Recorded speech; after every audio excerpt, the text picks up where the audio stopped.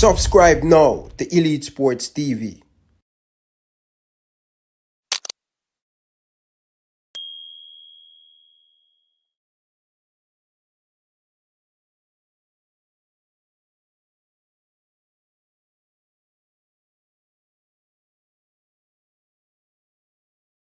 Hi, my name is Taekwondo Tracy, former national 100-meter champion of Jamaica, and you're tuned into Elite Sports TV.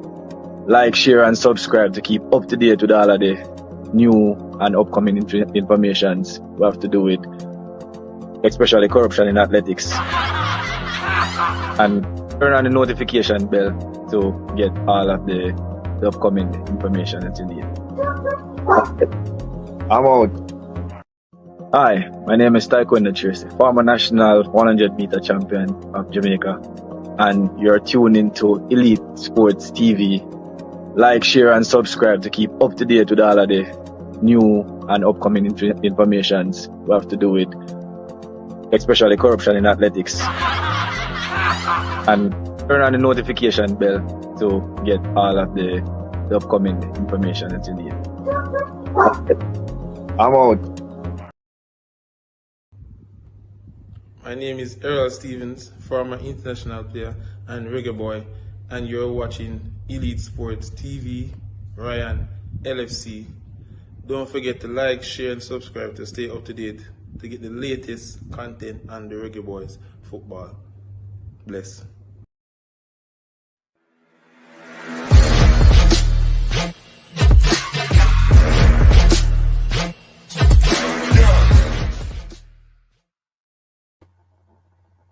Hi, my name is Tiffany Cameron, Reggae Girls top striker, and you are watching Ryan LFC YouTube channel.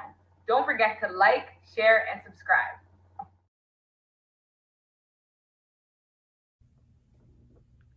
Hey guys, it's Jermaine Clark Jr. here from Byron Rose Squad 2023. You're watching Elite Sport TV with Ryan LFC. Stay tuned for all things Reggae Girls, Reggae Boys, and sports. Peace out. I am Liam Bailey, and you're watching Elite Sports TV. Don't forget to like and subscribe. Alright, enough respect. Hey guys, Bunny Shaw here with Elite Sports TV. Make sure you like and subscribe and always tune in.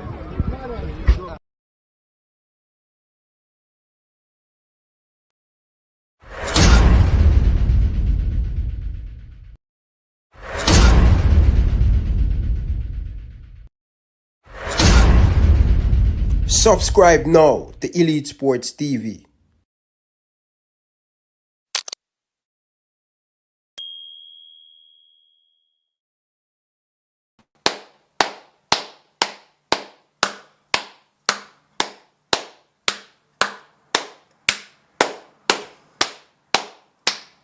The King arrived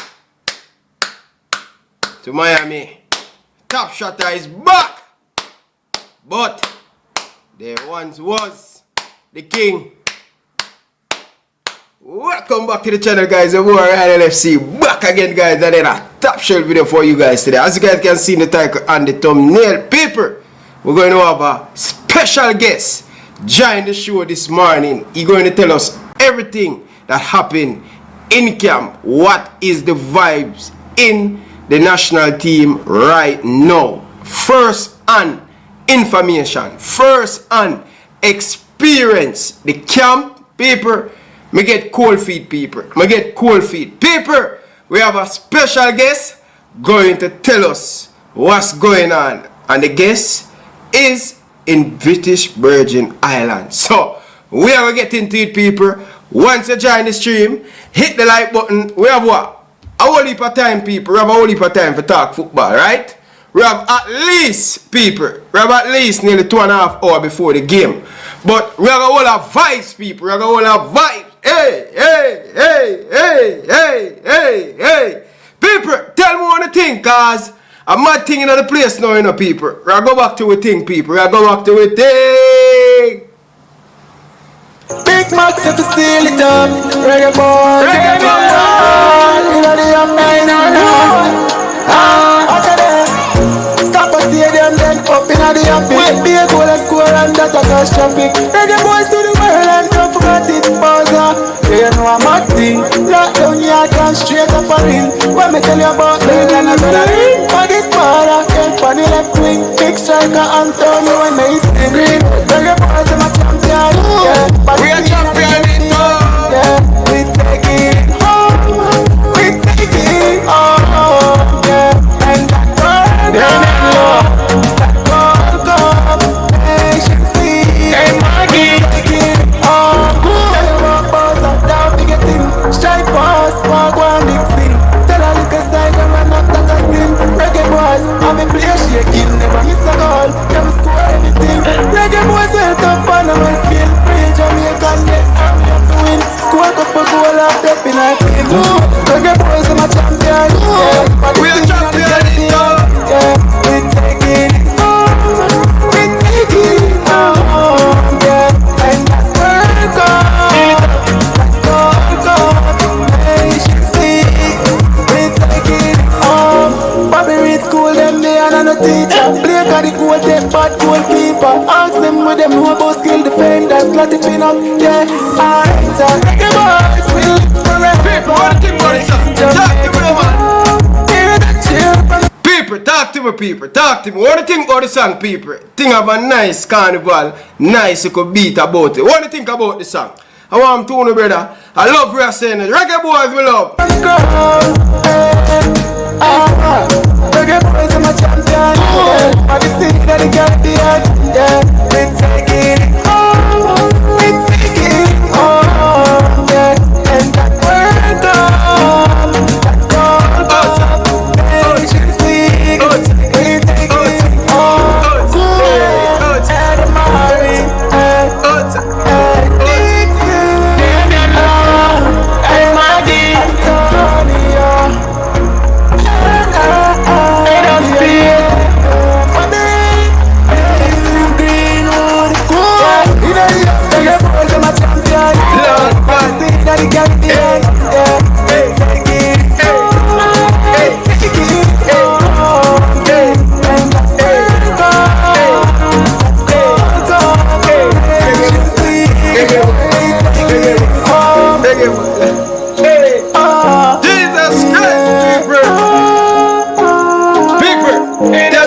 Song no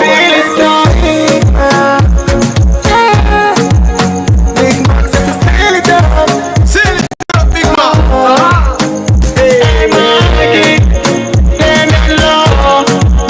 Them in love, sail it up.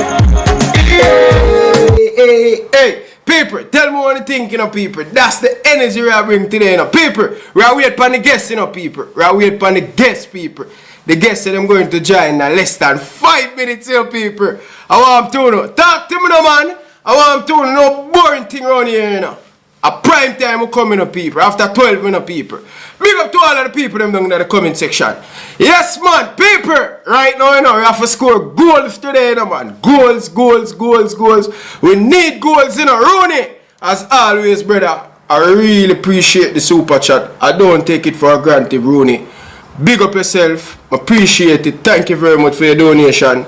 Rooney, we're probably not say eye to eye because you are Manchester United and me are Liverpool. But we have one thing in common. We want to see the Liverpool. We want to see the Jamaican national team grow and get better. But by the way, J-Shy, send me back your song now because my phone wipe, you know, bro. Me just get that brand new mixtape. Hold on there. Hello?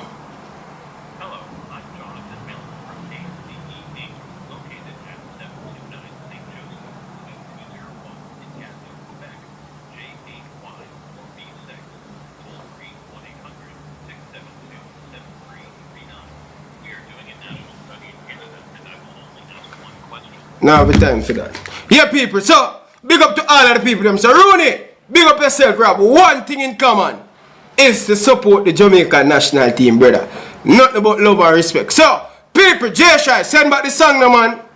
Yeah, bro, my phone white, brother. So, send back the song. People, before our guests come in, because we're going to chat beer Reggae Boyz, you know, but we're waiting for the guests, because the guests went to see the Reggae Boyz, was in camp with the Reggae Boyz in British Virgin Island before kicked off, and the vibe was really good. Right? So we are wait for our guest before we kick things off, people. We are wait for him say less than 5 minutes, he will join the show. Alright? So big up to everybody down in the comment section. We'll get back to the thing, brother. People, this called support, brother. You understand? Big up. Ryan, we need to hear the phone call. Big up yourself, man. No flow energy. The people, they might get the opportunity to call in, but not right now, people. Not right now. We are thinking. Just, we are waiting for the guest, people. The guests are forward. The guests are forward. See? But listen back, people. Listen to the song, people. Big Max if you steal it up. Reggae Boyz, give me a love. You know the up,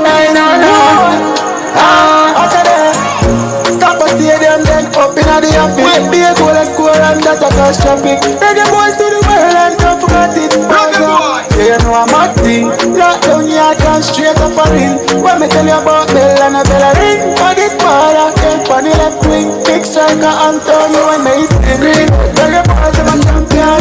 Yeah, but the team and the champion. Yeah, we take it home. We take it home. Yeah, and that World Cup, Nations League. Hey, Maggie, take it home.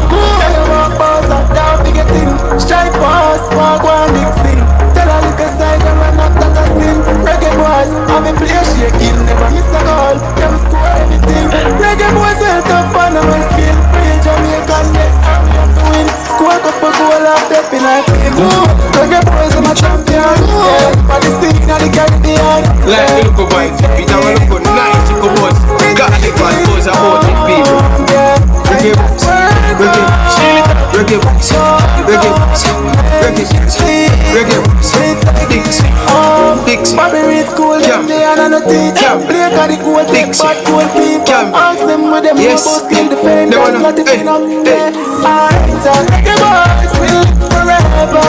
Making Jamaica. all who want to know such one, all who want to know who want to enjoy with him. Reggae Boyz are my champion.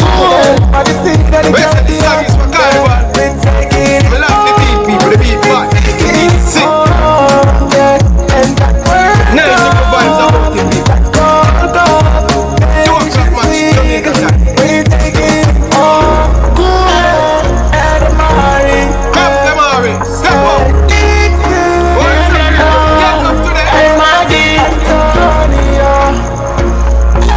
Where's the sort of song?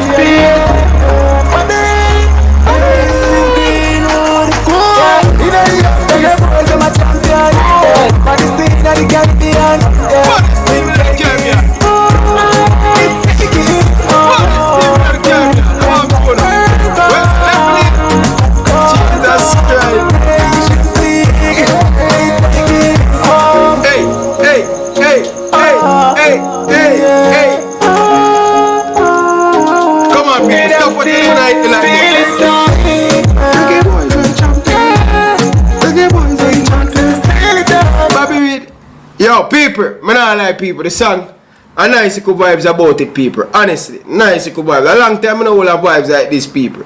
You get to hear say, yeah man, people. All I want to do is see the team perform and do well, people. See me and say, yeah man, people. So, big up to everybody down in the comment section. Appreciate all of you guys down in the comment section. Nothing but love and respect. So, please, if you haven't liked the video, please like the video. If you haven't subscribed yet, subscribe. You understand? So, may I beg on the people. Come on, people. Hit that like button and hit that subscribe button. Stop what you're doing and hit that like and hit that subscribe button. Alright? Yeah, man. Big up, big up. You know, some people, to tell you the truth, you know, some I don't know the artist is a Chemo. Chemo. What the artist name was sing the song? Honestly, people, a Chemo send the song to me, you know, and I say, I'm going to play it. I did play it already, you know, but we'll play it again, people. You get the message? Yeah, man, people. So, nice song, people. I really like it, people. You understand? People, boy, Guatemala, man. Man, I run up numbers, people. People, Guatemala run up numbers. Guatemala, I run up numbers. A 4-2, you know. But Guatemala goalkeeper and a good people. People, when we really look on the Guatemala team the last night, Them man they not supposed to get no result from Jamaica game, bro. I watch Guatemala. They are not all that, bro. They are not all that. They are not all that. But one thing we know, whenever Jamaica play against any team, them step up them game. Right? Any team. Once a Jamaica, you say, yo, boy, them man look like prime Barcelona. They really come for play Jamaica football. But that's going to be the decide game, people. It no matter what the result today. Right? Me I hear people say they want 18, they want 10, they want 6, they want 12. I don't know if our team reach to that level there, but Guatemala, we are going to beat them in Kingston. So if a 3-0 or a 4-0 we drop today, we are going to hold them at Kingston and we are going to beat in them face, people. I tell them that straight. Yeah, man, them team not a team, bro. Them team not a team to Jamaica, people. Them team not a team, people. Me no worry, people. Me no worry. Guatemala goal is no good. He no good. Me see him last night, brother. Him give away two goal, brother. Nearly cost. If Guatemala play against a good team, man, they lose a game, the people. No capping, people. No capping. I swear to God, people. If Guatemala did a play, what do you mean by that, Snow? Guatemala no good, bro. Them team they're not supposed to come now in here Jamaica, brother. May I be honest, bro. We have to be real, bro. Guatemala them no good, bro. Them goal no good.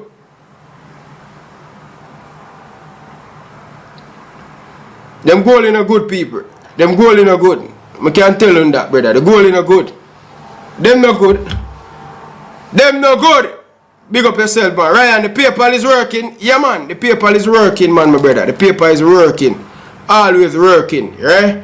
See the PayPal information there. Just do what you have to do if you support it. Appreciate that and thing. And then, Uptown, big up yourself, brother. But people, let's be honest, people. Me I watch the Guatemala team. So, I just want to see my team play some good football. Which me believe that we're going to get that today. Right? I know once we play good, the result will come. We take care of our office, bro. We are slapping them on your face, brother. We are slapping them on your face, brother. We probably give them about 3 or 4. Them in Jamaica. Guatemala them no good, brother. What you talking about? Them no good. Yeah. So, yeah. We say 5-1 people. I want you guys to be objective. I want you guys to be honest. What are your scoreline? Mr. Chill up, you know. Chill up. Chill up. Chill up. Chill up, me say, you know. You know what I mean? Chill up, me say. Big up yourself, brother. Lion TV. You don't know the thing already. Big up, man. Big up. 4-0 Jamaica. Big up to all of my members them down in the comment section. Appreciate all of you guys down in the comment section. Yeah, man. Appreciate all of you guys. Clean sheet. So, clean sheet him one. Energy says 7. 7. Boy, if Jamaica score 7, man, me give them flowers. That means we are reach. You understand? If we drop 7, that simply means we are getting there and we are reaching. You understand? Yeah, man. Big up to all of the people that are down in the comment section. See? But people, I channel me say, you know, someone say 7, Energy say 7, someone say 9, Real Media say 9, right? Uptown, right? Uptown say 6. Yeah, that's gonna be, that would be a very good answer. Yes, people, the match easy to watch. I don't know. I can watch the game free of course. I can watch the game free. The game will depend on the official YouTube channel. So let me see, right? I want you guys to help me understand if you guys are in the United States. See? So, let me see something. Let me check out this Concacaf YouTube channel, because I know many of you guys will want the game. Alright? So, let me see something. Concacaf YouTube channel. Concacaf. Now, the people who in Jamaica, I don't know if we're going to be able to see the game. Right? But when me know people, the game is going to be live on the Concacaf YouTube channel. See? Yeah. live. So Jamaica, and also the game against 3 days from now, Sita, Jamaica versus Guatemala. I will be able to watch that game live on YouTube. That is a good thing. Concacaf is doing that. So the British versus Ireland game today, Sita, 2 hours from now, it's say. Just go on YouTube, type in Concacaf official YouTube page, and you will be able to see the game. Right? Now, if you are a JFF member, I don't know if the game will be on the JFF, because this is a FIFA. This is a Concacaf game. So, I'm not sure if the JFF will bring the game live. Right now, normally, you don't see the JFF Instagram, JFF live would have already scheduled it. But, to me, they're not bringing the game because this is a Concacaf and FIFA World Cup qualified game. I don't think JFF have the rights to show these games, but friendly, I think JFF have a better opportunity to see. So, may I say, people, please, may I say to you, all I want to do in the comment section, get to the link early, because this match going to be a really good game, right? It's going to show us where we what right now. Alright, let's go to the phone line, people, and take some call while we wait for our guests. Carla, welcome to the show. Ryan. Yes, sir. Let's go and build the vibes here. Andrew from Central Visa call again. Okay. Listen to 2 videos still. Oh, man, big up, man. Appreciate the love, man. Yeah. I've been watching your program from 2020. Yeah. Yeah, man. I like what you're doing. Just keep up the work, said we. Yeah. Yeah, man. Appreciate it. Yeah, Bridget. I'm build the vibes right now. All right. I love that vibes. All right. Enough respect. Big up. Big up. Yeah, man. Big up to all of the people them who just tuning in. Big up to all of the people them who I support the thing from day one. J Shy, Energy, you know what I mean? Georgia Girl, you know what I mean? Big up to all of the truck driver them. Big up to Rooney. You get to me and say you can't leave out the truck driver them. You don't know the thing already. Big up to all of the females them. You know what I mean? Big up to everybody who support the movements. Know yourself. Big up yourself. Day one day. Special edition. Big up yourself. You don't know the thing already. Big up to all of the channel member them. People, if you haven't become a member, please do so. College man, big up yourself. 98, big up yourself. Fisherman, big up yourself. No bad energy to the fisherman. I don't want to hear you come with your bad energy upon the show. Stay away, fisherman. If you not have nothing positive to say about the team today, stay away. It don't matter who come first in the group. So yeah, big up yourself, brother. Thank you very much for your donation. It don't matter who come first in the group. The next round will be on FIFA ranking. We need a big win today. 5-1. Okay. So that's what I was telling Dakasta last night, say. But me don't know, you see, because Concacaf, bro. Concacaf, them move the goalpost, you know, in the tournament, you know. They will say this before a ball kick, and when actually the thing work out, we end up, they change it. We see Concacaf do that many times. So what I would like to see, Jamaica just play it safe, right? Yes, it no matter, but at this moment, we have to just have vision, bro. We will have everything in control. When a team have everything control, no matter what, FIFA and all of them, or Concacaf, whatever they want to do, right? It's up to them, but we have our own destiny in our hand. We can't make nobody have our destiny. So here what today? If we drop a 4 love today, I will happy. If we drop more than 6 and 7, I will be great. I will feeling good for the team. But what I will not do, if the team perform well and play as a team and win 2-0 or 3-0, I will be happy. But if we don't play good and the performance wasn't there and we win 1 or 2-0, I will be unhappy and I will have to draw out the leather belt. We need continuity. We want the team to continue to build, and we want to take the thing to the next level, people. So, we play in Guatemala at home. We have it all in our hands. Right?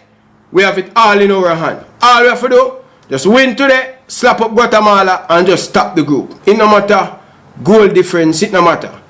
Just slap up them, win them 2 back-to-back games here, and we will be fine. We will be in a very good group.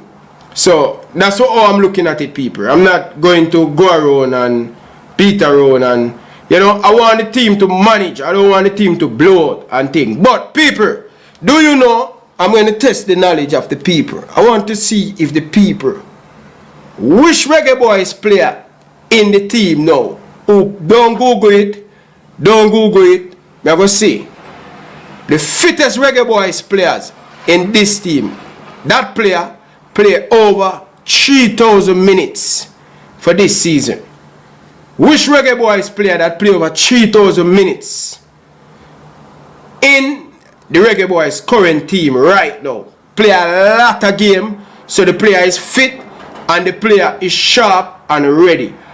Let me know down in the comment section. Let me see how many of you guys really watching the players at them club and all of them thing there. See? So, may I ask the question again.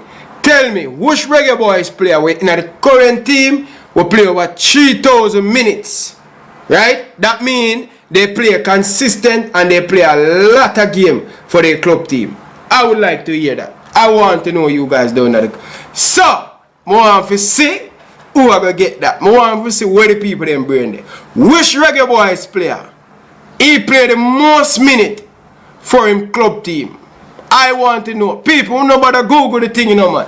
Just give me some name. Give me some name, people. Give me some name. Russell? No. King? No. Andre Blake? No. Busy? Busy need to go get busy. No. Blakey? No. Dexter? Come on, people. No. Isaac Hayden just get a club. No. People. I can't be. Latibody here? No. No, man, people, man. I can't. You don't know the ball of them, man. Which Reggae Boyz player will play over 3,000 minutes this season? He has been fit, consistent, and I'm not talking about him have the numbers to back it up. Numbers don't tell a lie. You see, before the people them are going second guess, let's go to the song, people, and come back to the people. 2020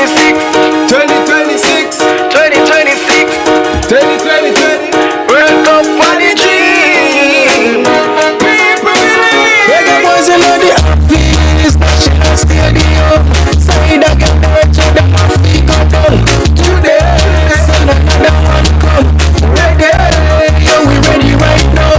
All them again, full of the net. Don't take no check, World Cup we say. Get it on the right, you want it on the left. Was up top, I'm a boss today. Goal, yo the crowd shout out. Goal, the players get low. Goal, over pitches low. Goal, and stand up. Goal, the crowd shout out. Goal, the players get low.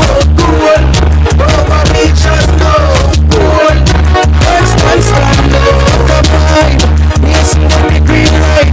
No sleep, no we think twice.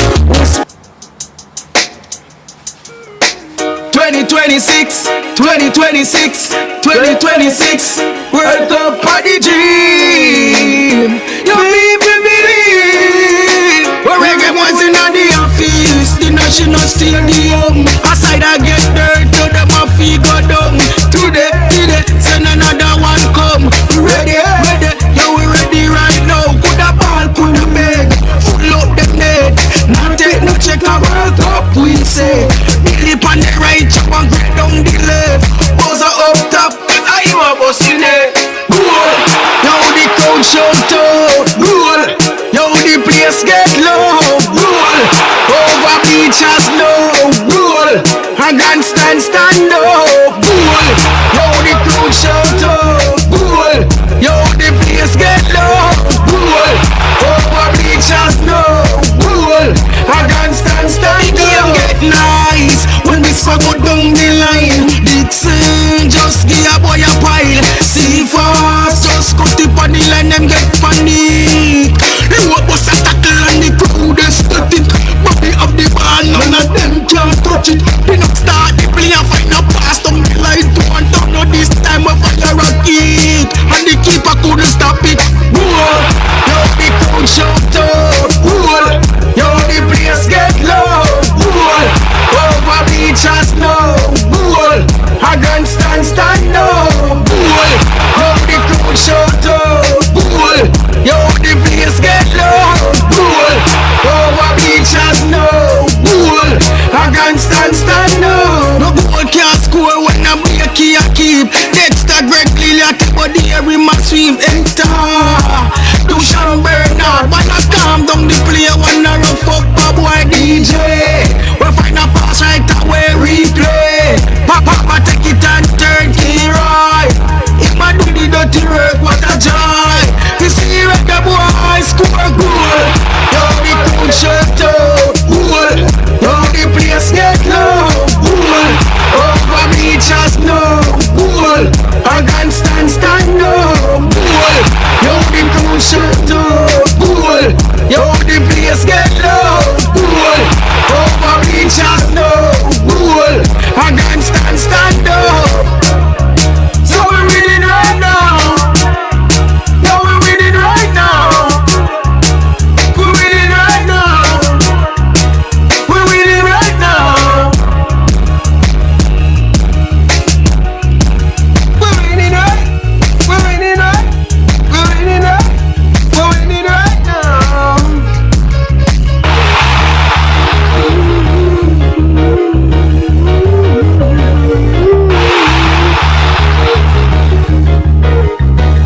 We're winning right now. Yo, we're winning right now. Yo, people. Song and him goal, man. Creeper, you know, man. Creeper. Big song, people. Big song. So, people, so the answer is the player that play over 3,000 minutes for him club team in this season that finish. He is none other than the new star into the Jamaican national team. And tell you what, people, he can use him left, he can use him right. He's fast, he's quick, in decision making, he's good. Strong, pace, him have everything. So the man is from Charlton Athletic, Camber. Yes, that's right, you hear it, people. Camber. He played the most minute for him club team this season, currently in this Jamaican team, right? So check it out. Camber, people, him bad. Me don't know about Uno, but him solid player, good player and stuff, people. I was doing a little bit of research on Camber, and I said, no sir, this player have the potential to play in the Premier League. If he continue to strive, if he continue to do well at Charlton Athletic, if Charlton continue to invest into their team, they are in the championship and thing. But Warner Brown play a lot of game too. Richard King play a lot of game. You have a lot of Reggae Boyz play a lot of game. But he was the one who stand out, right? And I think easily he's right up there with the likes of Leon Bailey and Demari Gray. In my humble opinion, I think he's on the projective to become a good player. One of them players that were going to be a name stay, right, into the Jamaican national team. And people have to watch them game because he's hungry and he's coming, people. He's really good. He wear the number 7 for Charlton Athletic. So if you haven't seen him as yet, I think that's a player that you guys need to keep an eye on, and the talent that he has bringing to the Jamaican national team. So the man himself, Tyreek Campbell, really good. I really like what he's doing, right? And I think he's only going to get better, in my opinion. Yeah? So, yeah, people. So, I don't know what you think, people, about the man himself, Campbell.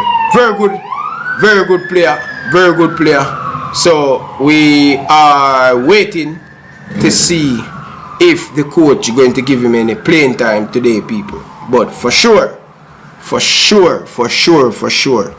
I think it is just a matter of time for the Jamaican people really see what he can do. Junior Fleming's bet. Want to get them thing there from, brother. Bro. Want to get them thing there, brother. Junior Fleming's doing time, bro. Let's be honest, bro. Fleming's doing time. Fleming's is playing good. But sometimes you have to just move away, man. It's difficult, bro. Look at Boza. Look at Boza. Boza end up losing spot. Right? Because they in the team, you understand that there are war for players to get into this team. So don't believe that, right? You understand? Don't believe that. See? Yeah, so yeah, man. People, sometimes you have to just move forward from certain player, bro. And I think the team in a better position right now. See? Not where we want it, but we are getting into the groove to be great again, people. Right? And I think starting today, just that consistent. And once we get that, once we get the ball rolling, we are just in a different mindset right now. Trailblazer, people have to just step up the way the Jamaican team is playing right now. So, yes, and more players going to come into the team. September window, right? This is a window that Dixie have to take him. Sure, I can help with that. Take him. These media providers. What is? Yeah, everybody have to just take them opportunity. Mikel Antonio too, in my humble opinion, you have players out there that really hungry and want to get into the team, bro. And Mikel Antonio, this Gold Cup, me I tell you straight, you know, bro.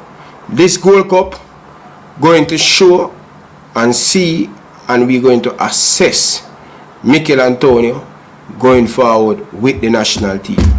Right? We have younger players. We have to look at the future for the Jamaica national team and think. Mikel Antonio is 34 right now, but at this moment, I think this is the last shot for Mikel Antonio, in my opinion. Right? This is his last shot. Show us what you have and stuff. We know him is a good player, but he have to show us that. He's 35. My apology. He's 35. So this is the opportunity for Mikel Antonio to show what he have. Right? We see both are losing space, and if Mikel Antonio step up him thing, him can in serious problem too. Right? But let's see.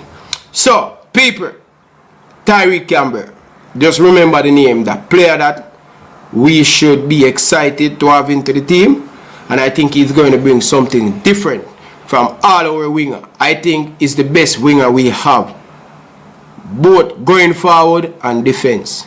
Right? He's brought up properly at Charlton Athletics, so he have the ability not only to go and play attack and create for the Jamaican team, but also he's very good at what he's doing, going forward, making teammate better, and also tracking back and help the team to do the proper work.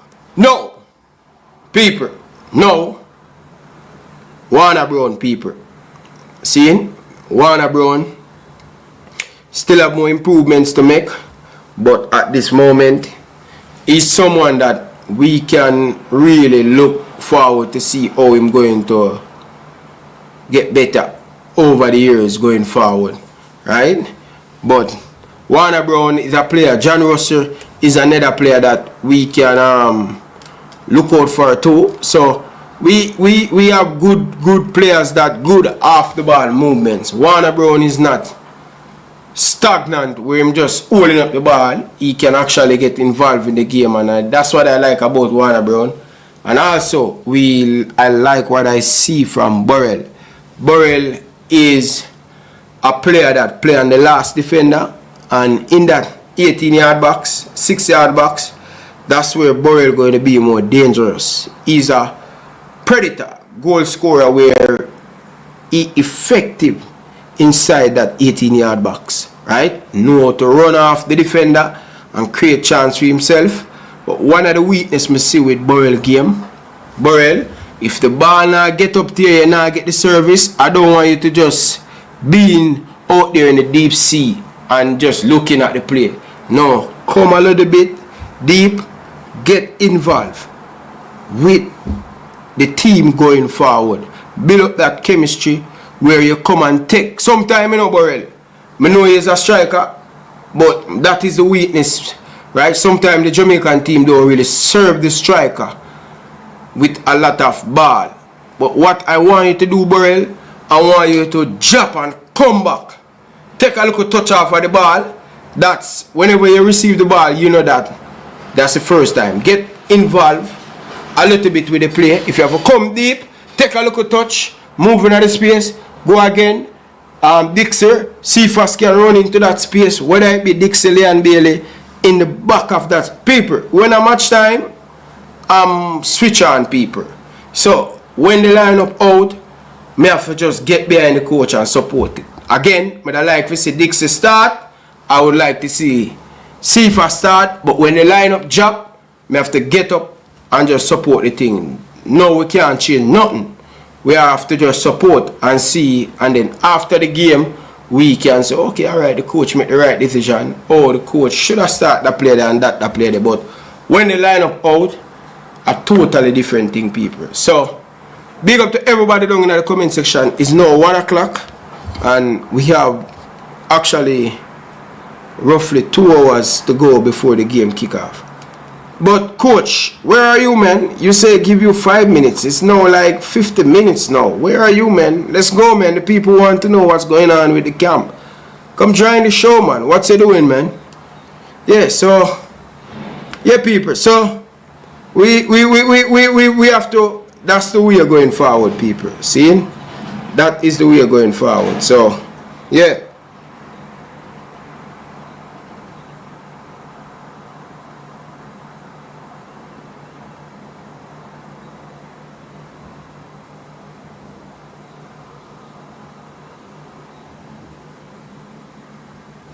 Yeah, so yeah, people. Big up people. We'll open up the phone line and thing. Oh, so him say him come right now. Let's see. Alright, I go open up the phone line, take some call, and I want to hear what the people have to say. So we're going to open the phone line. Big up yourself, brother. Love. Thank you very much for the $5 donation. Appreciate it in the PayPal. Appreciate it. Enough respect. Thank you very much, man. More blessings, more blessings. Seeing? But Russell, people, Russell going to be very, very important today. You know, he's not going to have a lot of defensive work, people. He's not going to have no defensive work today, alright? So I want to see he crushing that box. Crushing the box. We need to overload, get numbers in the opposition box. Get numbers. It's going to be a low block, but we have to play some long ball, and we have to play, when I say long ball, I mean direct, square inside the box. We have to just mix it up. So when you mix it up, it becomes difficult for the team to know how to defend against this Jamaican team. So patient. I'm calling for patience and think. People, come on, man, people. I have over 500 of you guys in the chat. Come on, man. College, man. I don't want you to be a Monday night quarterback, you know. Call in and tell me what you think about Guatemala team. What you think about the team. The lineup, who do you want to start? I don't want you to call in, college, man, and tell me, boy, the coach should start that. I want the people actually to give me them a lineup down in the comment section. And who want to call in, who have the time to call in, give me a lineup. Tell me a lineup. Give me a score prediction. Because we don't want to be a Monday night quarterback. I'm going to give you the lineup I would love to see. And I would like to see start today. And not only that, I think I have a feeling what the coach going to do today. So I don't want the man him to be a quarterback. Guatemala played last night, college, man. 4-2. Guatemala To be honest, them not that good. Them not that good. Them can't beat Jamaica, bro. I don't think they will get a points in Kingston neither. So it's either or there to me right now, people. So me just not think so, people. Right? Anyway, people, the phone line is open now, so I expect to get some call and thing. So we are take our time, we are build up the thing and think. See? So when you say 4-3-3, ball a roll. 4-3-3, what's the best formation? I think 4-3-3 is a for coach formation, you know. Right? I'm not expecting to see, probably we could expect to see a Demari Green and number 10 role. Right? So that would be interesting to see, because we're going to have more position at the ball. When you have more position at the ball, you can able to make the rest to run and play two winning the people. So I don't know only thing, but let's go to College Man. College Man, welcome to the show. Yo, boy. You know, say the most to make me there. I can say all of that. Yeah, man, say we need to score 6 goal, 10 goal to top. You know, so we now go check back and realize so we actually have to play Guatemala. So we don't understand. Good. No, what they must say, but what if we draw the game against Guatemala? No, but at the end of the day, it's still in our hands. Yeah, because we have them and we are, you're right. Yeah, so even them, first of all, I'm not even on the man them people overthink the thing, bro. Like, you see what that's the thing is, sometimes you overplay your occasion, you know. You start forget about building up, you start rush everything. And at them kind of time, when that happens, things start not go your way, you start losing luck at the game, you start going and tackling too hard, we start carrying the players then. But what the players them not really I think the way for some of the points of the team. You don't want the man to be so anxious and impatient when they try to rush the people. Sometimes you just calm down yourself, play, remember, stick to the game plan, move the ball around. If you need to take an extra pass in a certain position, you can take an extra pass because open up some more space. But you don't need to rush the thing, you don't need no added anxiety to play, bro. Like, just play our game. Stick to our game plan and don't overplay the occasion. Like, so on the time realize no matter who we are playing, it's like we always overtake the occasion to the point where we start doubt ourselves. And then we start overhype whoever we are playing. We're going to play the smallest team. When after we done analyze and go through it, you feel like a Brazil we are playing or Argentina. So my time if you just relax and just you're better than a side, play like you're better than a side. Simple as that. It's not about being arrogant, but sometimes you don't want to put added pressure upon yourself. And we do that a lot of times. Start going on some type of wild because we are trying to rush the game. If we don't have the ball for 10 seconds, we start being wild. If we don't create no chances after 10 minutes gone, we start to be a long shot. And bro, that's really needed at this point in time, bro. Patience is a virtue.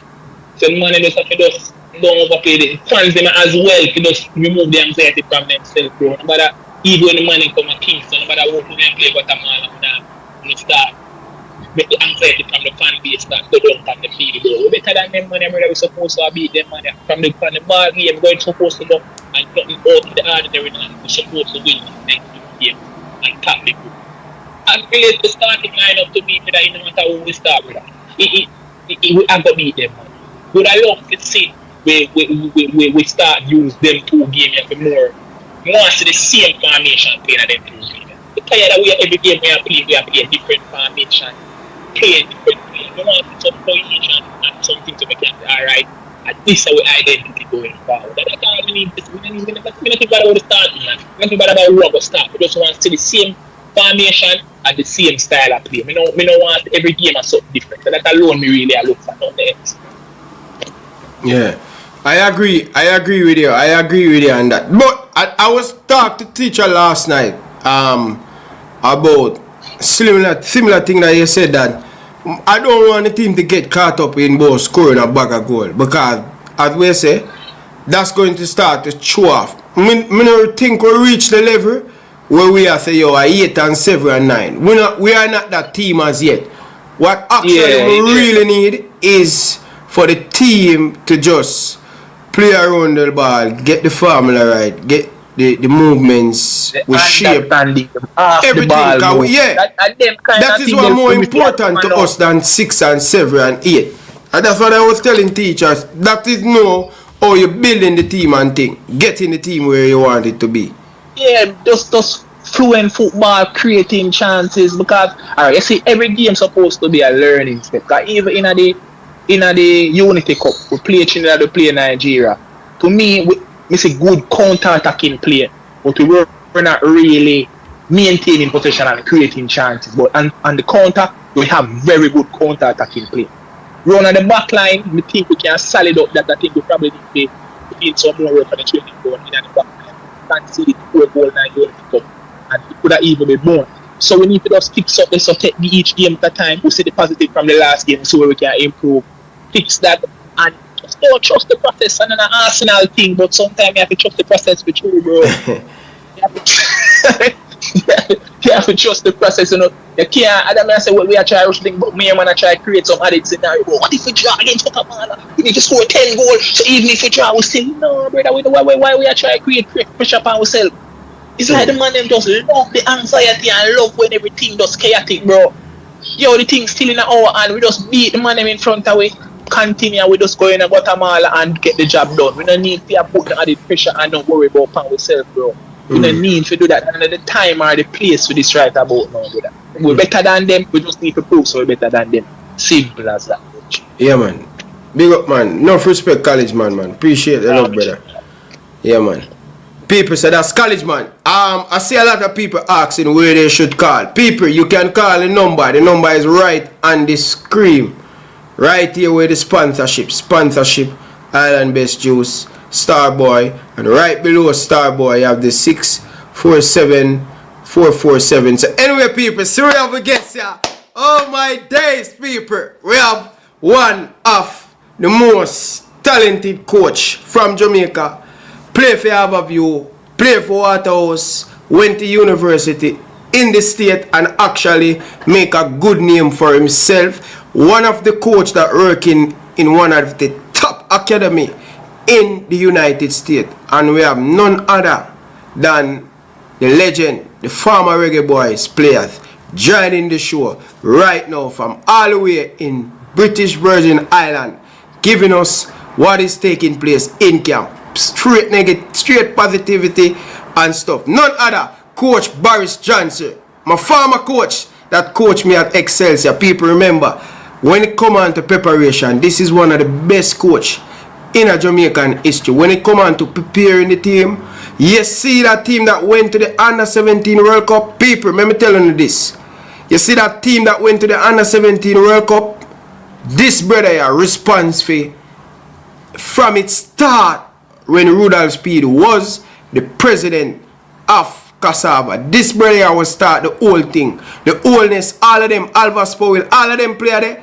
He were the coach that prepare us. And Wendell Downswell get a good stability team and everything. He's the man who responds for this. Coach Baris Johnson, the legend. Coach, good afternoon, good morning. Welcome to the show, my brother. Yeah, good afternoon, and good afternoon to the viewers, to the listeners in the wider sport diaspora, because we know Ryan Elite, we know you travel miles and boundaries in terms of the show. But good to have me on the show. I mean, as I said, it's all about positive, and I must say a round of applause. I mean, it's good to be back on the field for the boys, and it's good to be back on the commentary in terms of the World Cup qualifier. And as always, Jamaica looking for great things. And I must say this will be our second trip to the World Cup in terms of the Mancini team. Okay, so coach, turn up your volume a little bit, because they're saying you're a little bit low. Yeah, let me see if we can fix that. Yeah, they're saying you look a bit low. Probably my thing need to turn up a little bit. Let me see if it's my thing. My check. Oh yes, my check. 1, 2, 3. My check. Coach, start now. Myself, me I hear you. Yeah, and as I said again, good evening, good morning. Are you hearing me, Coach? Yeah, hearing you loud and clear. Alright. Me I hear you loud and clear too. It was me thing about crank up and thing. Hold on the Coach. Me switch over this and see if me can hear you much better. Switch over me thing, people. Yeah, go ahead, Coach. Yeah, as I said, hearing me loud and clear. Mic check. Check 1, 1, 2. Hearing me loud and clear? No, I'm hearing you a little bit low still. People, tell me if you are hearing people. Or we need to speak into the mic a little bit more. Microphone check. Check 1, check 2, check 3, 4, 5, 6, and 7. Yeah, me now.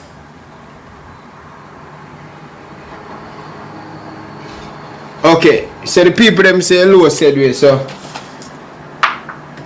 let me try about this. Yeah, I don't know what's happening. I'm loud on my side. Go ahead now, Coach. Yeah, microphone check 1, 1, 2. Yeah, I'm hearing you, but they're saying you're still low, so I don't know. 9 and 10. I don't know what seems to be the problem. Maybe we need to be low.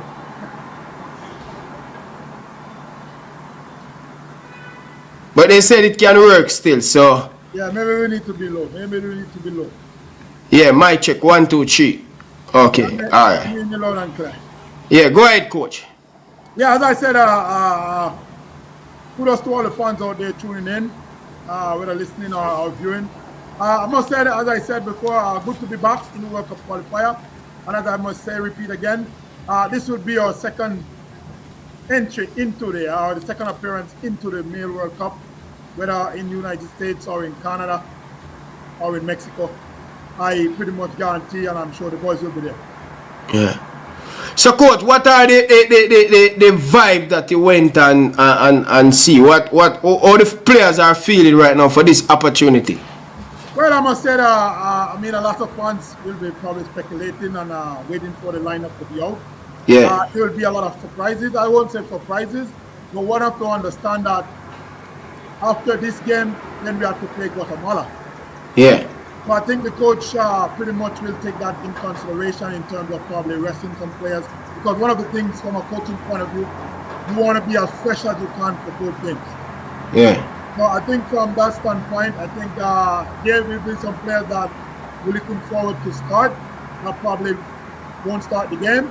However, I'm pretty much confident in terms of the pool of players that we have in terms of the squad to get the job done. Not only get the job done, but I should say a quality performance. Okay.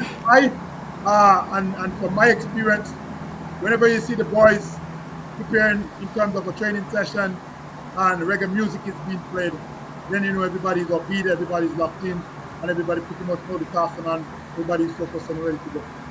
Yeah.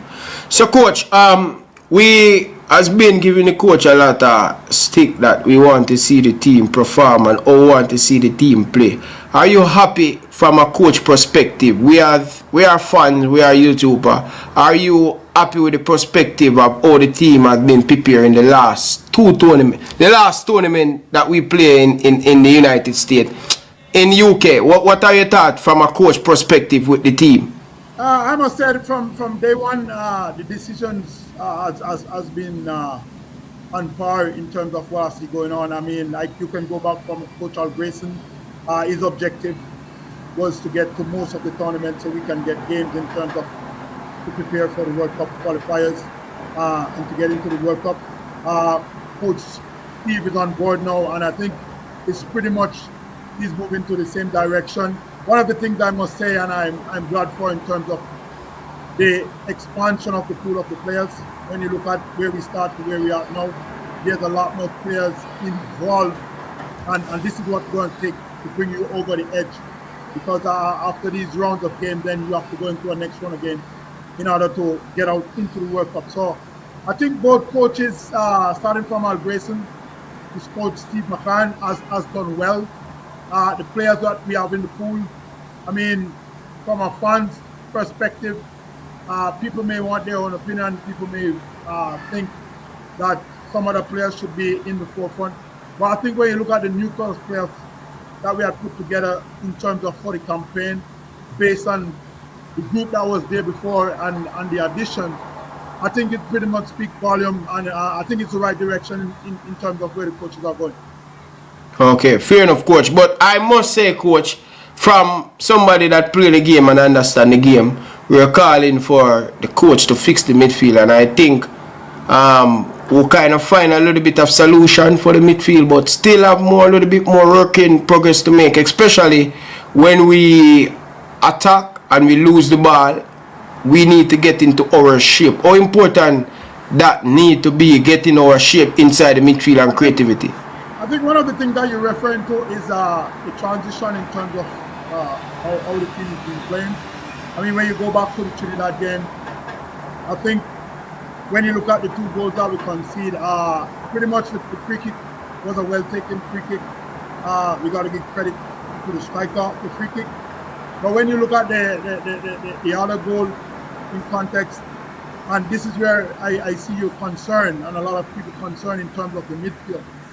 One of the things I think, as you know, as a former player, myself as a coach, tactical situation sometimes take time in terms of group tactics. But I think what we're seeing, I think most of the players now is basically understanding each other, what to expect from each other, and I think they're pretty much adapting to each other's style of play. So I think when you look at the Nigeria game, then you'll see that complement. I think one of the problems though is I think with a little bit more communication, because one have to understand that with group defense, one of the biggest and largest concern in terms of the pressure cover balance, you have to have good communication, and not only good communication but good body shape.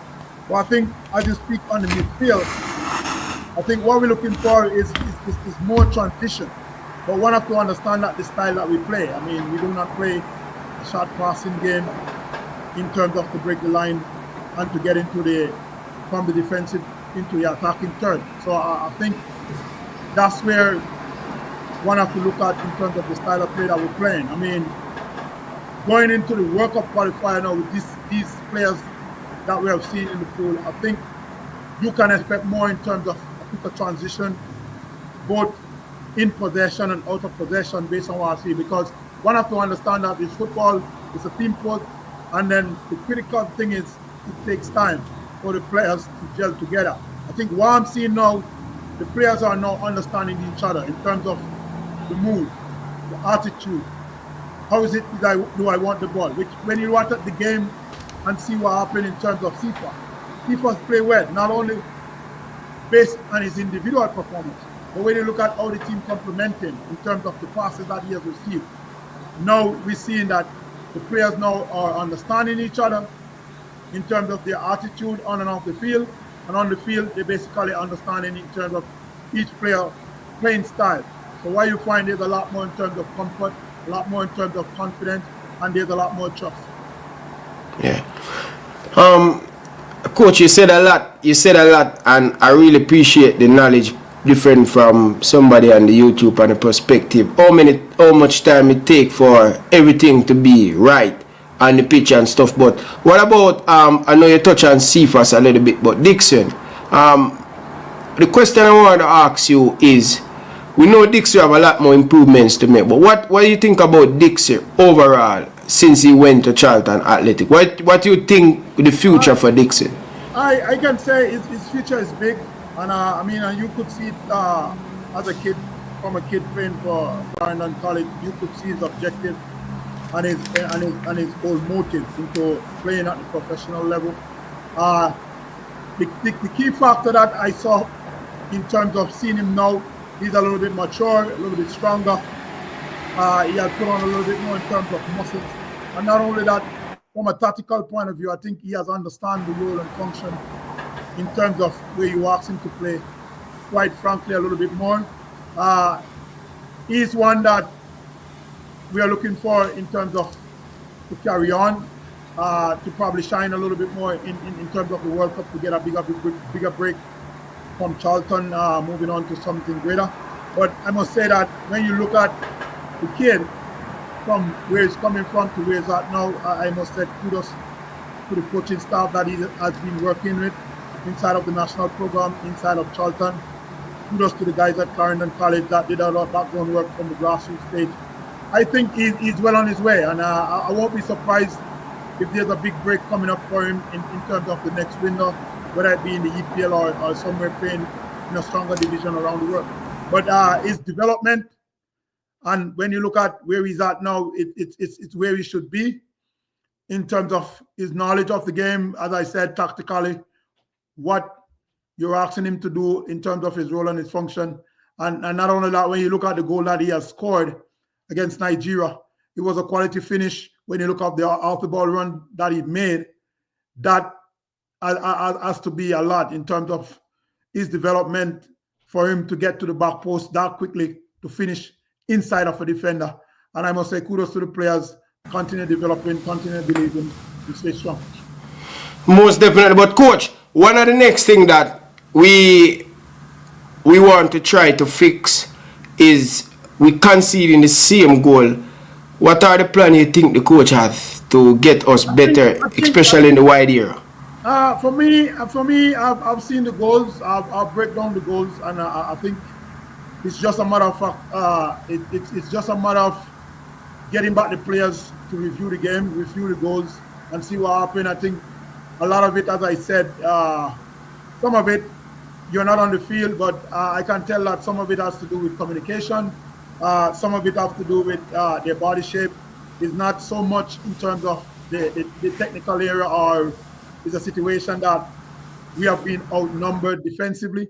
Most of the time when you look at the goals that scored defensively, we have more in terms of numbers. But I think why you find some of the time the body position, how quickly we step, how quickly we drop, how quickly we put pressure on the ball, how quickly, and one of the things for me is that the defender has to understand there's three key factors in a defender.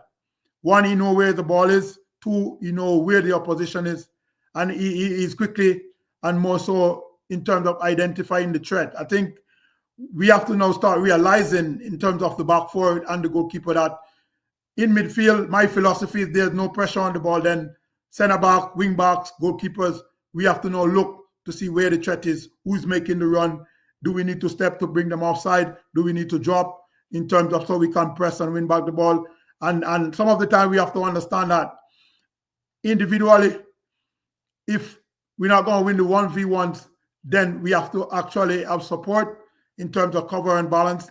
But I think when I look back, if you look at most of the goals, these goals tend to come from a ball down the flank, cross into the box, and then it's in the back of the net. I think one of the things is when you look at, I break down the goal against Nigeria, one of the things, and it's a big situation for me, it's impossible to have all four defenders square on to the ball. I think basically the first two can be square on.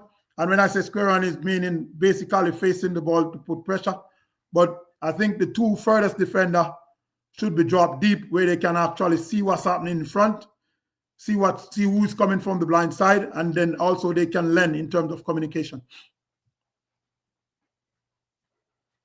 It seems like we have to get in here to the team, you know, coach, because you have a different vision to the game, and you know, especially you as a man love the film. So, coach, what can we do, especially why when we concede most of the time we outnumber the opposition in our box, right? Sometimes the team attack and they have 3 and we have 4 or 5 defenders around the bar. What? I mean, one of the problems to me is that from a numerical point of view, I always tell my team, once we outnumbered the attackers in defense, then it becomes a situation where we press man to man. Because if it's 6 against 4 and we are 6 in defense and they're 4 in attack, if you press man to man, then you still have 2 coverage plus the goalkeeper. I mean, you don't need to go into a zonal defending, but I think that's where we fell in short in terms of understanding that, look, we outnumbered the attackers.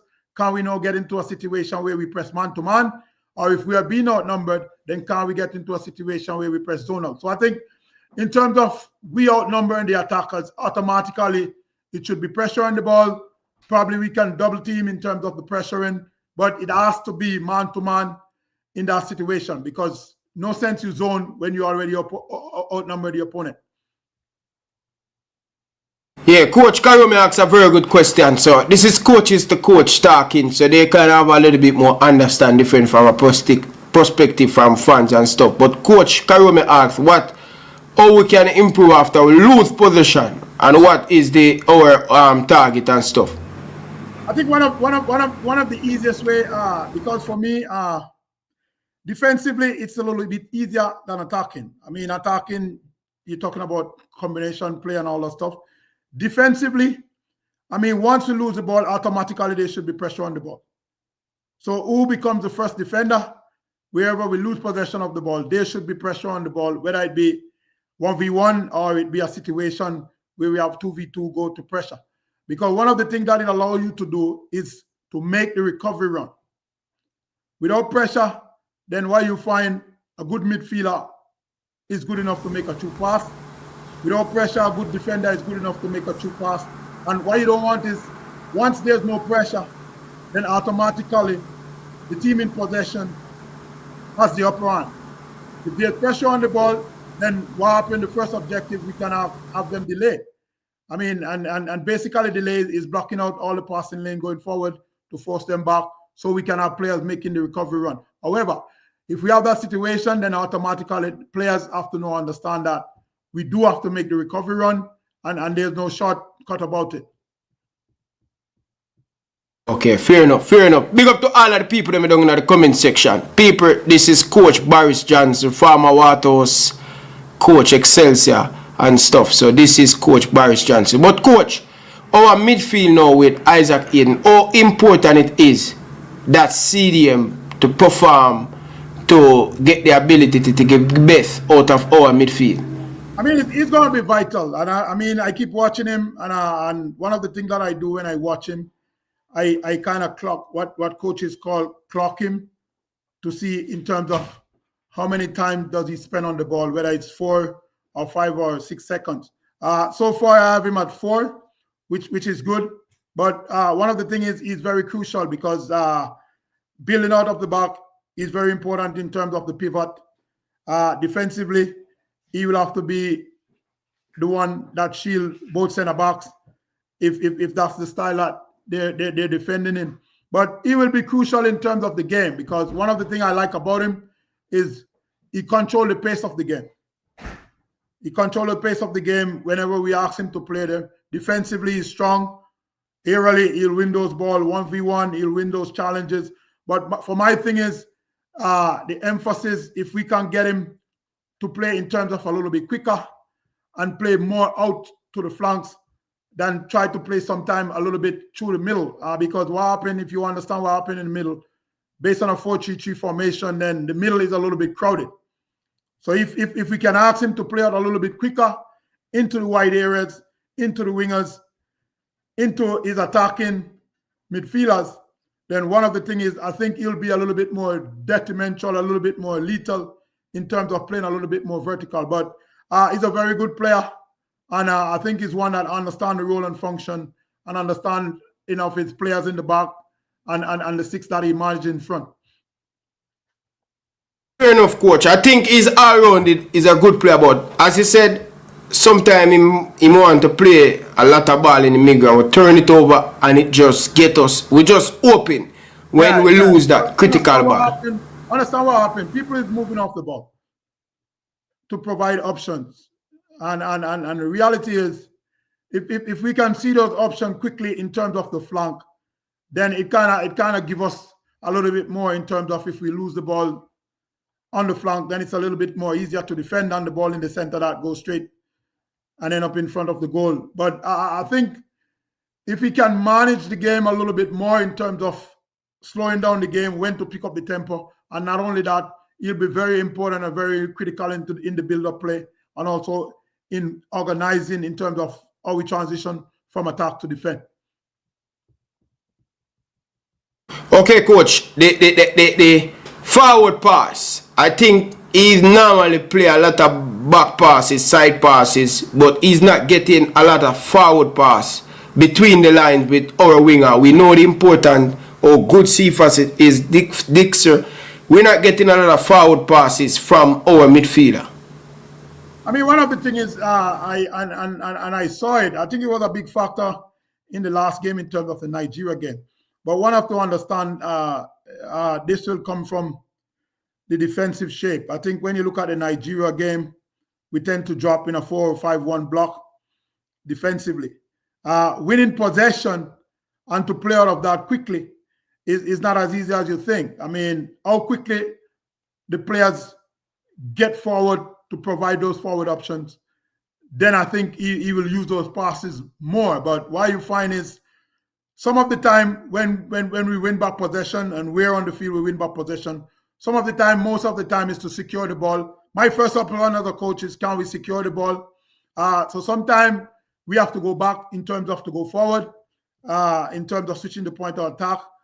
So, but I think with a little bit more movements on top. And when I say movements, it's not just vertical movement, but can we get a little bit more rotation where a striker might drop in, then a Cephas might push high, then we can play into him, or a Cephas drop in, then a forward, we can play wide so they can pick up that, then we have a Cephas coming back inside.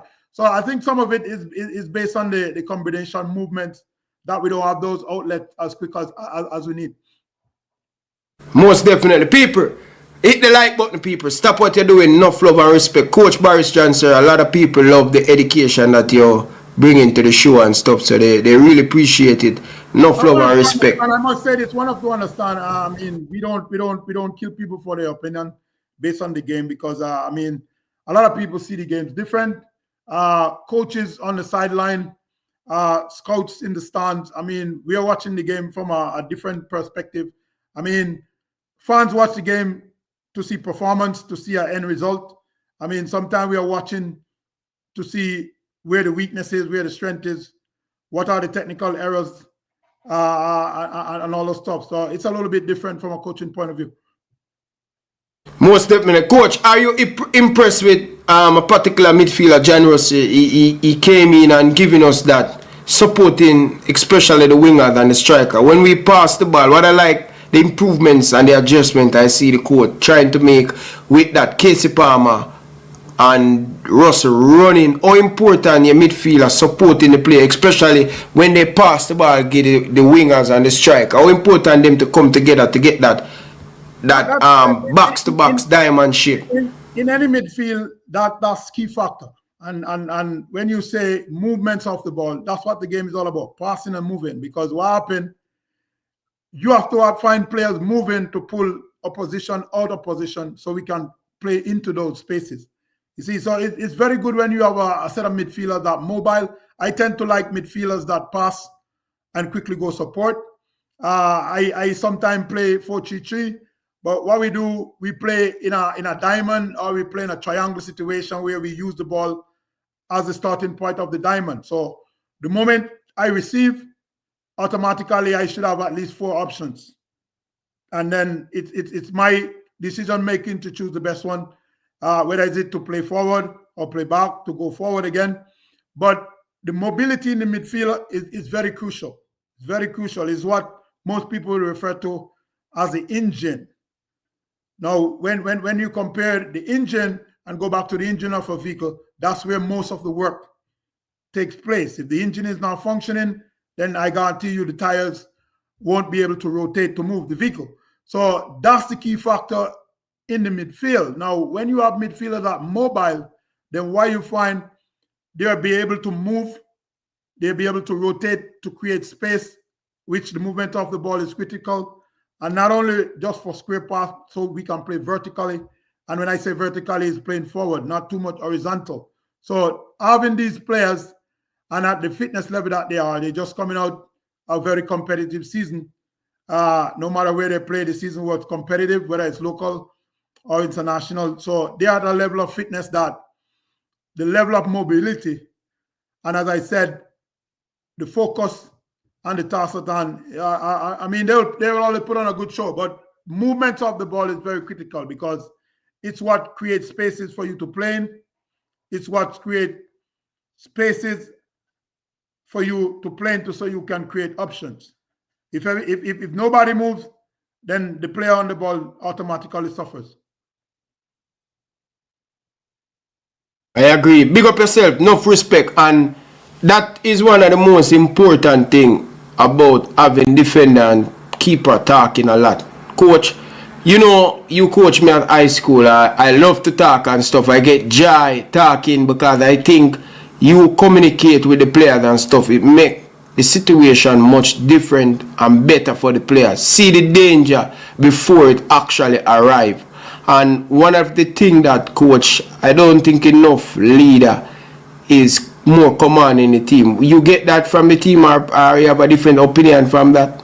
One of the things, it's kind of tingling, and understand it's international football. And this is where I said sometimes you have to bear with the players, because what you find is that different players playing different competition and all that stuff. Now, understand these players are all professional. Now, when let me go back to Blake. When we play with Blake, the level of communication from the back with Blake, with Damian Lowe, Abel, those guys, they will talk. Because what happened, as I said, they understand the players that they're playing with a little bit more. They understand the personality. And now they know the language that the players are looking forward to hear. So I think as times go by, it will become a little bit easier. I mean, no one wants to talk to a player that you just meet on the first day or the second day. I mean, it's a little bit tangible in terms of the language, how you communicate, how you're trying to get it across. Sometimes if it's not done properly, then it might affect a player and it might throw him off his game. So, but I think we're at the stage now where I think everybody is pretty much familiar. Everybody now understand everybody in terms of off the field. Everybody now in a situation that they can pretty much joke around with anybody. Now, when you have the atmosphere, I think the communication on the field now automatically becomes better, because everybody now realizing that we're not trying to put you down. However, we're trying to just get you back in the game so you can play a good game, so you can play a game. But it's very important in terms of the communication, especially coming from the back. Not hearing you. Most definitely, coach. I agree with you. But one of the players that were, coming into the team of not a great start for him Jamaica national career, but we realized I watched the game in the 2 game. He were so talking a lot, communicate, and a player that has been flying under the radar is Mason Holgate. How impressed you were in that tournament with Mason Holgate at the back, especially playing with King. Mason Holgate is somebody that I watch. I watch him in his club. I must say he's a very good player. He reads the game well. He basically understands his role and his function in terms of what they're asking him to do in a center back. I think whoever you place him with, he tends to complement them a lot. He shares a lot of information in terms of based on his knowledge of the game with whoever he plays center back with.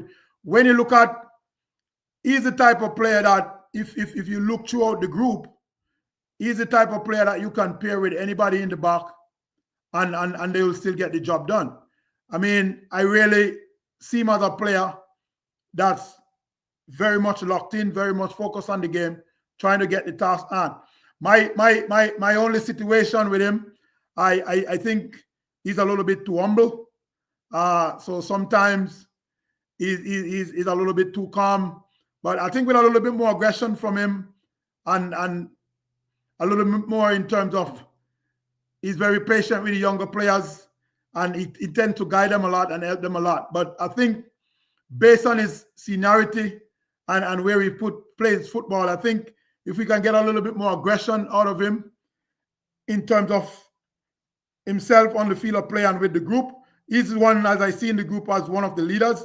I think if he can step up a little bit more, be a little bit more vocal, then I think he will be one of those key factors as a Andre Blake, as a Damian Lowe, as a Leon Bailey.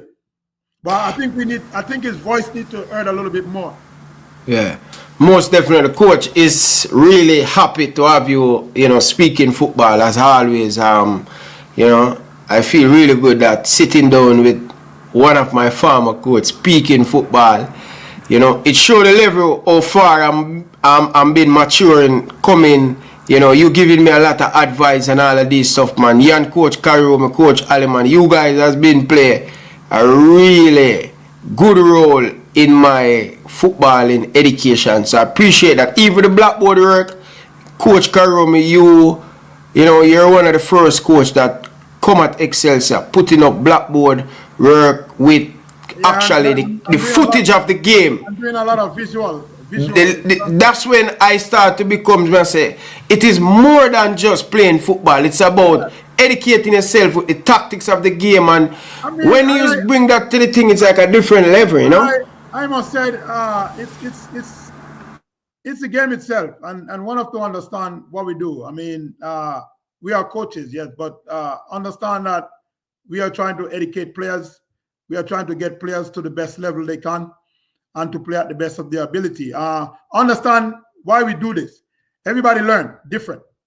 And as teacher in a classroom, we are basically playing the same role. So we have to try to use all the art of learning, whether it be visual, whether it be manually, whether it be by demonstration. So the more you can imply that into the practice and have the players do that, then their development and their understanding will be a little bit more in terms of understanding what is it we are asking you to do on the pitch, whether we're in possession or outside of possession. Because what you find is I am big on watching back the games to see what happened in the game. So I am big on, we get back the film, can we now sit as a group and analyze the film? Because what it does is people realize from that standpoint that, and most of the time you can be attest to this, when we watch back the game, a lot of people would tell you that, oh, it was a bad game for me, or there's much that I could do, there's much I can improve on, because why you find the film, it's never lies. And it's a good tool in terms of, it's always good when you can go back and watch yourself and analyze and critiques. And not only that, get back to the training ground, and now we can fix the faults that we saw in the game. So it's always crucial. I mean, technology now it's different, because when you look at some of the bigger clubs, they now have their own video personnel that will video the games. So they can break down a half by the time they get back in, because they already capture the footage. Now, most of the games now is sitting on YouTube, so you can always go back to see. But it's always good when players have the film to go watch and reflect, because watching back the game and reflecting, sometimes it helps you to correct the faults, correct the mistake, so you don't keep on repeatedly making these mistakes. So we must say kudos and thanks to technology for all of that. Because time gone by, going on a blackboard to put a 0 or an X, it was a little bit difficult. Now there's coaching software that you can actually plug players by the name, or as I said, the graphics, the footage is always there. So you can use that as good video analyst. So it's very good, and we're grateful for technology. Coach, I have a couple more players that I want to go through. Like, what is it that Dexter burst on the scene for Jamaica, make him debut at the age of 19, 20? What is it that Dexter not doing right, that he has recently going through a bad patch in body position, shape, etc. When him control the ball, he's bringing pressure on himself. What he's doing, we can get back Dexter up to that level, because we definitely see a quality player in him.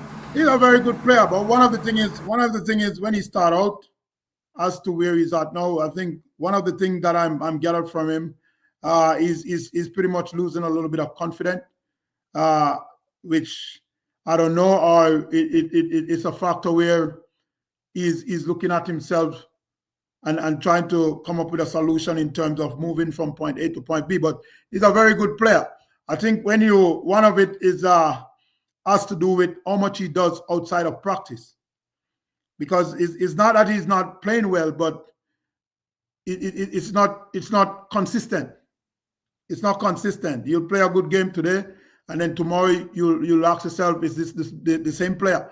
But I think technically he's doing all the right stuff. Most of the time, good body shape, good awareness. So I think it's just a lack of confidence. And then, as I said, sometimes it takes a little bit more than we think in terms of the players gelling and coming together. I mean, the thing for me with him, if he can sit with teammates to say, look, this is how I need the ball. If I check and I come back, then that's the time I need the ball. If I check, you probably need to put it behind so I can go for it. I think these are some of the discussion that he needs to have with the group, because it's not so much him playing a bad game. You have to understand players. If you put Messi or Maradona or a Pele with a certain level of players that don't accustomed to how they play, don't understand how they want the ball, then why you find some of the technical areas will look a little bit defensive as to when you play with players that you play with on a daily basis. They understand how you need the ball. They understand where you need the ball. So they can give you that true to form service.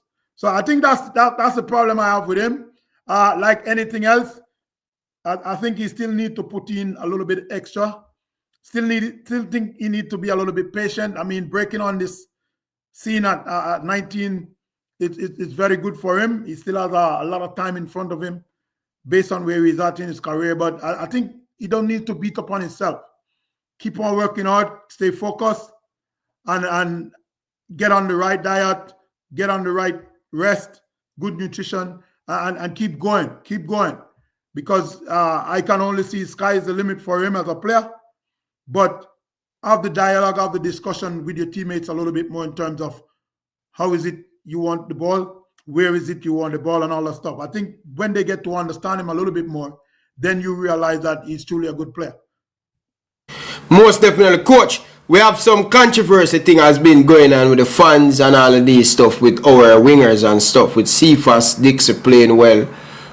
It's a good headache to have as a coach. How you go about players playing so good, and then what you do? What are the brainstorm you do as a coach? And that's why I said in the start that kudos to Al Grayson and kudos to the coaching staff now in terms of Steve and the group. When you look, understand where the competitiveness is coming from. It's coming from the pool of players that we now have, which is good, because and you will see the testimony in the game tonight against BVI, because now we don't have to be fussing, we don't have to be fighting to start a Leon Bailey. Now we can say, you know what, let me rest Leon Bailey, let me give him the back end of the game, or even if we decide to start him, we can pull him out of the back end of the game, so he'll be fresh again for Guatemala. So this is very good. It's very good. It's very healthy for the pool, and it's very healthy for the campaign, because understand the window now that we'll be going into. It will be a lot of games with probably less recovery time. As you hear Damian Lowe say today, yesterday was game day -1. So what that means, you only have a couple of hours before the game. Recovery is very important. The more and the stronger the pool of players is, then now the recovery becomes easier, because now you can manage the playing load and the expectation. What you expect from a Leon Bailey, you'll get it, and you probably get the same thing from a Karim Dixon.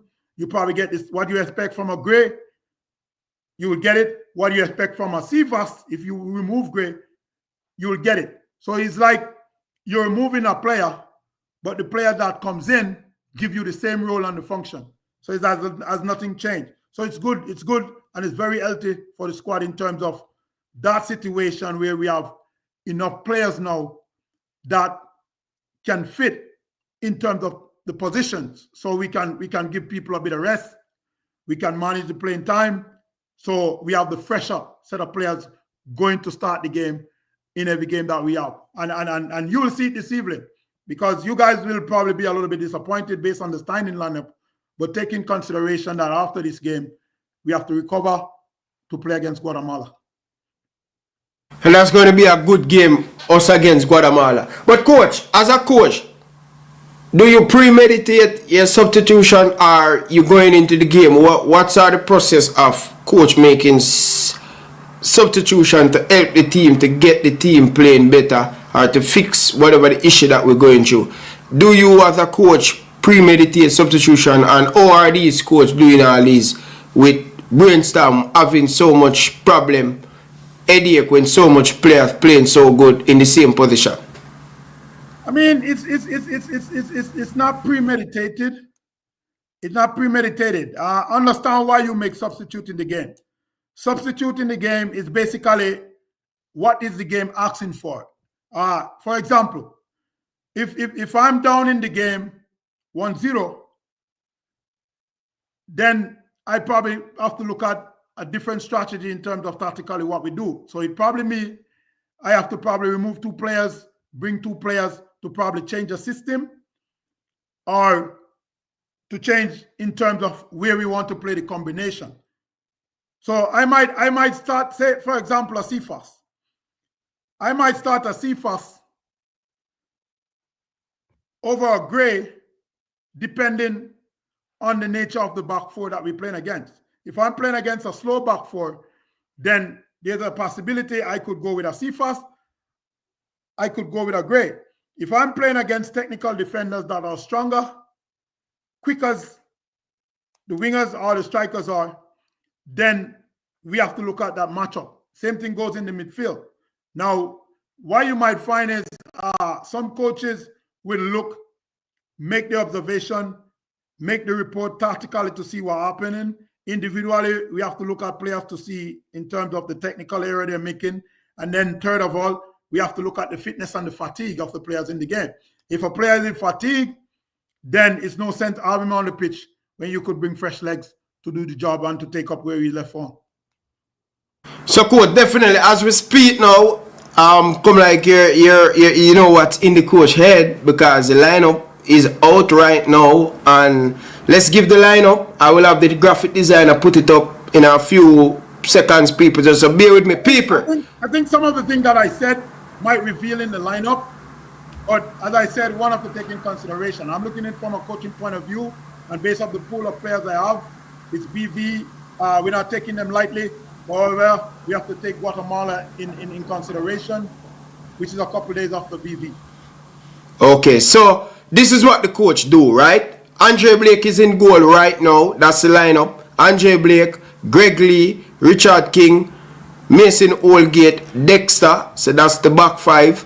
And in the midfield, the coach go with Damian Lowe, John Russell, Demari Gray, Warner Brown, Cephas, and Dix. Leon Bailey is on the bench. Isaac Aiden is on the bench. Right, Ravel Morris is on the bench. So, coach, what are your perspective on the lineup with Warner Brown? As I said I could, as I told you before, I could brainstorm it from a coaching point of view. The guys on the bench is not necessarily that they couldn't start the game. However, I think he's taking consideration the opponent, what they have to offer. When you see we back now to a Damian Lowe sit in a central midfield position, I mean, he already do his scouting on BV. I think he realized that BV, based on their strength, they probably want to sit deep and then try and catch us on the counter attack. So having Damian Lowe there as a 119 to protect the back four, and not only that, to help in terms of the transition of building out the back is very key factor. The absence of Leon Bailey, as I said before, and those other guys, I had predicted from a coaching point of view, you want to rest some of the players so you have them fresh. Understand having players fresh for the Guatemala game will be a key factor. I mean, what I'm seeing is good, as I told you. Based on the pool of players, the coach is saying, I trust these guys. These guys understand the mission. These guys understand the role and the function that we ask them with to do. They will go there and do it. So this is a big coming from the coach in terms of his trust, in terms of the players. He has, as I told you before, he now has a pool of players that understand each other, understand what is it he's trying to do in terms of their role and function, in terms of the system they play. And now it's a matter of you can start, you can come in the back end and finish. So at least we have a bit of players that will be fresh for the next game. But it's a very good lineup for me. Very, very good lineup for me. And based on the lineup, I can tell you that we are looking forward to finish the game probably within the first 45 minutes. Yes, coach, I agree, but I'm not expecting to see Damian Lowe back in the midfield, and you know, some people that say, why the coach doing this, having back Damian Lowe in the midfield? I understand why, and that's why I said you have to understand why. Damian, I can tell you, his key function in the system is to basically sit as the 119 in terms of the emergency guy in the middle. So what that does, it gives freedom. It will basically give freedom to the top 5, the 2 attacking mid, the center forward, and the 2 wingers. So he's giving those guys the opportunity to go. If we lose possession and you guys can't get back in time quickly in terms of recovery run, then we have a Damian Lowe that can delay to give you enough time to come back. We have a Damian Lowe that tactically might have to foul to give you enough time to come back. But with this system and with Damian Lowe sitting there, the coach is telling me, you know what? We're going all out with the top 5, and everybody has joined so we can finish off the game properly. So don't be surprised. I wouldn't be surprised if we get on the score sheet as early as the first 15 minutes. I wouldn't be surprised. Based on the lineup, that's what he's saying. We need to get on the score sheet as early as possible.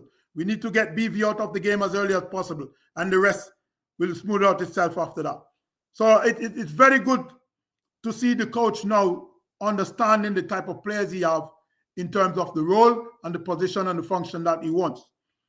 And as I said, based on this lineup, I wouldn't be surprised if after 15 minutes, we're 2-0 up on BV, because the top 5 in terms of the 2 attacking mid, 2 wingers, and the center forward, they now have the option to go there. So it will be a lot. And you will see it. Just look at the statistic in terms of corner, and you will see how much pressure will pile on the BV team based on the system that he's playing. It's one that will give a lot of people freedom. Even the wing backs, they have the freedom now to go join at 5. Because if we are out of possession, then we have a Damian Lowe that can probably slip into a left back or right back position to delay, to have everybody come back and make the recovery. So I must say kudos to the formation, and kudos to the players that we have started in the game.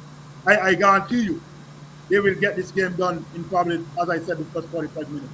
Because that's what the coach is saying to me. Yeah. Coach, to be honest, I see where you're coming from, right? Because I, as a player, and I understand the game that how quick the turnaround is, and if we can play certain of our players in this game, why we have them around? No, it's not, and I don't want you to throw it out there like that. If we can't play a certain number of our players, when you throw it out there like that, it looks as if we are playing a weak team, so anybody can play. That's not the situation. The situation is the coaching staff has done their scouting report. They understand where BIV is strong. They understand their weakness. And what I like about this, we're not going there to show respect to BV. We are going there for the opposite. BV must show respect to us based on who we are and who we're coming with and what we're coming for.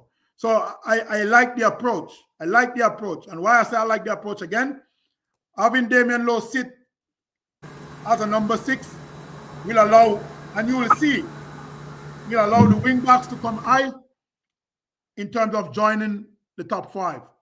Because what happened now, whenever we lose possession, then automatically we have an emergency in front of the back 4 that can stabilize, that can delay to give us a little bit of time to recover. So I must say kudos to this formation. Kudos to the players he's got. Definitely. Coach, so we have a caller. We're going to get some caller in. Caller, good evening. Welcome to the show. Live and here with Coach Baris Johnson.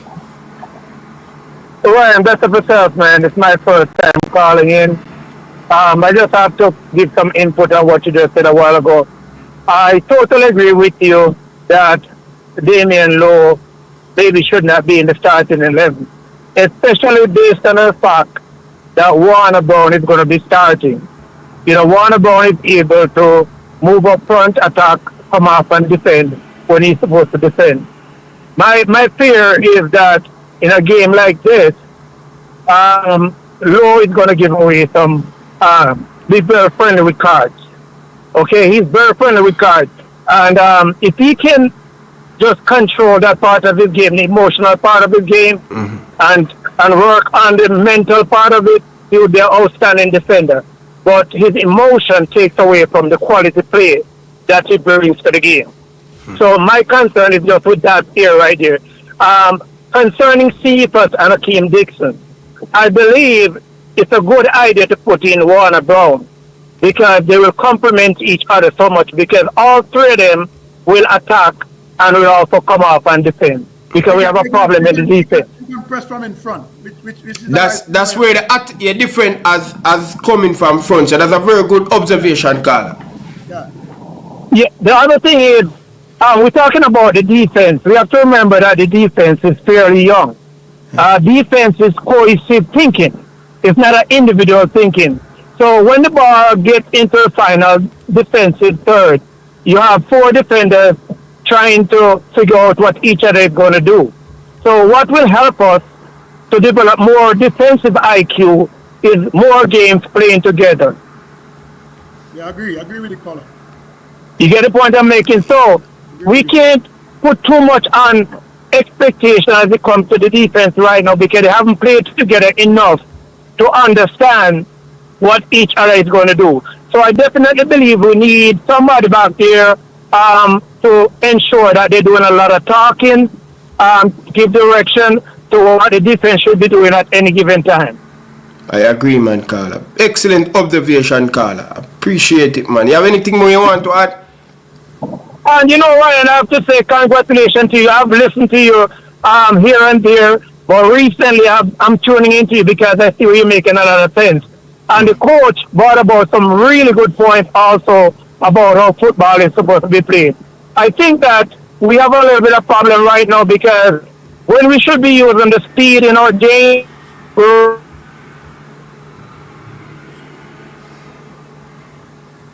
seems like we lost France, you look at Germany, so now we got to play catch up again.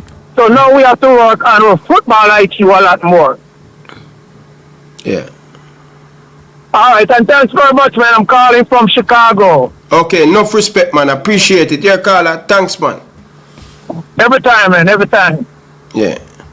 Yes, coach. I must say, Ryan, the caller make that's a valid point, and that's why I said the coaching staff has do their scouting, and based on the scouting report, this is the approach at the start of the game. When you look at a Dixon, when you look at a Brown and a Cephas, these guys, not only in terms of the pace going forward, but they are also able to give you a very aggressive press from in front. So that's why I told you, the message that I'm seeing from this lineup, we need to get this game over with within 45 minutes. And as I told you, I wouldn't be surprised if we are on the scoreboard within the first 15, 20 minutes. Most definitely. So, coach, as a coach, the caller, we have to piggyback on what the caller said. It's a valid point, and I think many people miss it. And we're talking strictly football right now, viewers and subscribers. The key factor that he said, and I hope the listeners are listening. Pressing from front. Pressing from the front, but not only that, these three players complement each other. Yeah. That's one of the key factors that sometimes spectators overlook. It's the same thing in the back. Do everybody complement Blake? Do the two center back complement the right back and the left back? These are key factors, and that's why I said if you look at the group now as to before, then you realize there's a lot been happening in terms of everybody now understanding everybody now pretty much understand their role and function within the system that they're trying to play. But it's very important the caller pick up on that and said that, how much these players in front complement each other. These players will give you that in terms of losing the ball, out of possession, they'll be able to press in front, and not only press, but press aggressively. And as I said before, the coach is right on point. I want to win this game in the 45 minutes. Yeah, I think Warner Brown, I think he has a long way to go, but I really do think he's a really goal scorer, and I think I'm happy that the coach give him back another opportunity to see where I'm at. With Cephas and Dixie, that mobility across the front sheet, they can switch position.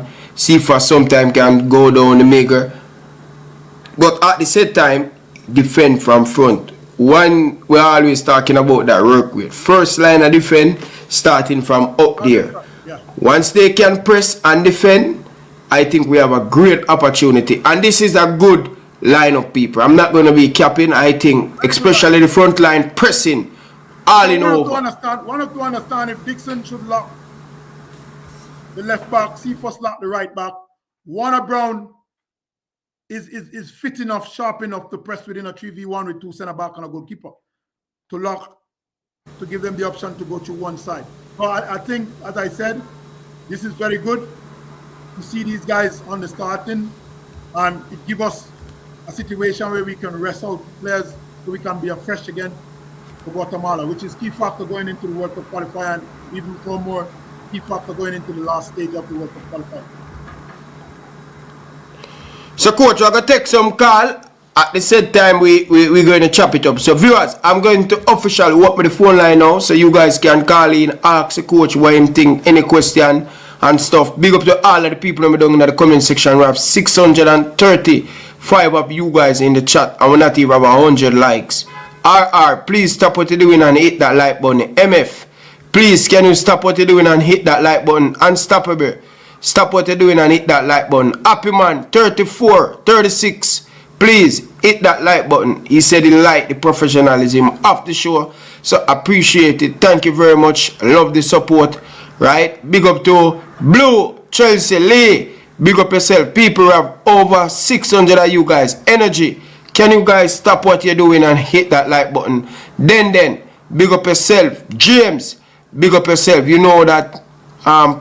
Porter, big up yourself. Robertson, big up yourself. Georgia Girl, big up yourself. Special Edition, Fletcher, big up yourself. Gaza Man, big up yourself. Enough love and respect. Danny Jed, big up yourself. Tycoon, College Man, big up yourself. 98, big up yourself. Fisherman, big up yourself. Yo, people, appreciate all of you guys down in the comment section. I have nothing but love and respect. Without you guys, the show will never continue to grow. So I appreciate you guys keep coming back and support Elite Sports TV. I appreciate it, people, from the bottom of my heart. Bad Gaza, big up yourself. Palmer, big up yourself. Please, people, have you hit the like button and subscribe. For those who asking for the game, I will put the link in the comment section. Right? I'm going to put the link for the game. You can watch the game free on the Concacaf YouTube channel. Just type it in. Please stop what you're doing and hit that like button. You understand? Lord, Gaza Man, big up yourself. Who that? Wappy. Coach, you remember Wappy? Yeah, Wappy. I remember Wappy. Never forgot Wappy. Yeah, man. Wappy, big up yourself, man. Jarvis, big up yourself. Paris Uncle, big up yourself, man. All the way in Canada. Appreciate it, brother. I want to take the time out to big up all also the tennis fans that is coming now on the stream. I mean, they just finished watching Concacaf winning the next championship. Congratulations to Concacaf, and welcome to all the tennis fans that is coming on the stream. Definitely, man. Coach, but based on your coach as a prospective on the Jamaica national team with the talent that we have coming in, Camber is an excellent player coming into the team. We keep adding players. Where you think what future look like going forward, especially last Gold Cup wasn't in a great position like we're in right now, with a great position with the camaraderie of the players and the coaching staff. What you think led to the team looking good going into another Gold Cup? I think for me, it's the level of assessment that we put into these tournaments that we have been before. I mean, one of the things that used to happen in this tournament, I think people will tell you automatically, and from you guys' point of view, you automatically know that the pool was a little bit too low in terms of the numbers. So I think they had put a lot of consideration. They have learned from that in terms of the workload, players coming off their season to participate in game. The work was a little bit heavy for them. So why you find there was a lot of burnt out. So I think they have done their observation. They have done their analysis to realize that one, How can we get the pool a little bit bigger? How can we now focus in terms of every player, in terms of the position they play? And not only that, I think they realize that it's always good to have options. I think that's the key factor that they now realize. The more option you have, then it's better in terms of the qualifier. I mean, getting to the World Cup, it's a whole different ball game. But I think one have to understand that it takes a whole different level of players. It takes a lot of players to get you in. And then it probably takes 30 or 35 players to be on the roster to be there. So I think they have done their analysis based on the game. And I think they now see. And not only that, I must say kudos to the guys like yourself that and all the bloggers that are watching the leagues. Because the reality of it, you guys are providing a level of scouting that I don't think the coaching staff has. And the fact that you guys are watching this league, you are seeing the players, then why you find sometime when you come in here to voice your suggestion, then what it does, it gives the coach an opportunity to say, you know what, now we hear that a player is there, can we go look at him, can we see what he has to offer, based on what we're looking for, can we get him to the pool? So I must say kudos to the bloggers. Kudos to the bloggers. You guys have done a wonderful job in terms of that. You guys do a level of scouting for the staff that I think and this is my opinion, you should be compensated for, but however, you guys playing your role. But it's good. It's always good. And any coach will tell you that based on the pool of players he has. It's like cards. If I'm playing cards based on the hand I've been dealt, then that's the game I will have to play. So they now realize that, can we get out? Can we use the information we're getting from the bloggers in a positive way? And now can we get these players, can we reach out to them? Can we get them in the pool to make the pool bigger? Now, this is what we're facing. Big pool with a lot of players. And as I said, experienced players, because most of them are playing at a decent level over time, which will only be better for us going forward, because now we can look at in terms of resting players. Now we can have a fresh group of players in terms of going into every encounter. And not only a fresh group of players, but a set of players that complement each other, understand each other, living. And when I say living as one unit to get one goal and one accomplishment. So I must say kudos to the staff and kudos to the bloggers. Okay, good evening, Carla. Welcome to the show. Live on here, Coach Baris Johnson and Ryan LFC. Yeah, man. So I just wanted to have a couple of questions, especially based on the training video that I saw with the guys and the chemistry. I wanted to ask, do you think that the issue is just more so chemistry with these guys, and not so more so just like finding good players and more so just chemistry? That's one of the questions I wanted to ask. Yeah, and that's very crucial, play. That's very crucial because understand the game. A lot of people will give you this myth that players don't necessarily have to like each other off the pitch. It's a myth and it's garbage. Understand what unity does. Understand how big of a deal it is when I understand my teammate mood swing, when I understand how is it he operates off the pitch, how is it he wants the ball on the pitch. I now can determine based on his weakness and his strength, based on the pass that I deliver. If he lose the ball, then automatically I know I have to help.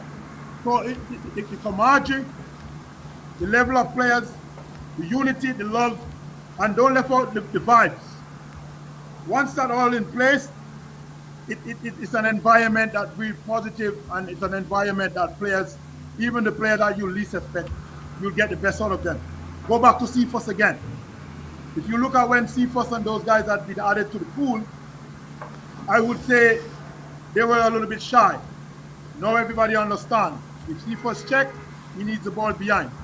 Now we see what happened. Ball behind to Cephas. Down the flank, across, and we are finishing to the back of the net. So that's very important color. The camaraderie, as well as the talent of the pool, as well as the vibes and how these players get along, how they complement each other. It's very, very, very important for the game. 100%. And I 100% agree with that as well, because even Liam Bailey's a really wonderful player. All these players are really good, and it's like they can never mesh properly with the team, or we can never see them perform. But especially with Cephas on the wing, even though he's on form right now, it's just that the chemistry is just good, and you can tell from the Unity game how well they mesh well. And I even watched the training video, and I see how well they communicate with each other, who's sitting with each other. You know what I mean? You can tell by just how they even communicating with each other, the chemistry. You know. And I don't know if you pick up this when you look at who is sitting with each other. You have midfielders sitting with midfielders, strikers sitting with strikers, goalkeepers working together, vibes in with goalkeepers.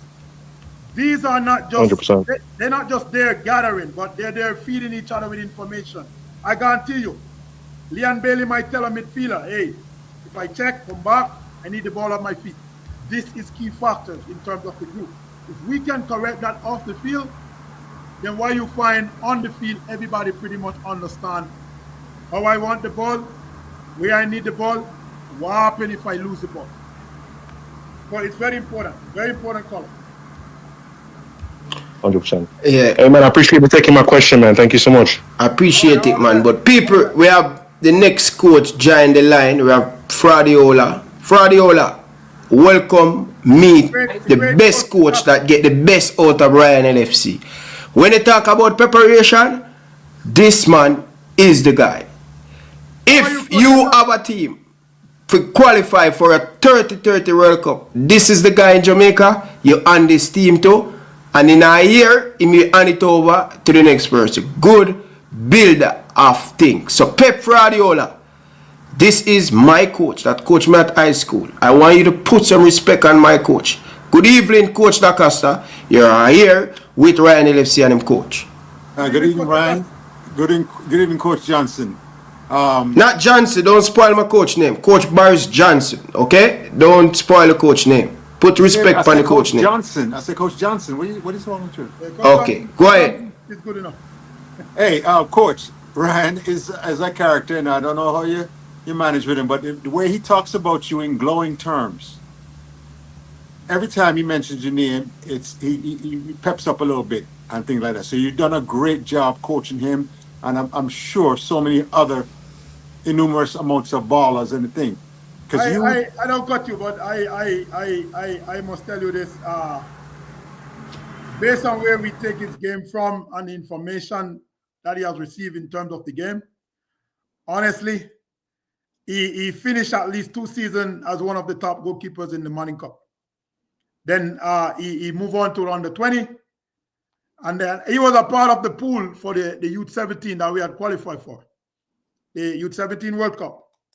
And then I think a couple of years, the guy disappeared off the radar. I truly think he should be playing, but he's doing a good job at giving out information on the internet.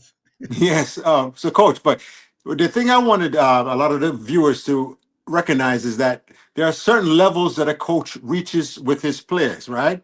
A lot of times when a player comes into a team, they respect the coach, right? And then the coach teach them something about the game. So they start to admire the coach. Yeah, man, the man know the game and things like that, right? But then there's a third level, which is adoration, where they adore the coach because not only taught them the game, taught them about life and helped them become the man that they are today. And that's how Ryan really talks about you. So, sir, I want to applaud you for that. And, you have to understand, if Steve McLaren had any sense, you're the kind of bench coach that's supposed to be there with him right now. No, I must say Steve and the group, they're doing a fantastic job. Yes. I mean, it's a little bit different to manage a player at high school as to a professional level. Don't leave that out. It's a little bit of different, but I think he's doing a wonderful job with the group. I just think the key factor is how many times. I mean, we at high school we have a lot of time because Running Cup is in September. We normally camp for at least 6 months.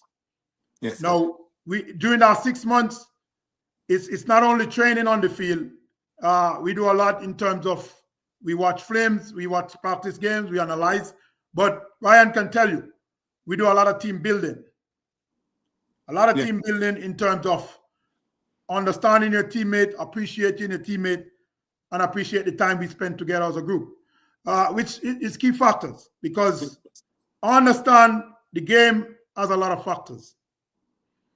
If my goalkeeper is going home and he's going home to a situation that will break him down, then that's what he's going to come back to the practice with. So I think, as you said, it's a little bit different with professional players. Everybody at some point in time has to live like a human being, because that's the nature of life. And everybody goes off in a different environment. The quicker we learn and understand where are these players coming from, what are they going back to, I think is a key factor. Not only for the coach, but what you find at the professional level, they tend to have like what you call mental coach that deal with those stuff. But it's always good when the coaches build a good camaraderie, a good relationship with the players, because he's the one that's going to save you. Those are the people that will save your job at the end of the day, because no matter what you do, no matter what you say, if the results are not on the field, and if the performance is not there, then you're in problem as a coach. Who can provide that? The bulk of that is on the players. So it's always good to have good relationship with players. Younger players, it's so more important, because understand life and where they go 5 years from now or 10 years from now. So you have to prepare them for that. But it's always good when there's a good camaraderie with the players. I think I hate to go back to 98, but I think this was one of the biggie with René Simoes. His relationship with the players was second to none. And one of the things he used to do, the same way he wants to travel, the same way the player travels. The same food he wants to eat, the same food the players eat. The same hotel he wants to sleep in, that's the same hotel the players sleep in. So if you don't give René a 5-star, I guarantee you the players won't take the players there. And that is just understanding and managing the factors off the field, because if you don't take care of the factors off the field, then I don't expect, if I don't take care of Ryan factors off the field in terms of, is he eating well? Is he resting well? Outside of training properly? Is he going home not in a situation that hostile that he has to be dealing with? Understand those are small situations that take your mind off the game. Understand, if you guys can go back to the last World Cup, look at what happened to Raheem Sterling. He's in the World Cup, his house got broken, he leave the World Cup to go and take care of that. You see what happened? His game went from that. So one have to understand these factors. They are simple factors, but they need to be taken care of. And you're right about that, Coach De Costa. But for me, it's natural, because I deal with people as people. I deal with human being as human being, because you never know. Yeah, well, Coach, that's to my point. Right now, Ryan Jackson will run through a brick wall for you.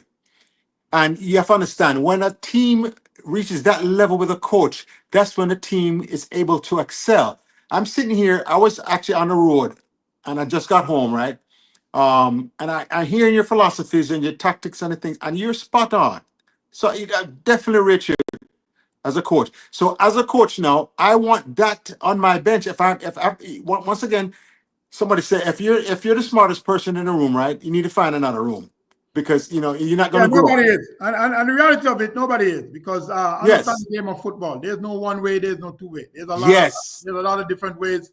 Everybody pretty much can carry their opinion to share, and see what fit the group.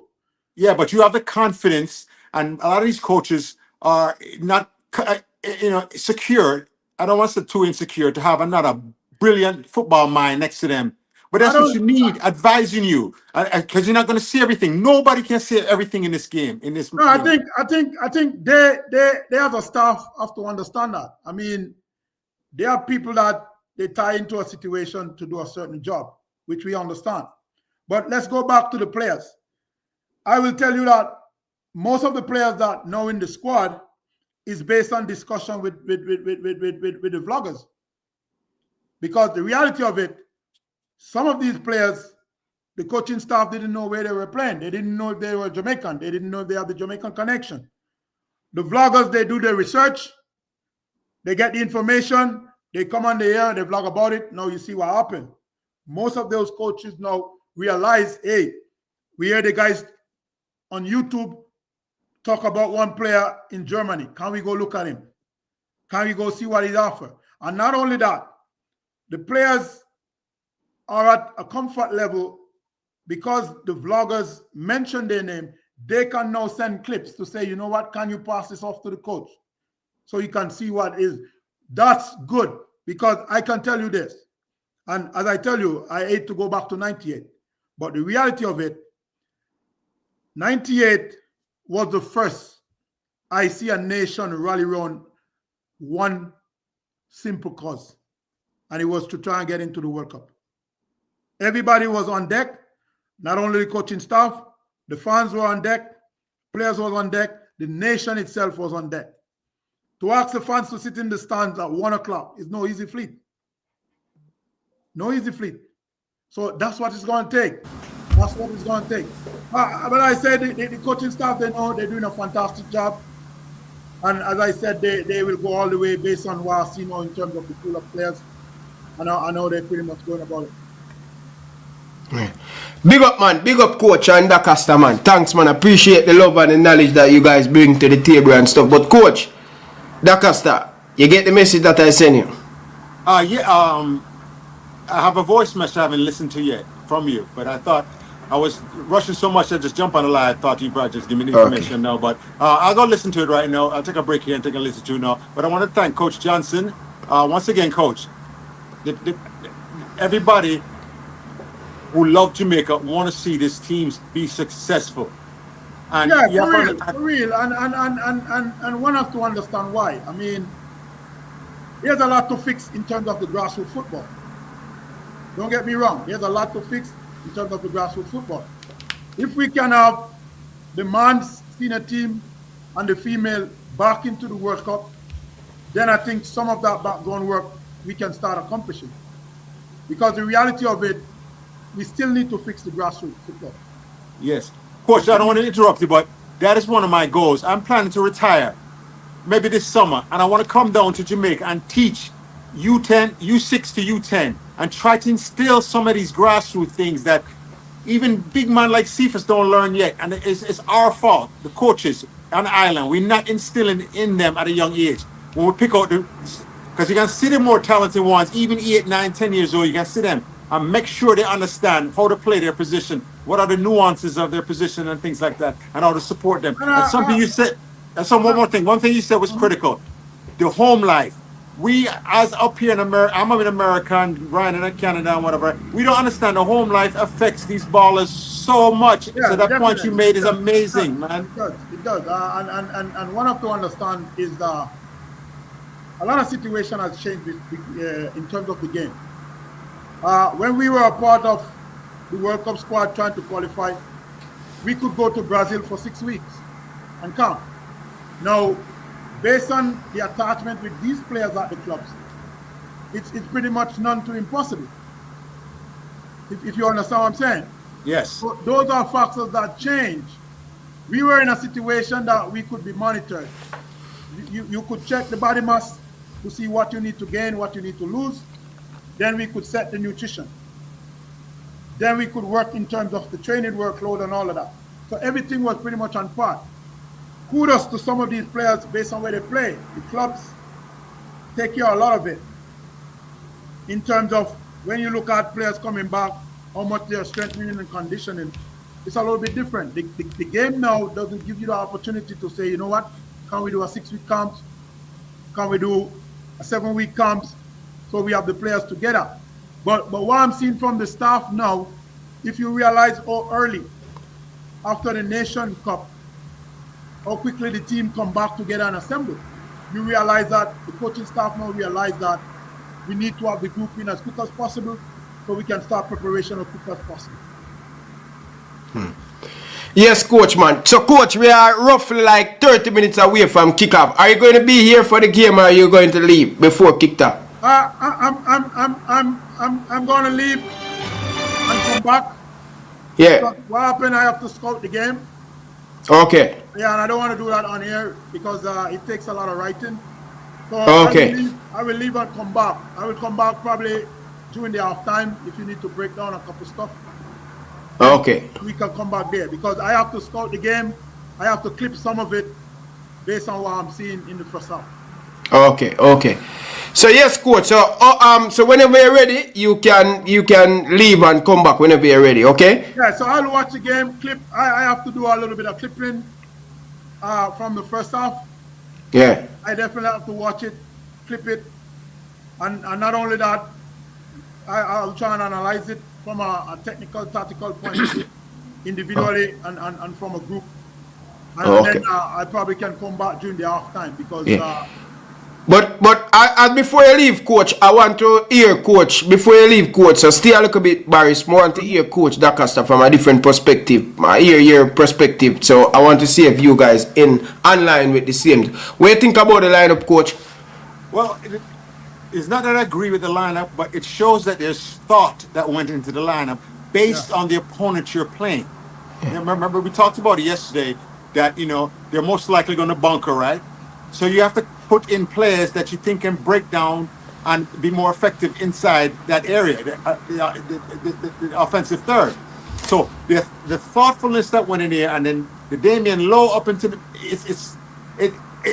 coach is taking it, but it shows we're not just rolling out players, we're actually putting thought into it as far as who our opponent is, what is opponent's strength, what are their weaknesses, and how are we going to attack them. So let's go. It remains to see how it is. But once again, we really need to pound this team. And Coach Johnson, if we score 8, 9, 10 goals, then we're back on the goal differential with going into the game with depending on the final score, we'll be back in terms of topping the group and goal average. So by the time we get to Guatemala, then it based on the result, we probably see it here. But I mean, not to put any strain on the boys. I mean, we want to top the group, and why? So we can get a better seeding in terms of teams into the next round. That's the key factor. Yeah. So the Guatemala game on Tuesday, right? If we had a team that was been together for a longer time, and if Guatemala all that is draw to win the group, right? Yeah. Then and they bunk on us, and they're much more effective defending as a group, because there's nothing push like when it's the last couple minutes and you have a team defend to win the match. You up 2-1, and you have the team defend and switch and pass on defenders and pass on attackers and just cover for each other and work for each other. That's one of the best things about football when it comes to teamwork and things like that. Yeah, and that's why I told the listeners and the fans that I'm pleased with the lineup because when you look at the lineup, we're resting a couple of players, so we have them fresh for Guatemala. And not only that, most of these players in the lineup complement each other very well. We have a top 6. That's a lot of speed from the top 5. And then we have 2 wing backs that will join. So as I said, it pretty much speaks volume. And the message Coach Steve is sending out is that I'm winning this game from 45 minutes, which is good. Which excellent, coach. I like it's a good mixture of the young and some of the old guard, and things like that. Because a lot of times people don't understand. One of the best aerial people who have is Damian Lowe. Damian Lowe is very strong in the air. Very strong in the air. So that's why he's in the position to go forward. Because when you're facing a bunker team, you have to have different tactics than you normally have if your team hasn't been together. If your team had been together and they played for each other, and a lot of times people ask me, what do you mean you play for each other? When players play for each other, how can I make the game easier for my teammate? Can I give up myself as a center forward and be a wall? And the midfielder coming through the ball, just be a wall and send him through for go score, and then me overlap. And then if him get the shot, and take the shot, not him just slip it to me and things like that. These are the things. Oh, can I help? Let me cover my thinking. Here come the square, and my teammate is going up for the header, right? Let me cover for him because I always tell my player, your thinking is that your teammate and the other player is going to miss the ball and the ball is going to come through. You understand that? So you're ready. It's not a surprise to you if the ball does come through, because too many times I see that happens on corner kicks and things like that. The ball comes through and then it's a surprise, like the Corey Burke own goal against USA that time. Well, as I said, it's a good look because one of the things that it also tells me is that the coaching staff now see what it is and understand what we need to do in Concacaf. Because a lot of people but they don't understand. It's not the same way playing in the Nation Cup as playing in Concacaf. Yes. So I think they are now starting to realize that this is what it's going to take for us to do in Concacaf. so we can get to the final stage and get to the World Cup. When we get to the World Cup, then probably this is what we got to look at now to fix and to fine tune. So it's very good. And as a coach, right, you want to have the choice of multiple ballers because people think you must have the same team and whatever. But sometimes the opponent dictates what you have. This game is a perfect example of that. Every game, pretty much. I mean, and this is it's not easy, but every game is pretty much depending on the opponent that you're playing. Yes. Every game, it's like I probably can't go to Cayman Islands and play the same way I will go to England and play. So that's basic in terms of common sense and basic knowledge. Every game takes a different tactics. Every game takes a different level of players and a different level of honest. However, you might find where there's a nucleus of players that will tend to move together. Now, when you look from Blake to Damian Lowe, you realize there's a nucleus of players that's moving together. Now, when you look at the top 5, now you're seeing a level of freshness that I guarantee you will take care of the game for you in 45 minutes. So I must say kudos to the coaches. Just a second, gentlemen. Big up to all of the people down in the comment section. Ryan, me need you to give the coach him credit. He's doing different stuff. Which coach you're talking about? Is it Coach Baris Johnson or the head coach you're talking about? I don't understand. But by the way, talking about the head coach. Yeah. Okay, so gentlemen, I have a caller on the line. Caller, good evening. We are here with Coach DaCosta and Coach Baris Johnson. What are your thoughts, their perspective and the team? What said you? Yeah, man. Which, my name I read it, but which thing data command? Which It's on the Concacaf YouTube channel. Type it in Concacaf YouTube channel and you will be able to see the game. Concacaf YouTube channel? Yeah. Yeah, I thought you were there for now. I used to watch football. I'm a big old man. But definitely, they don't watch them play in the Unity Cup. A big improvement with this young team. Very big improvement. That's what I work for. So I study with them, I gravitate to them, and I respond to the things they must say. But then one thing we observe, you see the back line, it needs to be stronger. Them boy too much holes through. I will go play some technical team like Mexico and them team there. They're not going to blow even more holes. You know, because the next time I have a child, the Mexico woman team. The young one then, the under 20. And I watch them play against Costa Rica and they must have broke some hole in the Costa Rica defense. Now this is another fun. The men's team, our national team. We just need to tighten up that back there. We need to tighten up the middle too. Although the middle are going good now compared to what it was the other day. You understand what I'm saying? The forward line not bad. But the Reed and them and the I think if they only team fit, Bobby Reed supposed to get a game. I feel for the coach to try continue to try with them young man. Build them. Because they're not coming up. They're not come. And I go them go. I come, they're not come. Be fast, great player. They just need to look up to him and pass the ball to. He might run.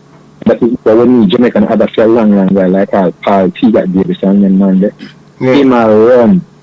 I'm going to say that run. And next week, I'm going to look on the right wing. You know that way in him. I'm next to the young league. Them are run. And that is what we need. We need man who can get the ball up in the box fast. Which I think good player. He just need to be patient more time. You understand? And they'll keep a good man. Baker, a year to year, excellent. But they will need more better. We see that back line, they get tighter. I don't know if there's any more youth right now. So we have overseas, we can play as a good center who can read the game from far. You understand what I said? You need them type of player there. So I just that one have to say, I'm glad to you as a youth where I see interested in the football. And they are doing it to Jamaican people and make some good suggestions. Keep on doing what you're doing, brother, no matter distraction or whatever. Keep on. There are many others out here who are very silent, but we love to see what is happening. And we just want to do a good job on the field. What time them say to start? It starts in the next 15 minutes. Concacaf is a Concacaf? Yeah, Concacaf YouTube channel. Concacaf YouTube channel. Alright, respect me, brother, and keep up the good work. Okay, alright. Blessings, man. Over to you guys. Hey, Coach, what do you think of these? The fact that some of these English-based players, right? You see the training that they got, and it was illustrated on the goal against that when the three English-based defenders held the line while the Jamaican-based player kept the man on side, and we led to the goal against Nigeria. You remember that play? You're talking about the goal against Nigeria? Yes. No, I want one more thing, Coach. Your perspective on that, because it's one of those things that when I coach in America, right? And from little bit, they start playing offside. All of them start to understand the offside trap, and they understand not to sit in the trap and wait for the opponent to pick up, but to spring the trap.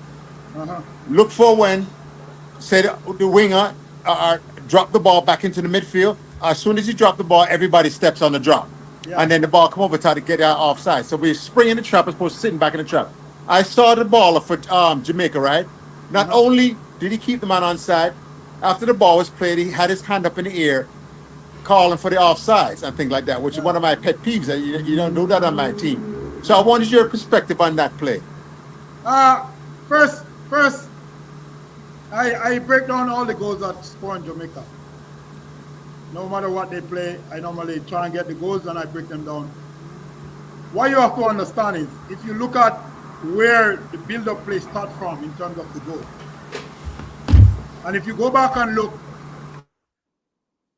the build-up play basically starts from the back for Nigeria. Then what happened? We drop into a low block or a mid block. We drop into a mid block. There were no pressure on the ball. Now, good defenders, no pressure on the ball, they automatically know where's the threat. Where's the threat? So I will look across the line to see where's the threat. Now, if you look at what happened, no pressure on the defender. Now, the defender, and this is coming from practice, don't take away from the Nigerians, because understand pressure. If I can't break around the pressure, if I can't break the lines, I'm going over. And that's exactly what Nigeria does. The only problem is there was no pressure on the ball. And defensively, we didn't understand and realize where the threat is. So because of that, as you said, we hold the line, but the players are still on side. Now, how do we know where the threat is? I think we would either step or we could basically drop in terms of communication. In terms of communication. Yeah, one of the keys I always tell my players, if there's no pressure on the passer, we have to look at it's more just drop 20 yards. Just drop, keep the play in front of you. And as I told Ryan earlier, for me, good defenders, they always know what's happening on the ball. They always know what's happening with the opponent, and they always know what's happening with their fellow defenders. So when you look at the three that stepped, now if you should slow it down like I did, nobody checked to see what will happen. Nobody checked their awareness in terms of checking the space behind them. Because had they done that, then everybody would let King know, you know what, let me step. Then look at this. Now look at this. Coach, I have a little memory issue, so at a point I want you to continue. I didn't mean to interrupt you, but the thing, where does the trust come in? Because you feel like the three English-based had trust, and the one didn't have the trust, had doubt. It's not so much the trust. Now let me go back to the three players. You have the wing back, two center back. So you have the left back, two center back, and the right back. Now, if you should look at the line in terms of from a pressure cover balance situation, you will realize that the player that you're saying that keep the player on side, that's the problem. Not so much for me. The only way I could give him the responsibility of causing the problem is, and I guarantee you, he didn't communicate. There was no communication, I could tell you that. Now, at this level, there's, and goalkeeper will tell you, there's non-verbal and there's verbal communication. So, if I'm looking across the line, I automatically should be in line with everybody. That's non-verbal. I have to see that. Mm-hmm. Now, if I check my shoulder to see what happened behind, then I should know that, hey, we need to drop. Because the striker already run and the center back is keeping him on side. One question, coach, real quickly. Normally, if we play with two center backs, right? I normally have a pivot man. Everybody should pivot off of this one center back. Good. You know, that's what I normally have, right? Not only that, but if the center back pivot off the wing back, the two center back does that, then the far wing back needs to drop where facially he can see what happened in front. So his body shape is different from the tree. Yes. So why you find it, I can tell you, there were no communication. Then if you want to bring the goalkeeper in the situation, now go back and look where the goalkeeper was at the time. I would have think he was a little bit too deep. Yes. I would think he was a little bit too deep in terms of the pass, because understand where the pass is not like the center back hit a long ball for the striker and he go 1v1 with the goalkeeper. The ball was played wide. Mm-hmm. So there's a lot of factor. But as I said, this again comes from how long I've been playing with you. Yes. How much I understand you. You see? Yeah, coach, and we're not trying to blame the baller, you know. We're trying to educate him so he can improve. Actually, yes, a correction. Because his depth perception has to be brought into question. Because he thought the guy was offside. He thought he had stepped from his body, like he said, his non-verbal body language. He thought he was outside, but he played him outside. Now look at it. Now this is me in his position. I'm the center back. The center back for Nigeria picks up the ball automatically. Hey, let me press the ball. You see the difference? Yes. So one, I'm giving people responsibility. And this, whether it be the striker, hey, we need to put pressure on the ball. Can we force him to the line? With that little bit of information, I guarantee you. Now, the moment there's no pressure, automatically I start to look across the line. Where's the threat? Where are my defenders? Where are the opponent? So with that tree situation, we could now analyze this one player and realize, you know what? He's onside. So instead of step, let me drop. Then he's outnumbered. So we could press him from behind and in front. So this I think, it has to do with a little bit of awareness. And then it has to do it in terms of we drop into a mid block, but I didn't think the emphasis was on pressing that ball in front. Yeah, it's definitely obviously wasn't enough time for those four. But you understand that my original thought is that me and you and other loyal Jamaicans have to fix our youth system. We have to start to work to fix it, because I see it was ingrained in the other one them, and it wasn't ingrained as far as the actual movement. We have to understand the naturality of the game. I mean, if and understand, it's like driving. People that drive for 25 years, they will tell you, if you're going left, you flick the indicator down. If you're going right, you flick it up. That's natural. It's the same thing with the game. The more you practice, the more you learn and learn the right habits, then no matter how far you go and play, they will still be a part of it. So some of it, as you said, I wouldn't differentiate in terms of where the players learn the game or to where they're coming from, because understand the fact that they're into you, defending from a team perspective is different. It's totally different. Now, I mean, yeah, we're looking individual, but you see how far I'm looking at it from a team perspective. Why didn't we have? And if I was analyzing the goal, my first question was, why weren't there any pressure on the ball? Yes, that's the key, Coach Johnson. Now, two, no pressure. Defenders, There's no pressure. Who analyzed to see where the threat is? Who analyzed to see where the teammates were? Who analyzed to see where the opposition were running? Then we'll come to the right solution, and people will take responsibility. And they will tell you, if you should ask the goalkeeper and the 4 players who communicate during that instant when we were out of possession, they will tell you that everybody was silent. I can tell you. Yeah, and it's different if it's a turnover versus a build-up. Because if it's a turnover, normally the defense is not in its proper shape because there will be unbalanced.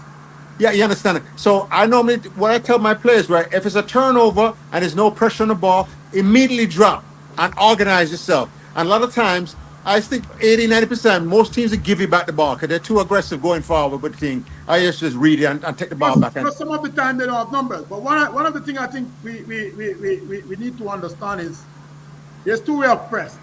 I can press you zonal, and I can press you man for man. And this is where I was disappointed in the goal, because if you go back, defensively we outnumbered Nigeria. But yet still we try to press zonal. When we could have easily pressed man to man, and I think we would get a bit different outcome. Yeah, man to man and then double team. Yeah, we could easily double team. The 2 free one, them can double team once them city did. We had the numbers at the time. So yes, these are some of the stuff that I think the coaching staff have to look at to see how best they can fix. It can be fixed, but why you find the team will have to be doing position specific training. One more quick thing, coach. One more, coach, before we bring in. Can we have a call and wait for about 5 minutes? One more quick thing, coach. You saw the center back on the goal, let's score, right? Once they beat the trap, they set the ball square, and he stood in front of his goalkeeper, beat what I call savior's ball, rather than going and tackle the ball and block the shot on goal and things like that, which also needs to be corrected from the center back. You understand? And then if you look at the body shape in terms of the ball that was crossed, he was too locked into the ball, not knowing where the wing back was. Yeah, ball watching. The space in between him and the wing back, and therefore good striker is going to utilize that. Yes, spatial awareness. Find out where the ball is going in, and then go and double team and take the ball from the man. I'll block the shot. All right, Carla, welcome to the show. Yes, respect, Enough respect, man. Yeah, man, respect to the panel. You know, Mr. DaCosta and Baris. Yeah, blessing. Baris Johnson, I wanted to find out Mr. Baris Johnson backline, right? And Baris, a Satchel this year? Yeah, how are you, Satchel? Good? Go. Everything good? Good.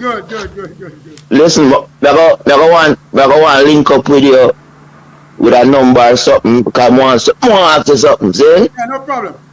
From school days, see? Yeah. Alright, respect. I just want to hear your back four and things, eh? Yeah. So if anything, you can just give Ryan your link and me link back Ryan, see? Yeah, no problem. You can do that. Yeah. Alright, cool. Man, we up yourself, Carla. Yeah, man. Big up to everybody down in the comment section. Come on, people, man. Stop what you're doing and hit the like button, man. Hit the subscribe button, people. Come on, man. Too much people in the chat haven't liked the video and subscribe. We only have the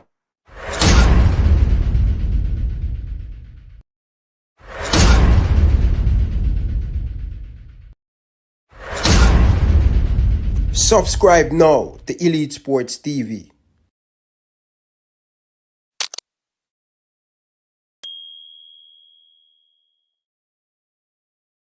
Come on, people. Big up to all of the people then. Big up to the graphic designer giving us some beautiful. The lineup is up and thing and the group and all of them stuff there. So I appreciate the graphic designer. Big up to Jersey Boy. Enough love and respect. I appreciate it. So people are 3 minutes away from the kickoff. But may I ask you two, coach, what are your predictions? Two coaches, what are your predictions for the game and stuff, and what you have to say to the fans? For me, just for the fans to enjoy the game. I mean, understand we're still in the group staging in terms of the top two will advance to the final group. Understand the team that we start in terms of the coaching staff.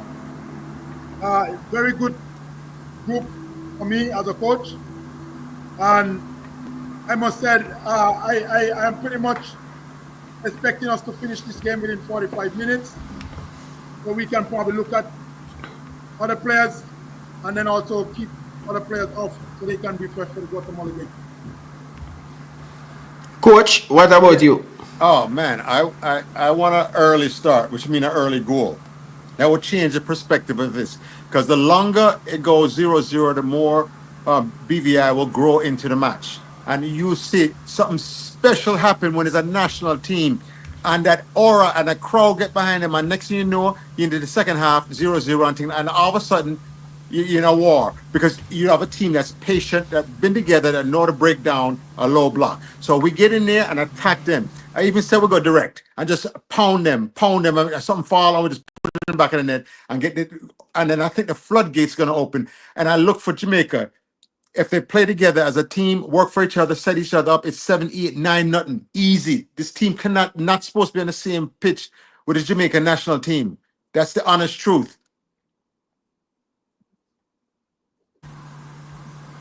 I agree, man. I agree.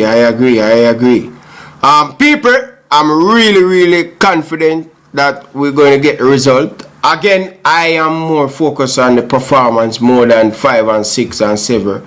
That's not really matter to me. We want to perform, the chemistry, how we go about to press, all of these stuff. I want to see improvements in the team, not more about scoring a bag of goal, right? I want to see the team grow and get better and go. Go ahead, Coach DaCosta. Yeah, if it was a normal match, right, I would say, yes, Ryan, you're 100% right. But I'm expecting a low block.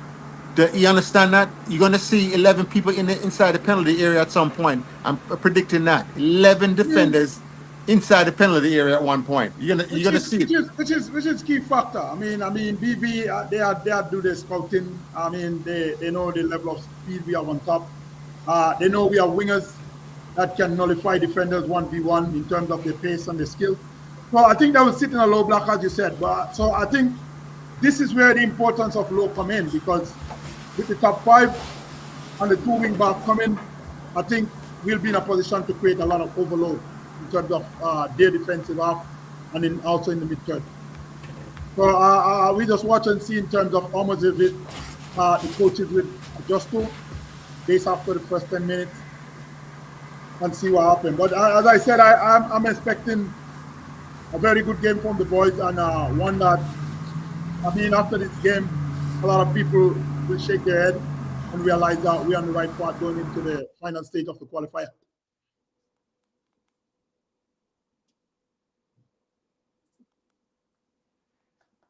Yeah, man. Big up to all of the people down in the comment section. Carla, welcome to the show. Good evening. Live on here with Coach Baris Johnson and Coach DaCosta. Hey, Ryan, I was on before. This is Coach KC. And I was kind of giving you my background about football. And I want to say something about Coach Baris Johnson. This is someone that I listened to today, and I'm so impressed. I have to applaud him for his level of football intellect. This is what Jamaica needs. Jamaica doesn't need him on the bench. Jamaica needs him right where he is, so we can produce footballers at that age group who will transition into the system through the right springboard. Okay, so I do not agree with Coach DaCosta that he should move to sit on the bench. I believe he should continue to find medium to spread his football, his coaching intellect.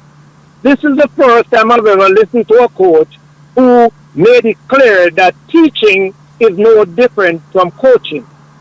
You know, I was at Rossi's during the Rossi's heydays, and I was a sports coordinator.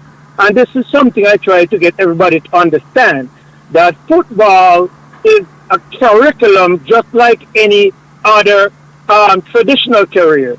And so you need people like Coach Baris Johnson to be teaching it that way. It is no different. It can be a career, but it's not going to become a career in Jamaica until we have a group of people who are like Coach Johnson, who can go out and illustrate football in such an intellectual way, you know, and can be modest about it and say, well, no, I don't think I should be on the bench. I think the team is doing fine. Yeah, the team is doing fine. We need Coach Johnson right where he is, and we need some more people like him if football is going to get to where it's supposed to be in Jamaica. Because what we're lacking most of all is not the physical skills, it's the mental skills. And he has the ability to teach a mental skill in football. And it's important, Carla. I agree with you. I agree with you because at the grassroots we need some of the best teachers to teach the kids. That's the most important. The basic. That's what Jamaican players lack. We have the talent, we have the skill, we have everything. But that simple basic, simple as we see it cries through the world as a football player. We have to stop overemphasizing the physical skills and realize that we have to marry the physical skill with the mental skill. If one should exceed the other, then it should be the mental skill.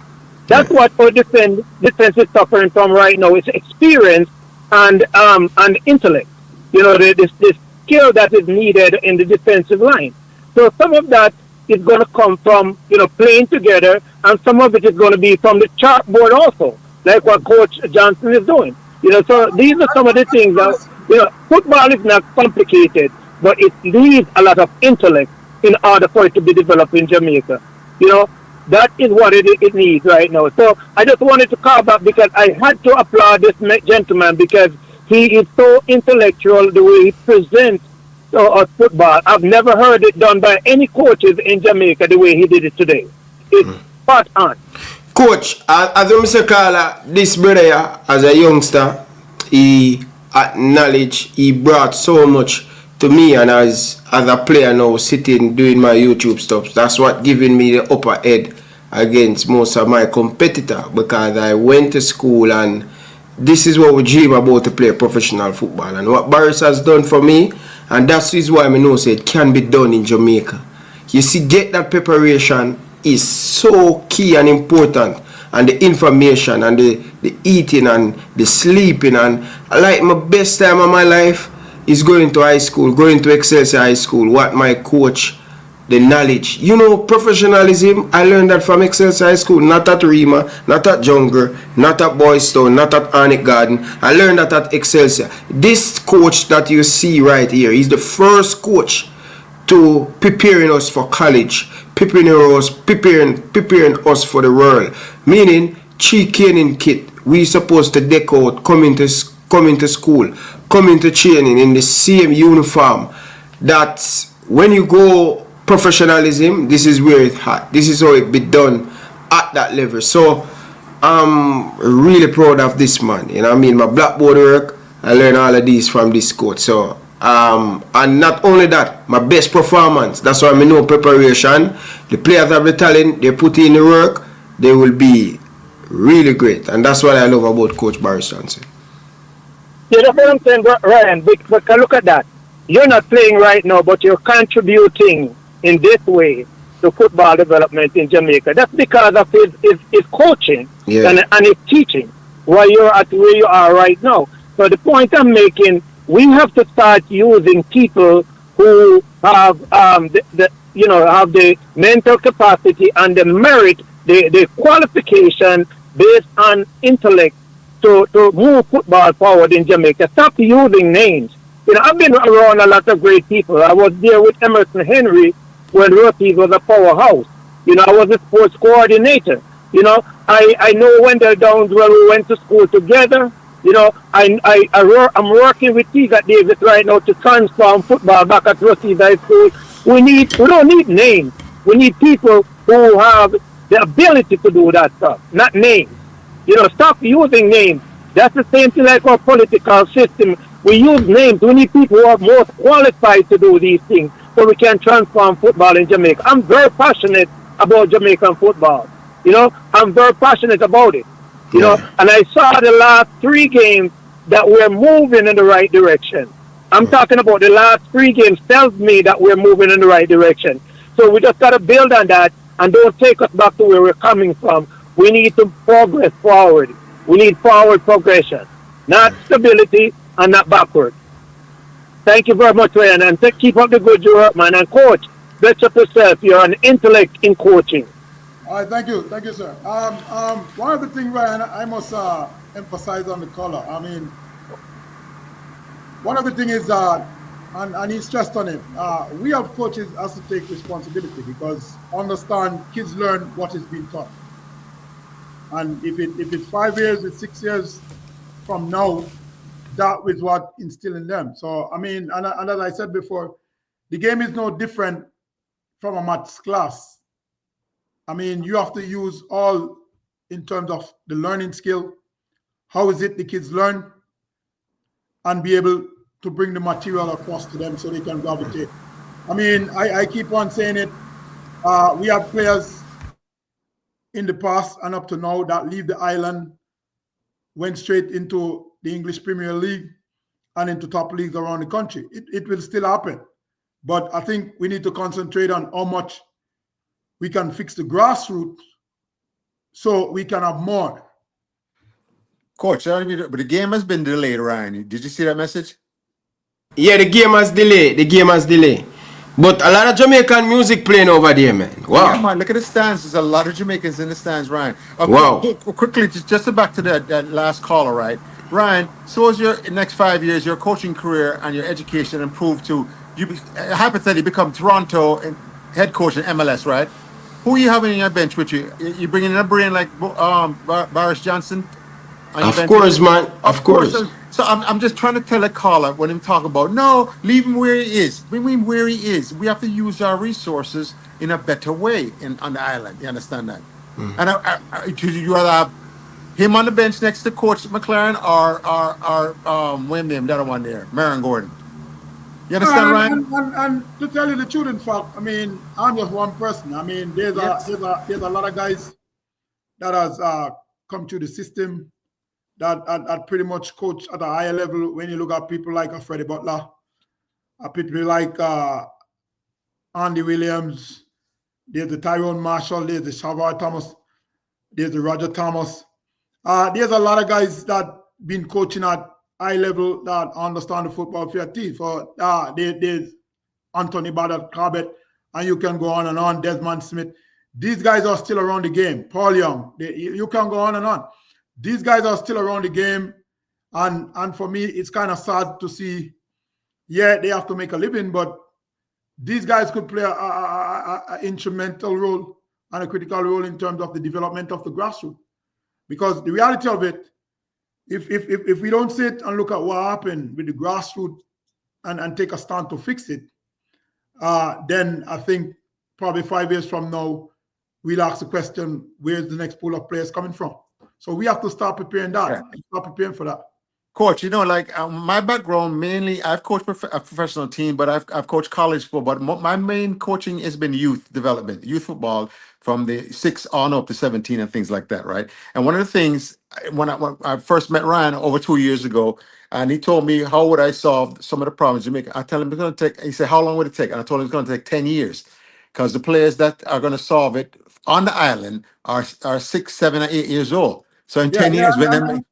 And not only that, there's a whole lot of philosophy that need to change. I mean, there's a lot of factors. I mean, I've been there back and forth.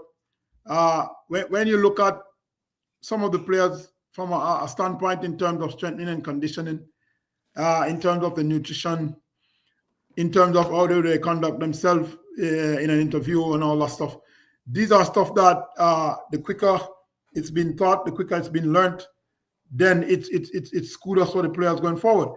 Understand, the game, there's a lot of players that use the game. The game has two sides to it.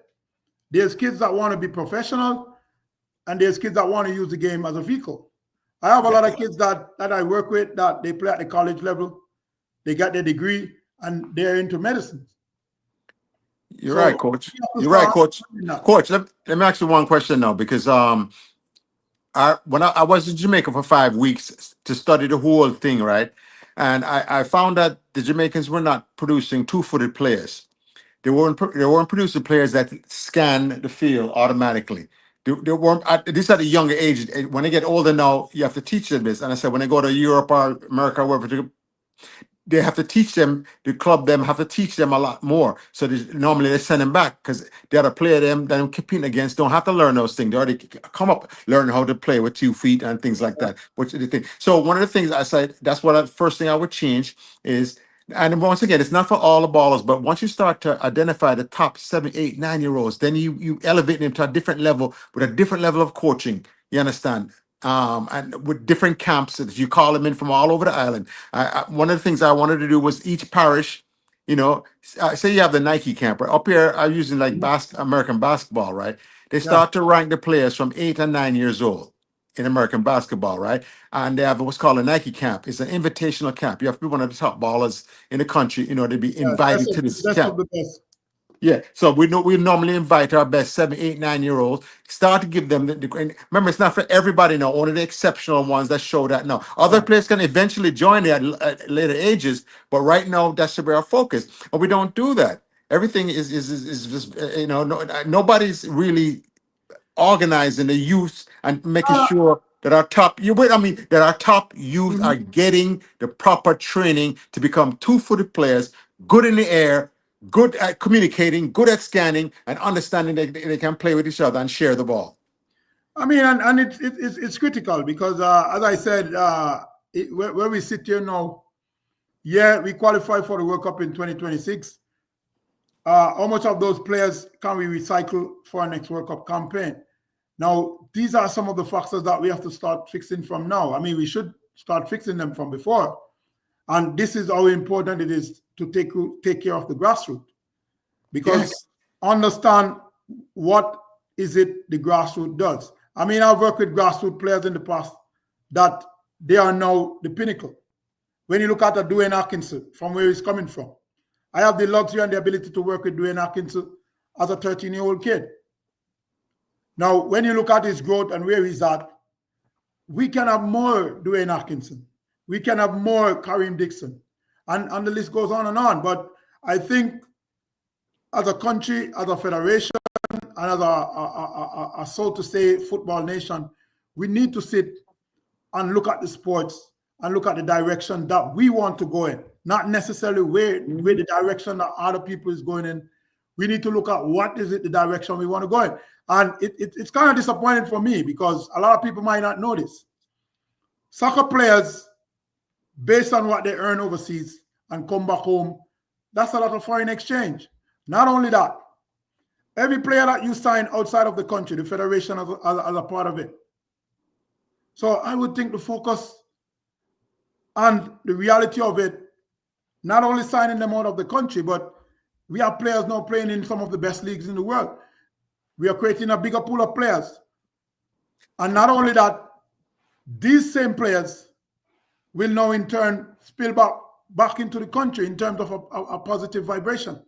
So I think it's something that I've been saying over and over. It's not an easy fix and it's not an hard fix. But I think we have to come to the realization that this is something that we need to invest in, and not only invest money, but also time. Yes, Coach, one other thing, just a quick update. The stadium lost power. That's why the game has been delayed. The lighting is out. Hopefully they'll have a backup generator so we can get on track. If not, then they just have to sit until power is restored. Well, I see the broadcasting have them on generators because the signal is still coming, still seeing pictures. Then they come back again to preparation. Yeah, the camera crew have the backup generators. I know they're a part of it. Okay, look like are we live now? I think we're live. The game has started. We're live here. And once again, here's Jamaica attacking. Cephas into the box. I'm going run off Cephas, and Cephas unable to get a shot off. Watch again, all right? Jamaica, yes. All right, Coach. Pleasure, honor talking to you, okay? Yeah, bless it, Coach. Come on, Jamaica. Wow. Cephas had an opportunity early here for Jamaica, Ryan. You saw that he was... Come, Jamaica. Come, Jamaica. Come on, people. Stop what you're doing and hit the like button. Come on, Jamaica. Come on, Cephas. Come on, DaCosta.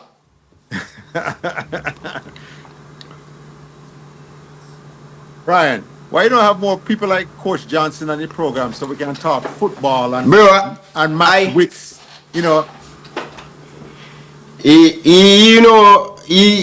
Yeah, we could.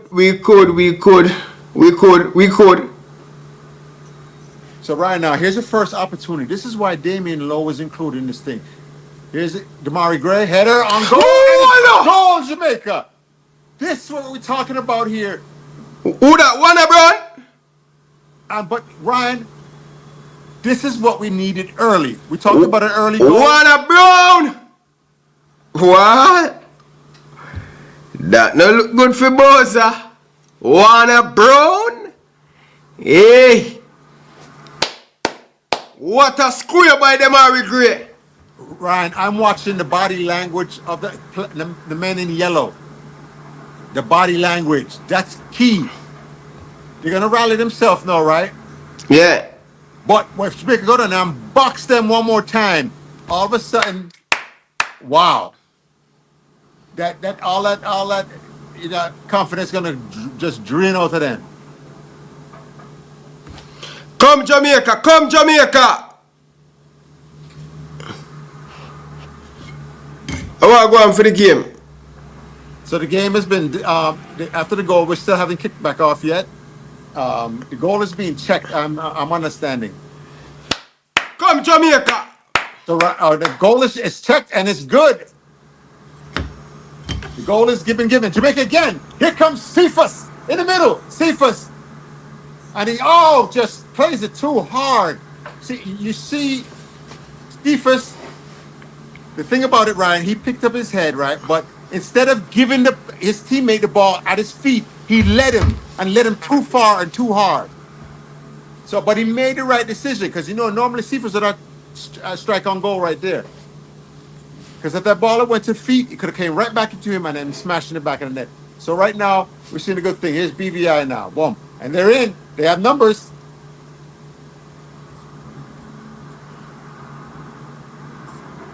Andre Blake able to gobble that one up. Look at Jamaica. Jamaica to get their proper shape. Open up wider. And they go right back into the pressure. This ball needs to be dropped and switched. Well, they switched it in the air, which is a lot more dangerous. Is that Greg Lee at the left back there, Ryan? Yep. And here's Holgate. King, the number 6 shirt for the Jamaican side.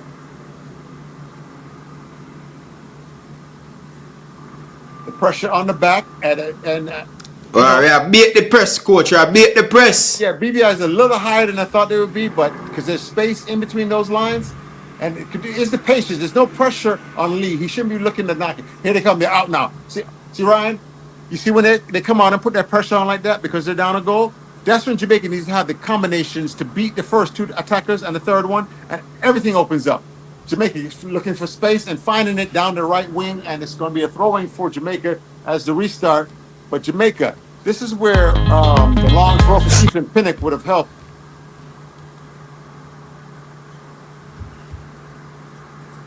So, Ryan, the game had started for a while, because we're into the 21st minute. So we weren't getting the feed for a while because of the power. I guess we saw the pictures because it was being streamed, but,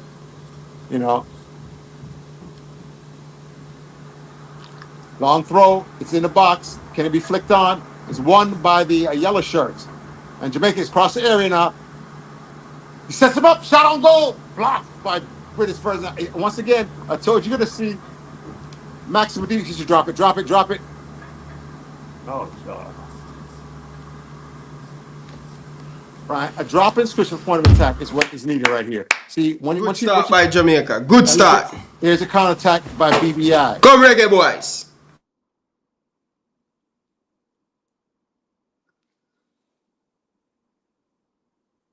Shepherd it out. Can he shepherd it out? Oh, big foul in the back, and it'll be a free kick to Jamaica. Greg Lee winning the free kick for Jamaica deep in his own half. It's 1-0 in Jamaica. We're in the 22nd minute. It's the Concacaf qualifiers for FIFA World Cup 2026. British Virgin Islands hosting the Reggae Boyz from Jamaica. Dave DaCosta along with Ryan LFC. And Jamaica now. Can they show the patience to break down British Virgin Island? British Virgin Island looking to counterattack. And you'll see, Ryan, they're waiting for the ball to go into Greg Lee. And then look at now they're dropping deeper and deeper. Nice start, coach. Nice start. Early goal, second the nerve of the player. So we don't have to rush anything. I like that. Come on, people. Stop what you're doing and hit the like button. It's gotten him behind. Here's Cephas again. Can he get the square off? Hit that like button, people. Come on, people. Hit that subscribe button. Come on, people. He needs to cross that ball and stop trying to dribble so much. There it is. He's fighting for it. Jamaica with a chance now. Can he get a shot off? Ball should go wide, go wide, go wide, young man. Go wide, go wide, go wide, go wide. Oh, here's Jamaica through the middle. Again, lots of pressure on British Virgin Islands. Foul call at the ball. It'll be a restart, is a throw in to Jamaica. And it's King with the ball.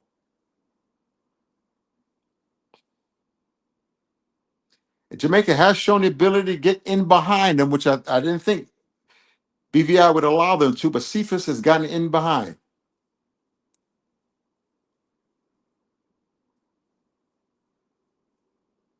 Here's King. Jamaica has to be careful not to get stretched and involve so many players in the attack that they're susceptible to this counterattack. Here's Jamaica. Great. Now finding Lee. Cross comes in the box. Header on goal. And good save by the keeper. The Jamaicans putting the aerial pressure. As we see, Ryan, remember we talked about? The ball should have butt back from where it come from. That was a good square. That's what I love about Greg Lee. Him give you a good option. Him give you a different dimension. He's more attacking, right? Yes, here's Jamaica now, an opportunity. But ball is turned over. Come Russell, man. Come Russell. Come on, people. Hit the like button, people. A drop ball restart from the official. Here's Jamaica now.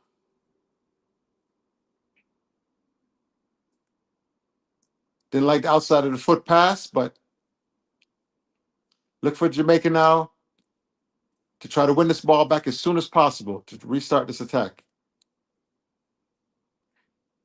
British Virgin Island now showing some possession. Look at the deep drop. They're right on top of the area as they move this ball. Now they start to use space and try to go along on the wing. Jamaica is there with numbers. And to quickly win the ball back. Here's Jamaica in the midfield. Dixon. Is that Russell with the fro afro there, Ryan? Right? Yes. Yeah, yes. Let your soul glow.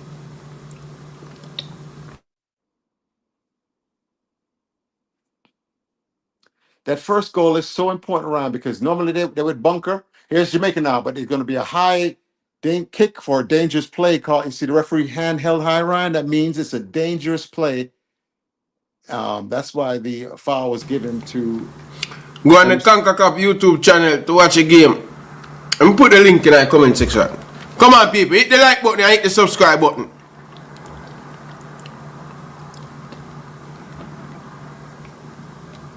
Come on, people. Stop what you're doing and put the link in the comment section. If you haven't subscribed yet, hit that subscribe button, people. Settle it. And now Jamaica on the attack again. Once again, because of that early goal, you see a higher BVI is coming. They should be once again because of the Jamaican attack, especially down the flanks.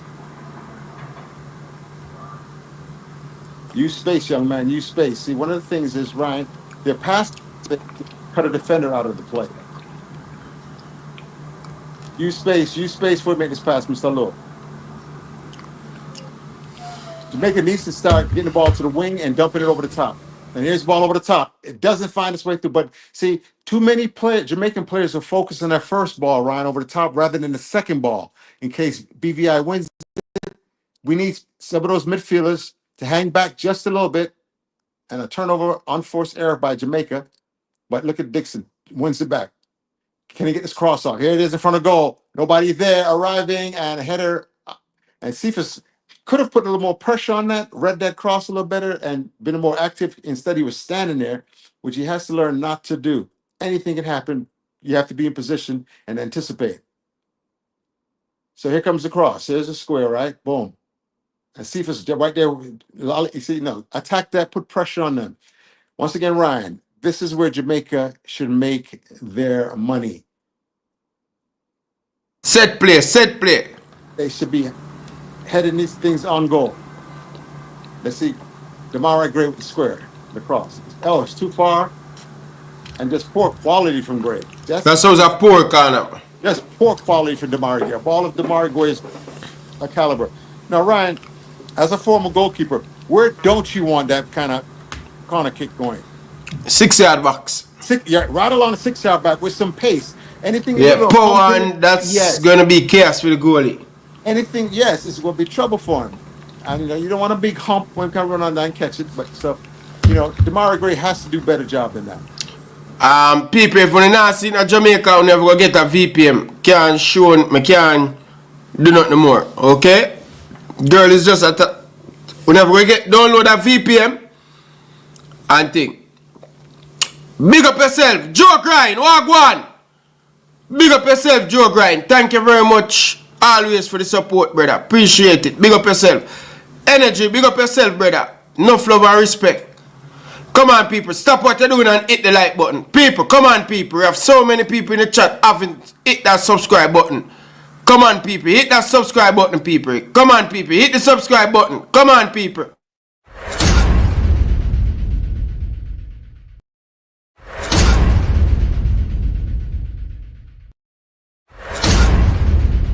Subscribe now to Elite Sports TV.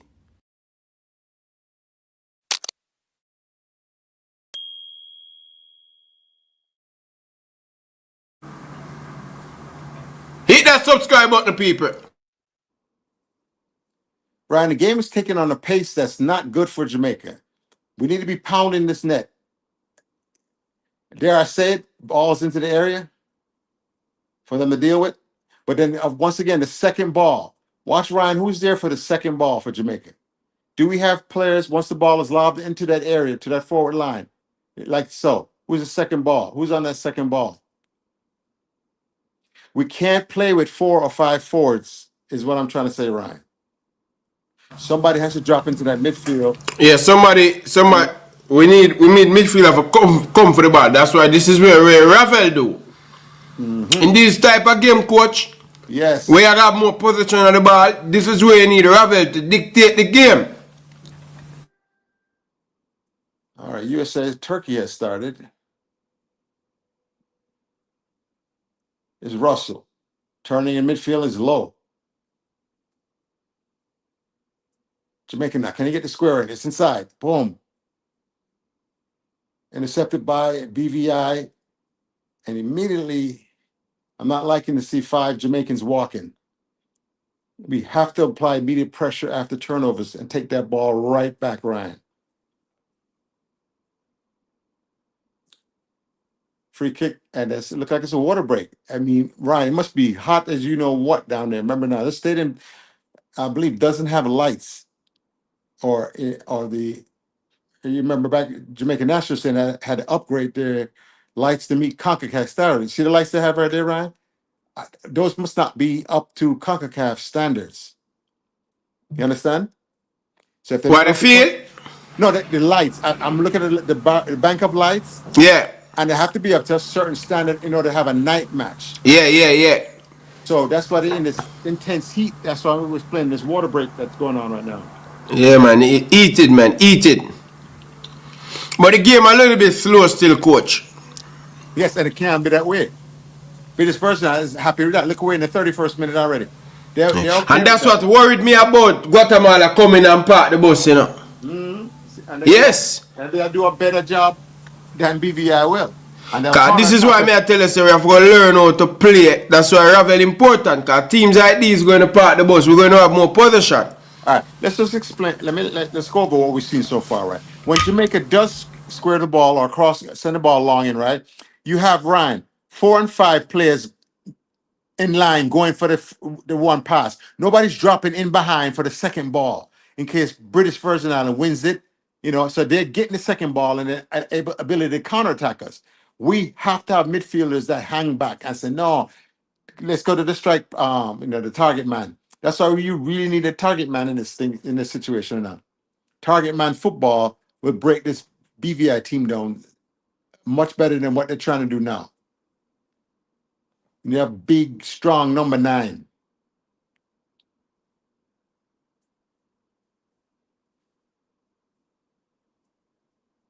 But good things, Brian. You see, Cephas He's more aware. He's looking up and making passes and doing Yep, things. yep, yep. He's still running in behind them. He's still running at them, which is good. Never take away. Want to add to your game, Cephas. You don't want to take away from your game. You want to add to it. And a lot of people don't understand that. Add to the ball again. Give him the advice. Those of you that are close to him, say yes, man. Yeah, keep and every week, every time, no, every match you add more and more to it. BVI with some possession now. Here's Jamaica with the pressure, and it's stolen.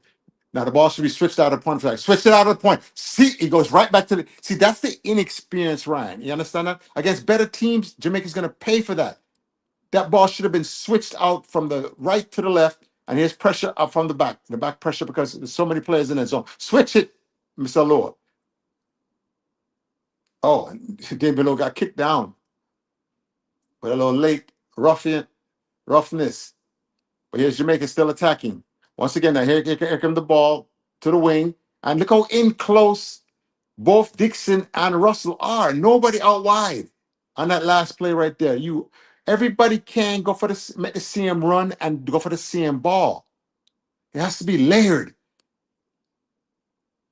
Drop and switch this now. Switch it. Switch the point of attack. Yes, open up, Mr. Lee. There you go. And then let's go attack with Cephas now. Give the ball to Mr. Lee. You just went down that right wing. Anyway, all right.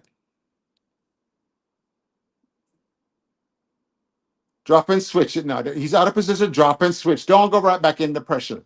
But they're successful with it. Ryan, do you see what I meant by there? There's a lot more space on the left side to play, but we're forcing up there. He should dribble inside right now. Give it to Damari Gray. Damari, turn and go at him. Go at him, Damari Gray. Damari Gray looking to pass. Take on him at 10. Beat that man. Damari, big long range shot from Gray. Corner kick. Took a deflection, so it will be a corner kick once again. This is the third corner kick for the Jamaicans?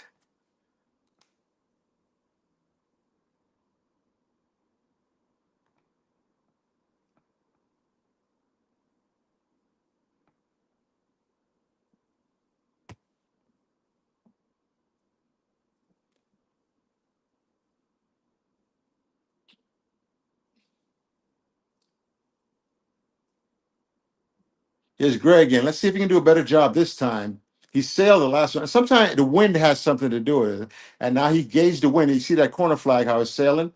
Much better job, but nobody in the green challenging for it. Second ball again. And there's a foul call against Jamaica. And a free kick to BVI coming out. And Richard King is getting a talking to by the official. And he really shouldn't pick up an early yellow. But once again, Ryan, the second ball, too many Jamaicans are standing around after the initial ball is played. Nobody's jumping with the man in the yellow shirt. And I've often told you, look for shirts to jump. Who's playing the ball? Green shirts or yellow shirts? And see what happens. And see, that'll tell you who's being more aggressive on it.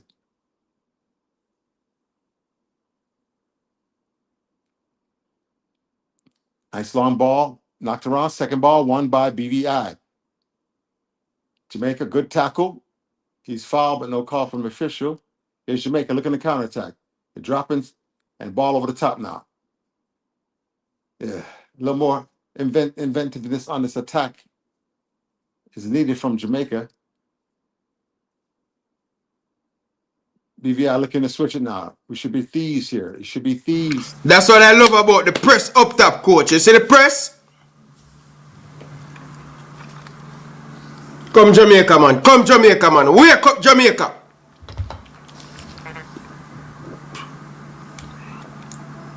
Ball goes off of Dixon, so it'll be a throw into BVI. And Ryan, as you see, the team is too new to play the brand of ball that will break down. Think about Argentina, how Argentina would deal with this team, BVI, right? You understand? I know we're not the same players, but you understand that? It's the style. They'll continue and then break them down and get good shots on goal. So far, just the one. A couple shots on goal, but one that went in for a goal.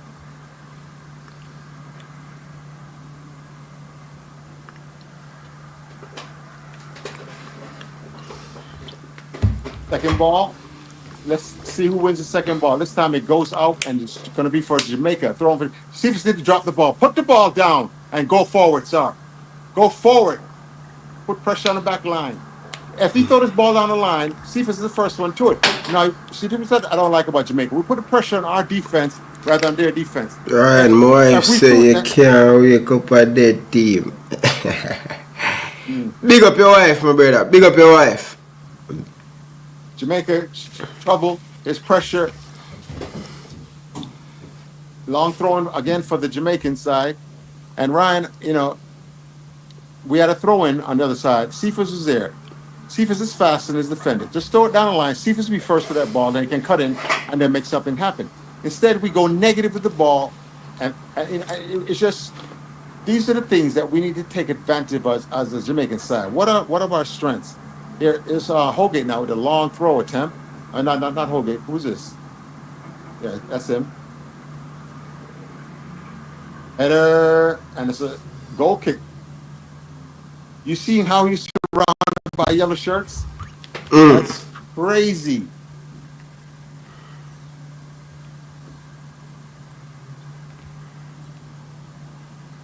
I thought an early goal would have led to more opportunities for Jamaica, but it's forced the game to settle into an uncomfortable pace. If you're Jamaica, if you're rooting for Jamaica, this is an uncomfortable pace.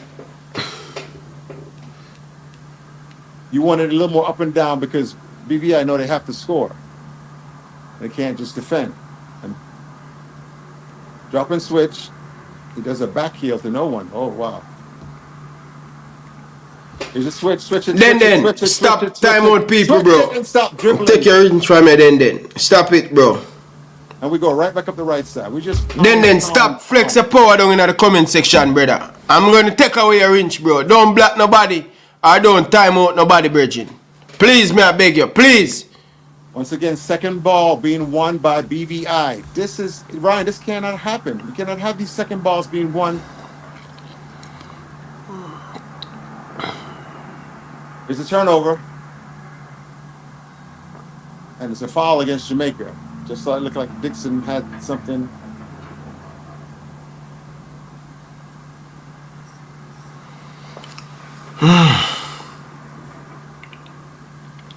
There's an injured player. That's why there's a stoppage in time.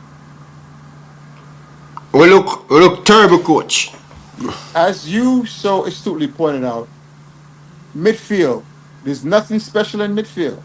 You see, when everybody's marking up and dropping and playing defense, and that midfielder come through there and beat the first defender and dribble on and take on, and the second another defender to come out to his shape to deal with him, that creates the spaces you need. That's what create the spaces for you to play and serve and play with your teammates. And we're not getting that now because we don't have that in midfield right now because Damian Lowe is not giving us that credit, but you know that's not his strong suit. Yeah, but why the coach have Ravi? Why the coach play Ravi?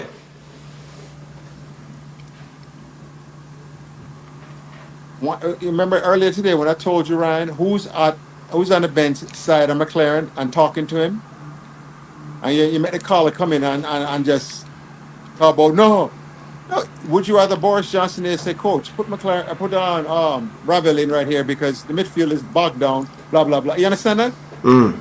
Who's talking in his ear? Who's giving him advice? That's what we're looking for here.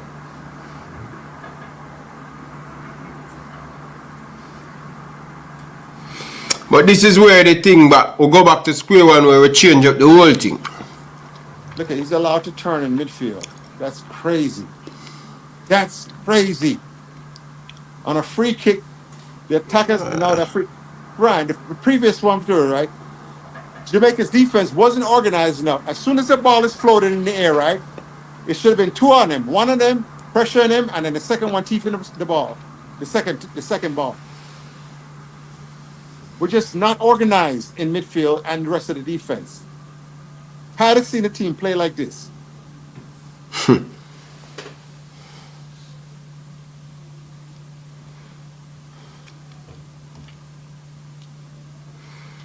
I still wonder why the coach now play Ravi Terati. Well, say it look like Ravi play C Barino. Come on, people. Stop what you're doing and hit the like button. Now watch that, Ryan. Once again, look for yellow shirts elevating versus green shirts elevating. See, that's a good ratio. It's 3 green shirts to 1 yellow shirt, and that's what you want. Look at the counter attack now. Switch this to Cephas. Switch this to. See, Ryan, you see why I'm frustrated? Everybody saw Cephas in the middle of the pitch, wide open, and the man turned and go negative with the ball.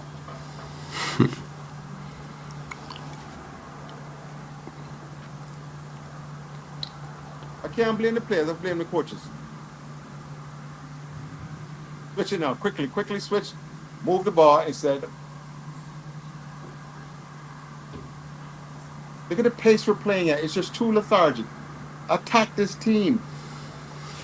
And them are great. I hear boy in a touchline, Marion Garden.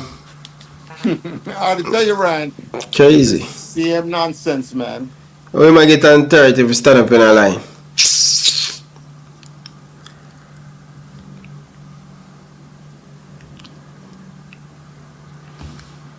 Come no man, you see what me tell you? Give Jamaica more time on the ball, they do nothing with it. I know how this team play, no man. The more space they give them, the more time. Yeah.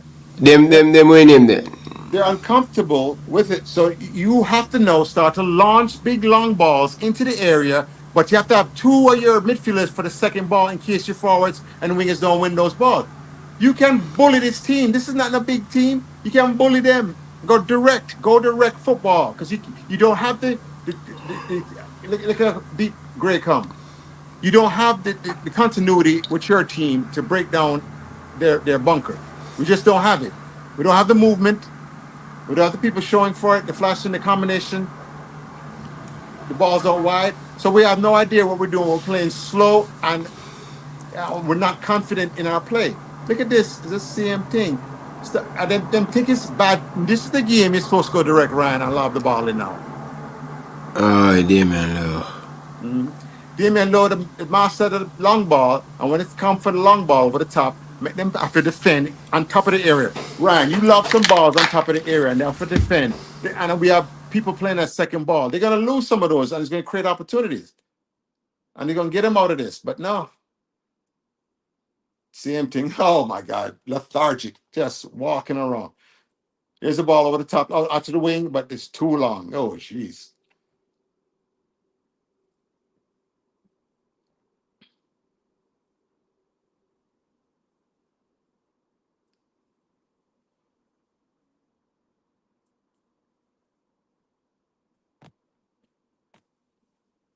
So, Ryan, right now we have to say, hey, the lineup choices were wrong, and the instructions of the team are wrong.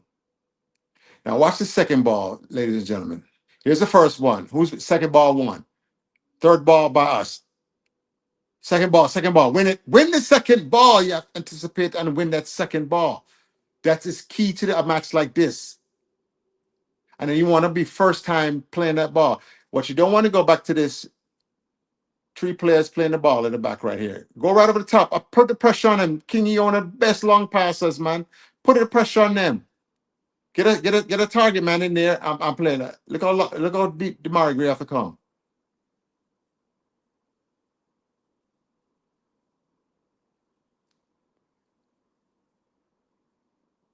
Once again, stay up tight. That's why we need a target man. We have to come in with a target man football. That's why our Mother Sill or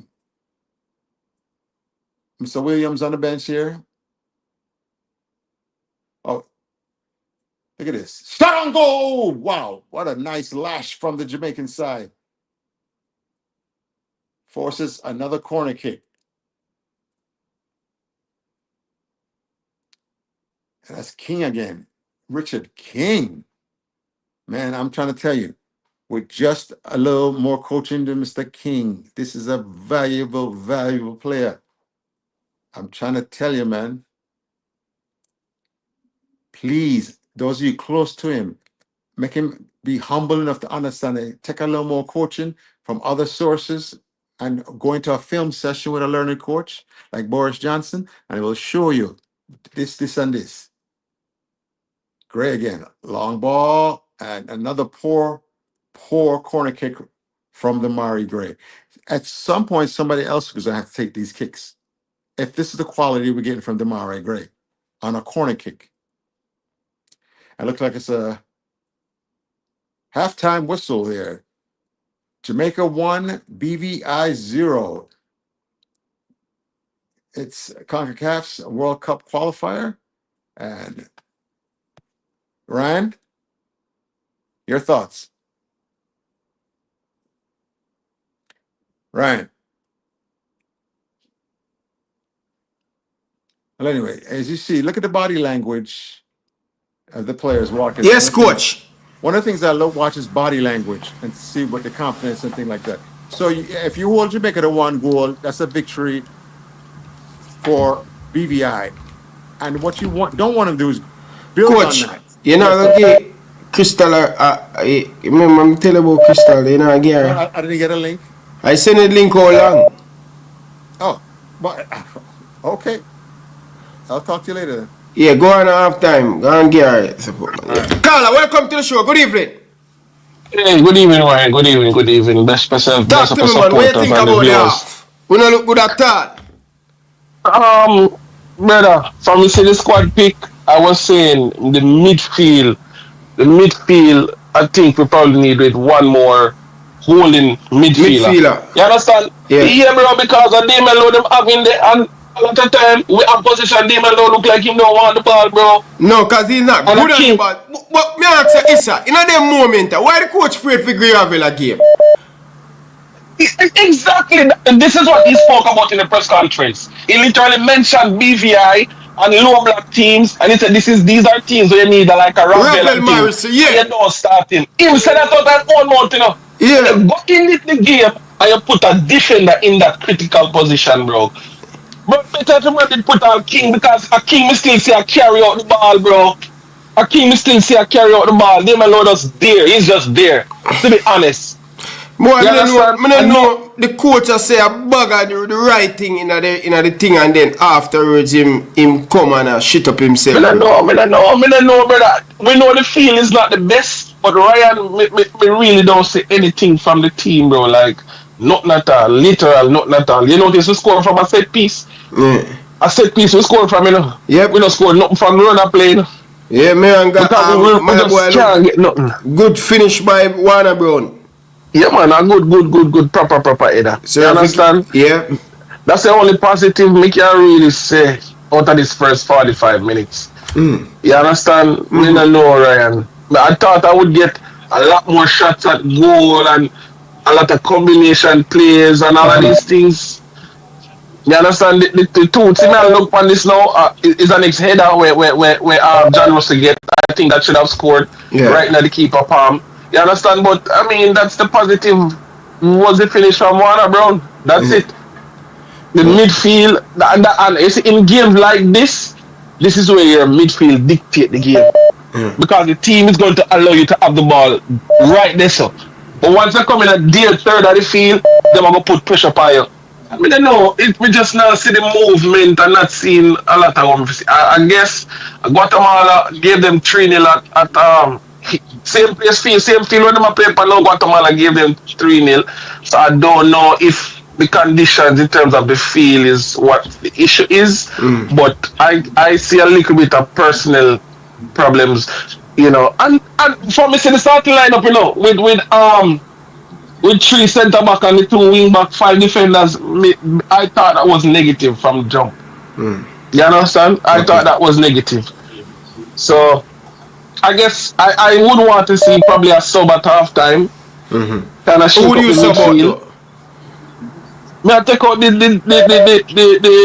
defender? May I take out Damien Lowe, number 17. Okay. You understand? I'm taking out number 17. Isaac Hayes is not on the bench. I think some illness or whatever. But that position, bro, they're giving us the ball there, and that's where we need. You need a maestro. You need a brain. You need a brain right there to allow to draw the opponent to you to create the openings that you need. You understand? So that's how I feel. Leave it there, so thank you for taking the call. Yeah, man. Big up yourself. Coach, welcome back to the show. Halftime, see like you refresh and you come back again. What do you gather from that first half? I mean, a little bit disappointed, to tell you the truth. And where I'm disappointed is just the approach to the game. Yeah. In terms of the player body language. We scored in basically the first 17 minutes. Yeah. The players now would look at this to say, you know what, let we go all out. Let we dominate this game from here on to finish. But I think they take their foot a little bit off the gas. When you look at the speed in terms of the movement of the ball, it's a little bit too slow, way too slow for me. I don't know if it's because of the surface they're playing on. The pitch is a little bit small. So now it required more speed in terms of moving the ball quickly. And then I'm pretty much disappointed in terms of the movements of the ball, in terms of the players. I hope the coaching staff can look at it. I mean, we're up in terms of leading the game. But I mean, so far the performance has been one that it's a little bit too laid back for me at this early in the game. I mean, if we were leading 3-0 or 4-0, I could understand. But yeah, 1-0, I think we need to put our foot on the gas and press the gas. I mean, the movements of the ball need to increase. And I think the fact that we could be able to get Leng, what's his name, Oldgate, and King to play in a flat back three, I think we can remove them and low from the central midfield to bring a player with a little bit more attacking quality. And then basically see what happens going from there. I think also I will pull out Gray based on what I see so far. I think between Low and Gray, you can basically pull them out to get a little bit more in terms of going forward. Low for me, if you're going to play a flat back three, then basically to have a defensive midfielder there sitting is not necessary. I think we need to look at probably two fresh midfielders that can move off the ball a little bit more and basically move the ball a little bit too. Carla, good evening. Welcome to the show. What are your thoughts on the game? Yeah, Ryan. I wear a jersey, my day I watch a game, you know. Yeah. And me I tell them, listen, a caller was just calling a while ago. Some of the man them were calling, the caller were calling, it's like them have addicted feelings with Damian Lowe. I don't know why. But me day I watch a game, but watching the game overall, sometimes you have to ask them what formation the man them a play. Because the man them realize it's a 3-5-2 the coach a play. It's a 3-5-2 the coach a play. Damian Lowe now really play in the middle. So when me hear that guy they come in and I say, oh, Damian Lowe are playing for take out Damian Lowe. The man them a interchange. Sometimes you see King go in there, Damian Lowe on the right side. Sometimes King up on the left side. The man them a play 3 man a back and 5 man at the middle. Pack the coach back the middle. Because the coach know the field is not good. So I prefer the man them play close and try to knock the ball. But the man them a try, and the sun hot out there. Some of them man are not used to that heat there. Plus the field not good. So we now go see Jamaica play a good football pan them type of field. Same like how we have ball pan the field in Jamaica. That field is the same like a stadium is one of them field. It's full of bunks, it's full of bunks. If you notice how the ball is Here's my problem. Sometimes yeah, they feel bad, but Damian Lowe is supposed to enter that situation there. Most of the time, I see the Damian Lowe is hiding away from the ball. I don't see Damian Lowe why the coach a play a 3-5-2. That no make no sense. Ryan, you can't say it no make no sense. The man have to try stuff. If me is a coach, me can't work with one formation. Same like how me go know some team are gonna play low block for me. Like how the team are play low block now. Me have to pack the middle. If you can't have enough man in the middle that me can attack. You see the man them a try attack on the flank. Even Cephas, Cephas have to come back for the ball because the ball them now the youth them what the team a do is put 11 man behind the ball. Because them a tell themselves that we now make Jamaica give a certain amount. Even if them win, them now go give a certain amount. So the man them a play low back right. Some of the man them a watch a game and it come like it's a different game the man them a watch. If the man them a watch a game, some of the man them does when we realize some caller them have addicted feelings against Damian Lowe. So anything when Damian Lowe do, all of them do good, them a go tell him do bad. And some realize with some of them spectators. But the team overall, the coach have to try stuff, right? You can't be a coach and live in a one style. The man have to try stuff. So if the man a try a 3-5-2, some of the ball of them when they start, the man know Leon Bailey, them nah go play a good pan a field. The man know Isaac here, them nah go play a good pan a field. Him prefer know say, me have them man there for Guatemala match or certain time of the game. But me I go tell you today, him now go use up some of them man there. Because them man they now go manage the field. That's why him don't start Leon Bailey today. You think the coach a idiot? Because him go look bad. And the whole crowd a go down for him. Oh, see it there? Me tell you to say, him say him a big baller. That's why the coach a use him head. The coach listen out. The coach I guess to know how Jamaican people stay now. You know? So the man a listen and the guy is a smart man. You know? The man a not idiot. The man a fear give all my boy that we don't want to see inside the coach there. When name? The black coach him sit on the byline.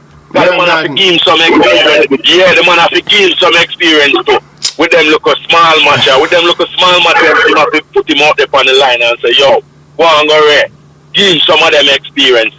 So the man have try out some stuff. You see the man do ever start borrowing on them man. Because know them now go play a good pan a field. The field not good.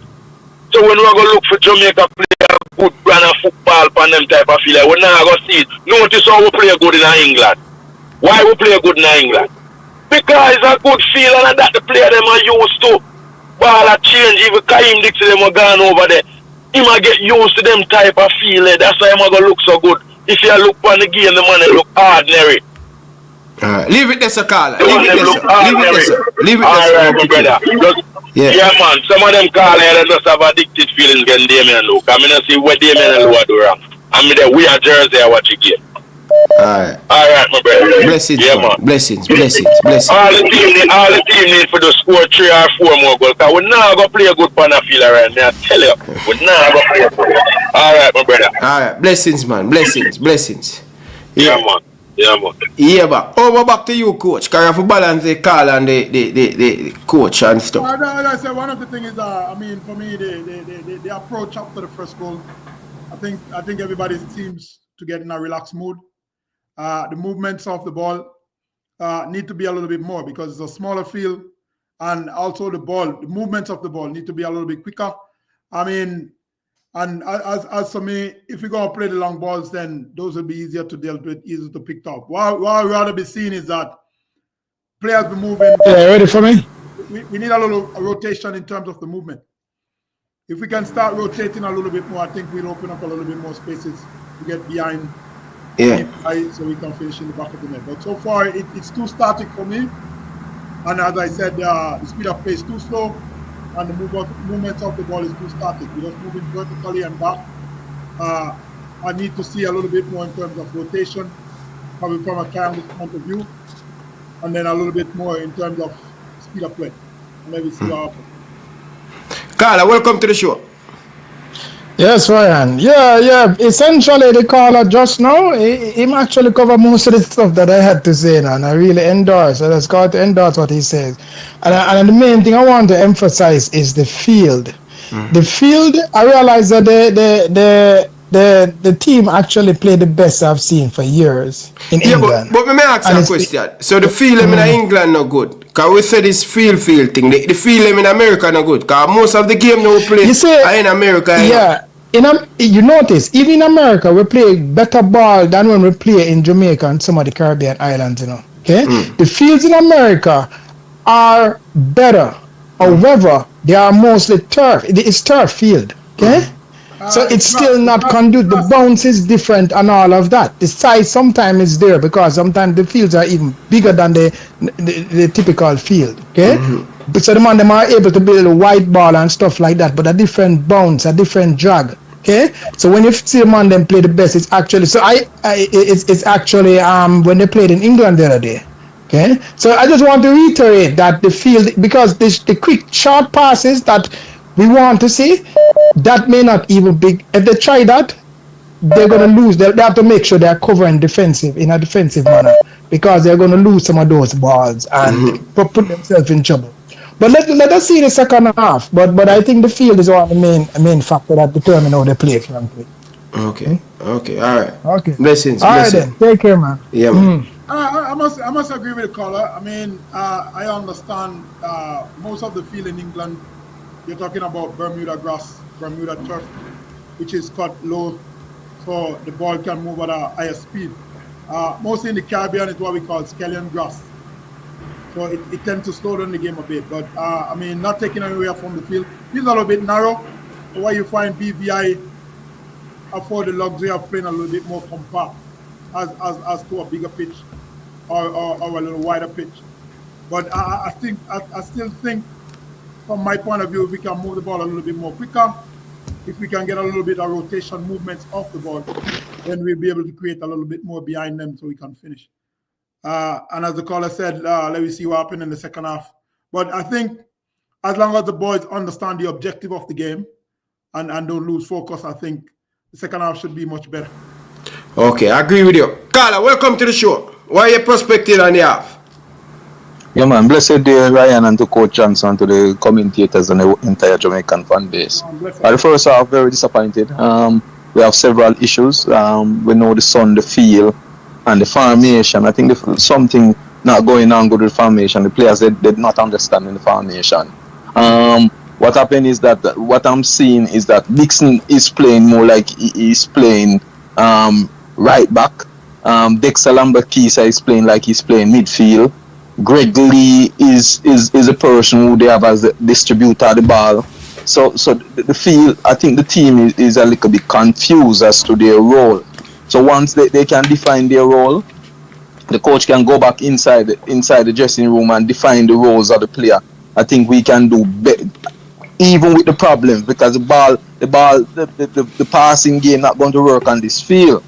So we have to have persons coming to pick up the ball in the midfield and dribbling the ball and lay it off a one pass to the forward who is going to strike. But we're not going to have 3, 4, 5 passes before we score. You need Damari Gray and pass to come for the ball, and after they come for the ball, they lay it off at Warner Brown or Dixon, and then we'll get more goals. Dixon is trying to come for the ball, but Dixon is not the best passer, plus the field is not good at passing. So you need persons to take the ball from midfield, dribble the ball in the box, and lay it off and we score. Without that, we are in big problem, Ryan. Yeah. So that's Would it. you bring on Ravel Morris, since this game it a little bit suit him? Not Ravel. We need Casey Palmer. Casey Palmer did it in Trinidad. We need Casey Palmer because Casey Palmer will hold the ball, will dribble. When he reaches 18, him is going to turn and look for a pass. We don't need to pass the ball blind. And Ravel, I don't think Ravel can manage this field. I think Casey, it will suit Casey Palmer better. He did it in Trinidad match in the Unity Cup where we see where you hold on to the ball. And even when he's going to make the pass and that pass cut out, we see where he change his direction and look for a suitable person who is in space to pass the ball to. That's all it needs, you know. A person just hold the ball and carry the ball, then look to see who in the best space, give them the ball and we score. It's a simple ABC. I think we are trying too much and persons don't understand their role today. Okay. Yeah, man, respect. Yeah, man, still 4-0. We still have to score. Man, I'm going to come on and do it in the second half. Alright, big up yourself, man. I think one of the things with the caller, I mean, he's right because, I mean, when you look at what took place in the first half, you can see the team switching from 4 in the back to 3 to 5 in the midfield in terms of going forward. So it's good to see that they're switching into different systems. How much of it the players understand, as the caller said, it's not looking to that liking us now. But as I said, in tight spaces, we want to move the ball quicker. And not only move the ball quicker, but can we get into the triangle movements? Can we get Dixon, Brown, and probably the right midfielder as soon as the wing back pick up? Can we have a rotation? Then we can play to whoever is free, so we can create more behind the BVI defense. I think once we can do that, then it will be a walk in the park. But so far, for me, Ryan, as I said, it's a little bit static. We're just playing vertically and back. And in terms of the rotation movement, so far, we haven't seen any of that. The speed up in terms of the movement of the ball, I think we need to increase in the second half. Okay, final call, people, because the game start back. It's what, 49 minutes gone. Go ahead, caller. Yeah, Ryan. God, me I watch this, brother. Me want to next time to score. Trust me. Yeah. Because maybe the only way I go see some football if British Virgin Islands score. Maybe the only way that, brother. Yeah. Trust me. Because you tell me say Jamaica can't break down a side. They can't break down a side, brother. Pattern of play it come with passing. Because we not no playmaker in a midline field, bro. But why the coach want to give Ravel a piece out, bro? I them give me a suit Ravel now. Yeah, brother. Me and someone that come call about why feel and feel. Look how much side play pan the field and score goal. You don't come talk about because I feel this and feel that.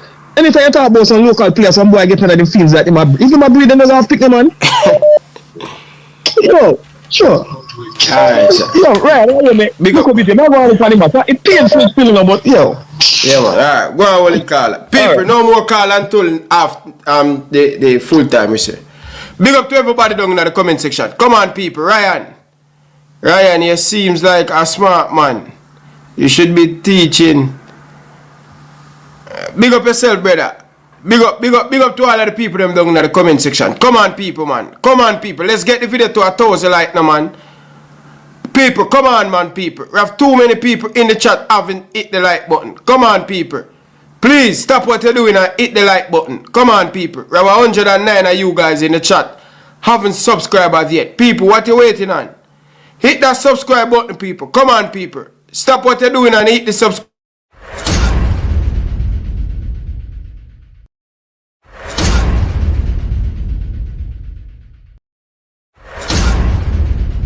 Subscribe now to Elite Sports TV.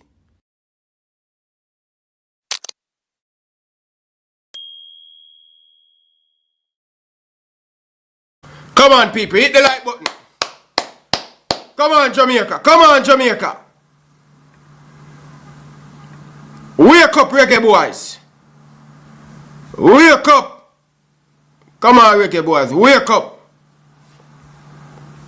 Come on, Tycoon. Hit that like button, people. Come on. Wake up.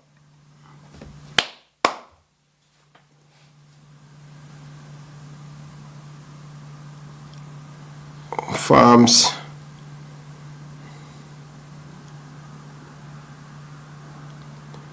Well done. Feel bad for you, man. Feel look like it even want cut the grass, want cut. Feel look heavy. Good ball by them Harry Gray. Good ball.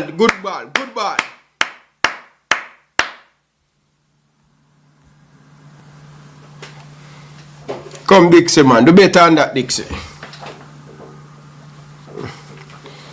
Right that. Come again, them Harry Gray. Feel it, people want to say, which feel worse, sir? The stadium or this? Come like every time Jamaica travel, we have to go get a pitch, you know, we have to go travel a pitch, you know.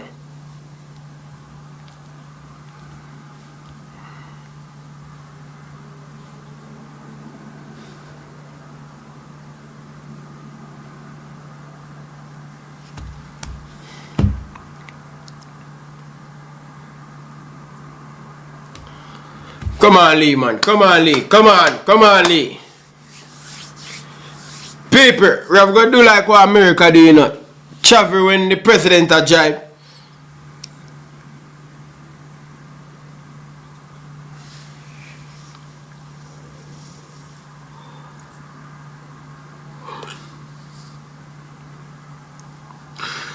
Yeah, the field is very small for true.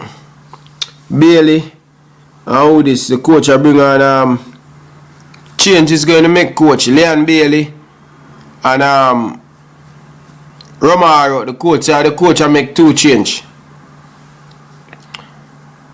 Coach I bring on Leon Bailey and Romaro.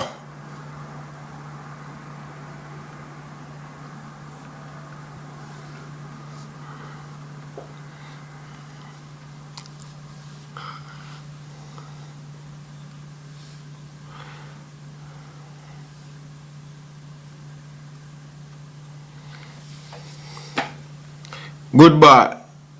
Come, Russell, man.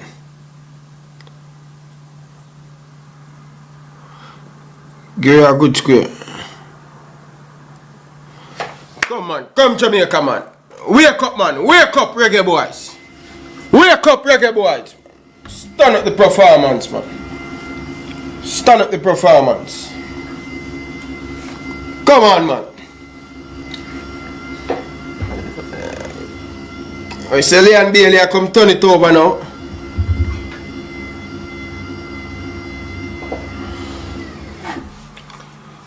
Come on, Jamaica. Warm up. Dixie coming off for Leon Bailey.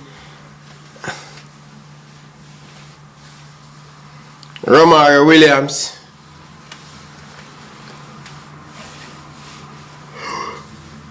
"55 minutes of the coach I take off. Warner Brown.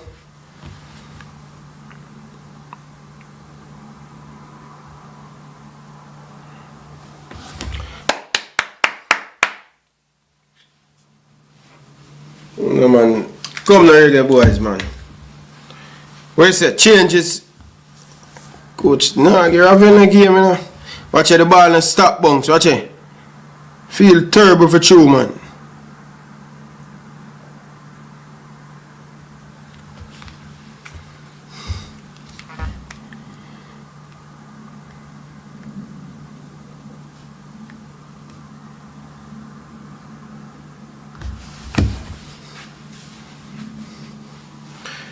Yeah, man. What you mean by Bailey? Come on for the bench, man. Here come.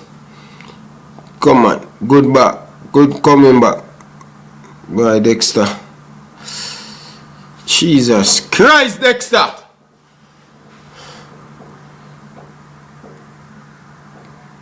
Come on, man.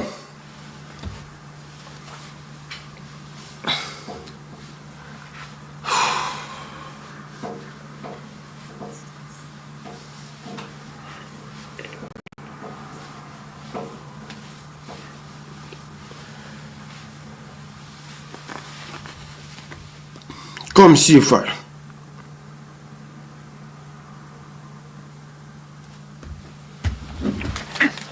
Carla, where you say? Greetings, my brother. Greetings, man. Lord, I want to go on. You want to tell me, say, we couldn't use even 1-6 local ball if we beat this team, lad. You don't know football, Ryan. Come on, man. We get local ball already for the level, man. What kind of level? Come on, man. The country we play. Look on the field. Like Brother, just like stop your foolishness, man. General, hold on. What rank that team are there? My brethren, what kind of local ball? We have built a team. We have built a team. Bro, we have built a team. What kind of local ball are you talking about? Yo, I repeat myself to you. We couldn't use more than 5 local ball and we beat this team, bro. Come on, Ryan, you know a ball. You may talk about it all the while. Really? No midfielder out there. We can't beat a little team like this. We not have a feel. We can't beat them, dog. Give them on 6-7-0, 8-9-0. Come on, General. Something wrong, B. That coach, listen to me. If we go a World Cup, thank God. Coach, you're a clown, man. You never do nothing in English Premier League, you know, lad. You remember that, bro. Remember that. Love and respect. Me not kill it more. Alright, look a bit. People, come on, man. Swear me, big up yourself, you know. You don't know the thing go already, man. Blessings, my brother. I really appreciate you being here. And think.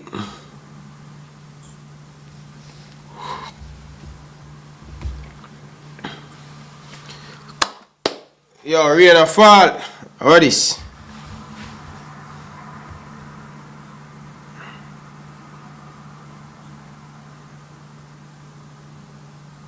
Rain. Rain, go away. Rain, come back another day. Rain, go away. I wonder if the rain are going to flood out that game, yeah.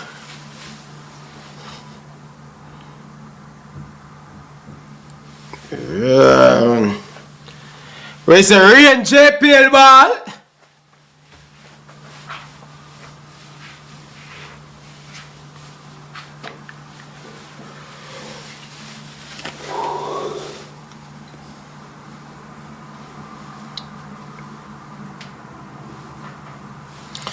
Damian Lowe play midfield, Brazzalina.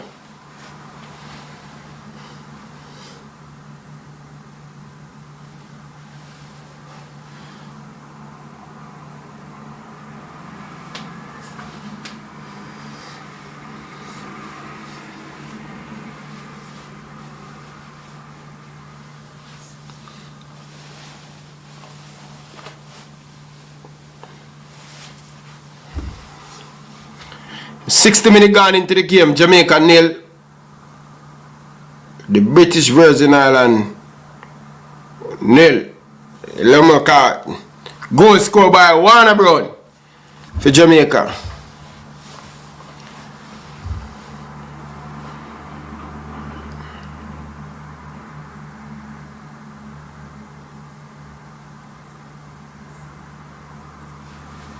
Good.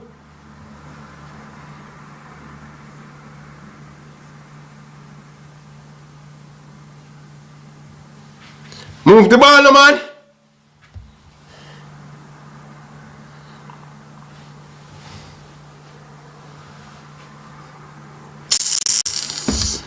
Jesus Christ.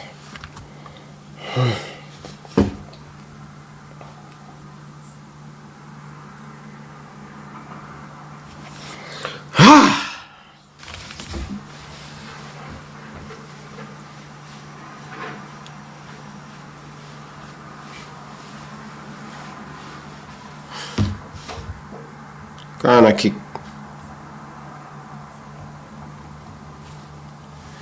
Wow.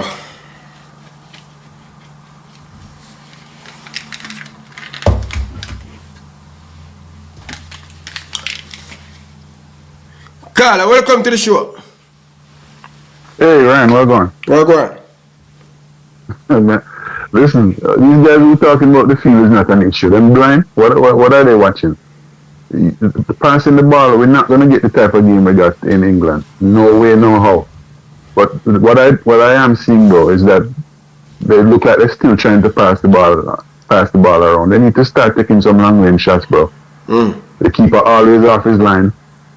They realize the ball is not moving how they want it to move on the ground. Yeah, we have to go to the aerial attack and then, you know, instead of trying to dribble the thing all the way in, we need to start taking some shots from outside of the box. That's the keeper.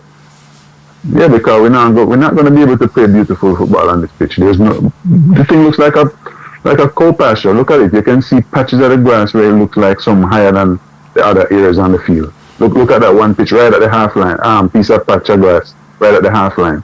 The field is terrible, bro. So it is going to affect the way the ball is moved around. You know, but they need to take more shots, bro. How many shots have we taken so far? Not much. Yeah, I mean, you have to keep the keeper. Let me say the keeper don't look like he's anything special. It's the keeper. Gotcha. All right. See, where's the keeper? See? Come on, baby. Yeah. Good ball, good ball. Where are the Dexter? Where are you? Jesus Oh my God. Christ. Oh wow, well at least in try. It's okay. But that's what we have to do, Ryan. We have to shoot more. We have to shoot more. This passing around trying to the pretty thing not gonna work today. It's obvious. But we have to give them money some confidence, so we don't need to give them. We should have them done 3-0 by now.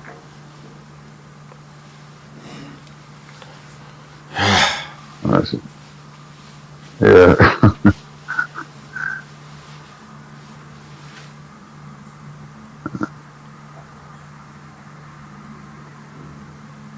Yeah, that's a handball. His elbow. You know, what Dexter tried to do a while ago. Just never catch it with each other shot, but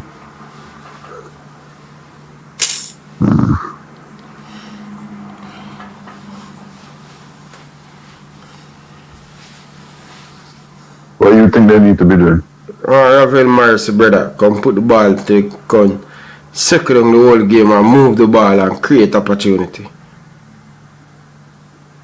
This is what I'm saying. The problem is when you're trying to dribble, the ball bounce. It's not going to be as smooth as you think. So the ground game might not be the move right now. Watch your ball. You see? You can't make a pass right and the ball is not bouncing. Give me a Lord, man. Jesus Christ. Yo, John Star.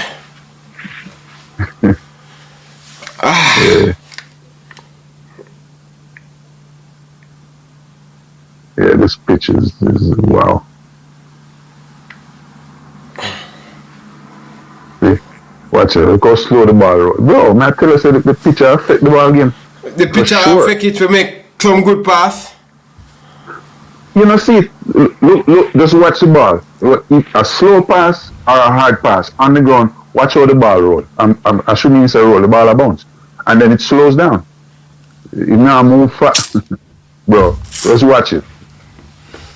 Take your eye off the players for a minute and just watch the ball when a pass is made and see what the ball will do. It affect the game, bro. I mean, I said the man might play good enough. But to be honest, it affect the game. We complain about the national stadium, it is nowhere near what I'm looking at here. This is bad. Alright. Yeah, Richard King down. No, one. Oh, if we win, it's ugly, but an ugly win is better than a pretty loss.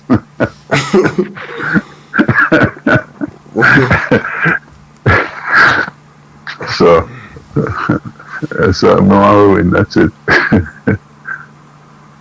So you don't think the man could be taking some more shots? You don't think they should be setting up? If you're doing the pass, a quick pass, turn and look for the shot instead of trying to knock the ball on the ground. Yeah, we need more stability in our midfield, creativity, and to get the thing up front, bro. Yeah, I mean, can run past one or two guys, but again, that's only going to work for so long because the ball is not really sitting at their feet, in a comfortable way to really have a comfortable dribble. It's a one bag of bouncing. Just watch the ball, bro. Look when Seaford was running up the ring, he passed the guy, After he dribbled and he get past the guy, and then the ball started bubbling up on him and he had to turn back. So the ball bubbled up and he lost the dribble, so he had to turn back. So as I say, you have to, get the ball up there, control the ball, and just figure out how to get off a shot quick. Alright. Yeah, man. Carla, welcome to the show. How this? Yeah, Mr. Ray. The man have been a lot about you, no game for Ravel. A coach, you want to look up, sure. Yo, pure people, I end the life. I prefer me go all the lay down here, man. I can't bother with this, bro. Can't bother with that coach. Mr. Ray. I can't bother with that coach, bro. I love that team, bro. I don't care right now, bro. Big man thing, bro. The coach is an idiot, bro. The man is a look idiot, bro. The man, this is why I need Ravel, bro. And the man, look at the man I bring on, bro. Coach is a roach, bro. Yeah, I'm always them stupidness for special. People, me done enough here. Me done. Me just relax right as a bro. Yo, I don't waste my time here, man. Me I just go and relax as a brother. That game may come like a joke thing, brother. Me done in this, bro. Where you say, Carla? Me done in this, bro. I'm going to relax here, man. Done in this foolishness. Yo, where you say? You know what I like experience. Remember, I don't know if you did that in time. Remember in 1998 when Jamaica did qualify for the World Cup match. Are they say going back to? In India. Maybe they're not still in time, man. Come like one earthquake. Carla, after the show, no man, talk about that yet, man. No right now, my brother. No right now. You mention how the money I play. How the money I play against a team, and them a team and them a team. You come like we're not going to win. Come like we're not going to win. I mean, I know, the coach I bring on some man when I really make a good impact. The same the way I talk about it. When you Ravel, I say him, the piece are into command to him. The piece are into command to him. The piece are into command. I have the match action. The piece are into command. Where am I going with Lati Body here? The matter about him. Anyway, big up yourself, Carl. May I take a next one, Carl? Yeah. Carl, welcome to the show. Blessed Ryan. Oh, God. There, man. Yourself a vibe, man. I kill your vibe, sir. I kill your vibe, sir. I prefer me go and relax and go and just go and well sleep right there, sir. This now make no sense. You want the thing now. You want the thing I want to tell you. You see, because we are control our own destiny, we still are control our own destiny. I know you talk what you want to see and certain things, but the system we are control our own destiny right now. Because we just have to beat Guatemala, you know. Those things said. No matter if Guatemala score 100 goals, we just have to beat Guatemala, which me I watched the Guatemala match last night, and the team that we played last night, we're supposed to beat them. You get what I say? So the greatest thing, the only good thing about that game, yeah, is that it's not a 0-0 or 1-1. You see me? But certain things with all that game, you know, me that put on a next target man in the box. We just kick some ball here, man. Cause boy, I don't know. But as me say, just go and watch a match, man. Nobody look for nothing too great. I go and sleep right as a cause right now. A joke thing, brother. How the man now bring on Ravel? We don't do it, brother. But as you say, bring on Ravel, yeah, so. Me not tell you like this. Maybe that can go on, but that feel you look away, man. That feel you terrible. Me see all a sand lot down there, so and I feel one big sand patch. All them thing you a joke thing we are play upon now, brother. But as you say, we should have lead this by even 2 more goals than this. You see me? At least a next goal. It should have be at least 2-0 now and a comfortable game. Because we can't forget to bring on none of the other player them. Look, we keep on and bring on. You see me? We play them to try to get comfortable in the game. We still not have a comfort zone. I tell you, go and believe Ryan, man. No give up. I want to sleep, brother, because this don't make no sense.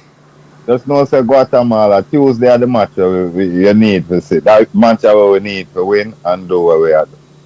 Because I don't know what they say now. The man them need to take some shot from out of the box. The man them don't know, so when you play a team, you play a low block, you have to take shot from long range shot and them something there. Mix it up. Some long range shot, some square, something. Just try some different thing, man. We look too relaxing in the game. That I like. I like the player them demeanor in the game. Player them look like them alright. You know what I mean? Pass the ball faster and play with more heart. That alone, me say. But the good thing is that we are lead still, yeah, man. You see me? But believe, Ryan. See chat that I beg you to believe. Go and believe, man. I sleep, me I go and sleep right as a car. It don't make no sense, brother. Oh, brother, so who you want to come on now? Who you that bring on? Who you that bring on right now? Ravel. No, so we're lucky about you're going to go play now. And the man can take off some of them. Me think him can take off one of them defender money and put on some more attacking man. Take off some of them defensive man. So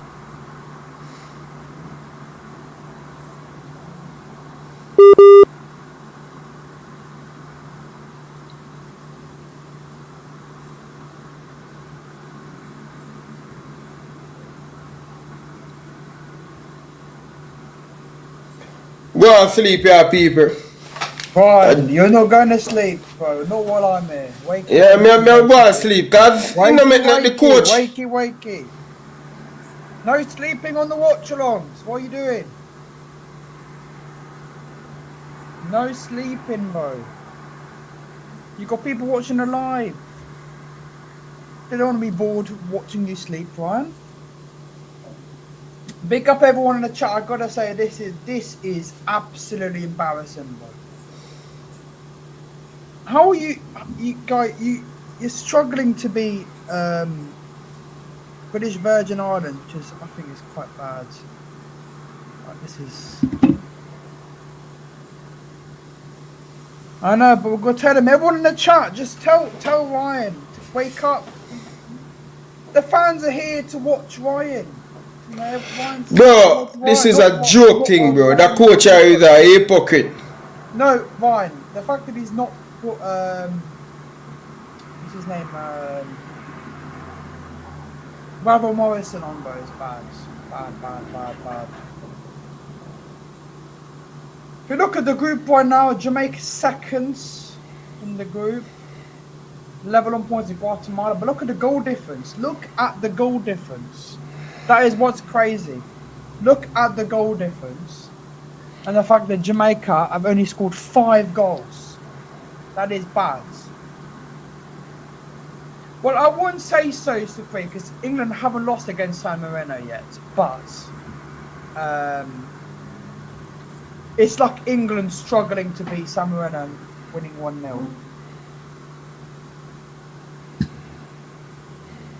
Like, you know, like, I don't think it's bad if you win 1-0, but like, Guatemala, as Donaldinho says in the chat, Guatemala beat them 8-0. If you can't beat if you can't beat British Virgin Islands better than Guatemala, then what does this show that this team deserve to be in the World Cup? Or even if, but let's just say you get to the World Cup, you might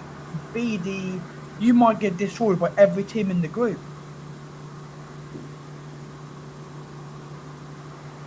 An ugly win is better than a pretty loss. Of course, you're not losing. I'll take an ugly win all day. 15 minutes to go, people. Jamaica won.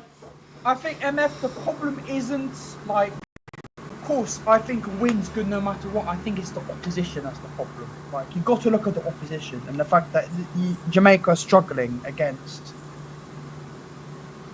British Virgin Islands. It's not good.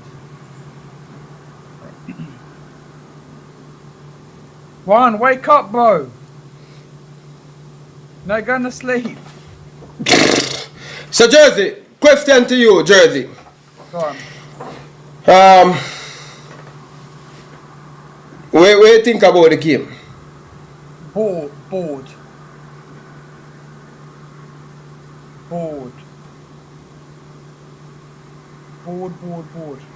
Just to clarify, people in the chat, my national team isn't England, but I watched England today. England were terrible against Andorra. Should have done better. Just like this game, Jamaica are doing exactly what England did against Andorra. All the possession, all the shots, only scored 1 goal. You know, my national team lost 5-4 to Spain because our manager is awful.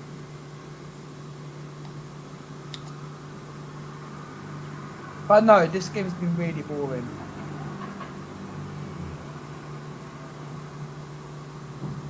Oh, go on, good chance for Jamaica. Cross it, man. Oh my God, he's missed. That is that is absolutely embarrassing, man. Fantastic chance to score, and he goes miles wide. Bro, what is that?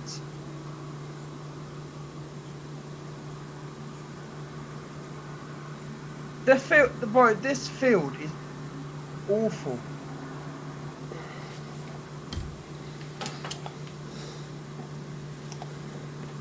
Joke thing is, watch out.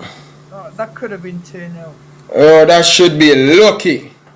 Bro, you are lucky, bro. Bro, that could have been 1-1.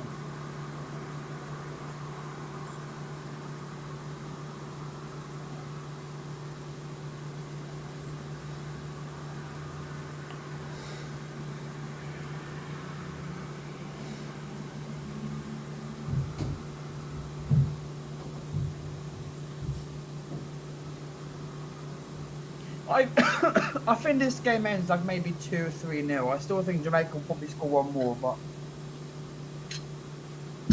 this has been really bad.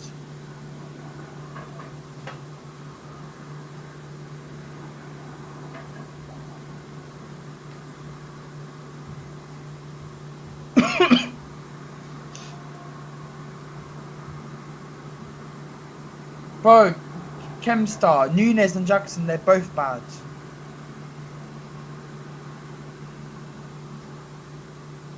But I can't lie, I love how I've taken over the Ryan LFC channel because Ryan's gone to sleep. Because it's this bad. It is this bad.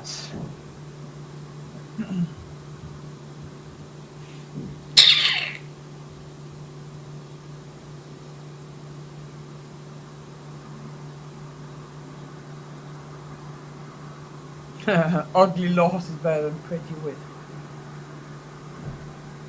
I still don't get that statement about what Tapper said. So basically he's saying it's better to lose 7-0 than win 8-0. Is that what he's trying to say? Yeah.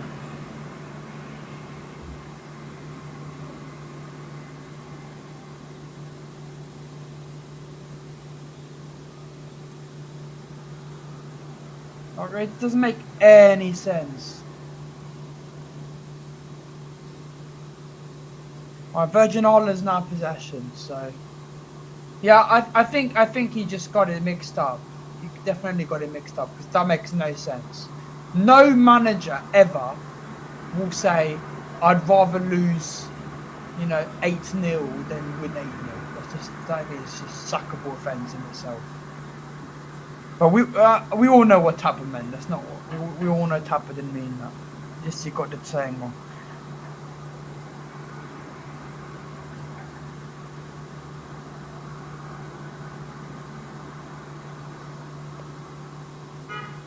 Bro, we are.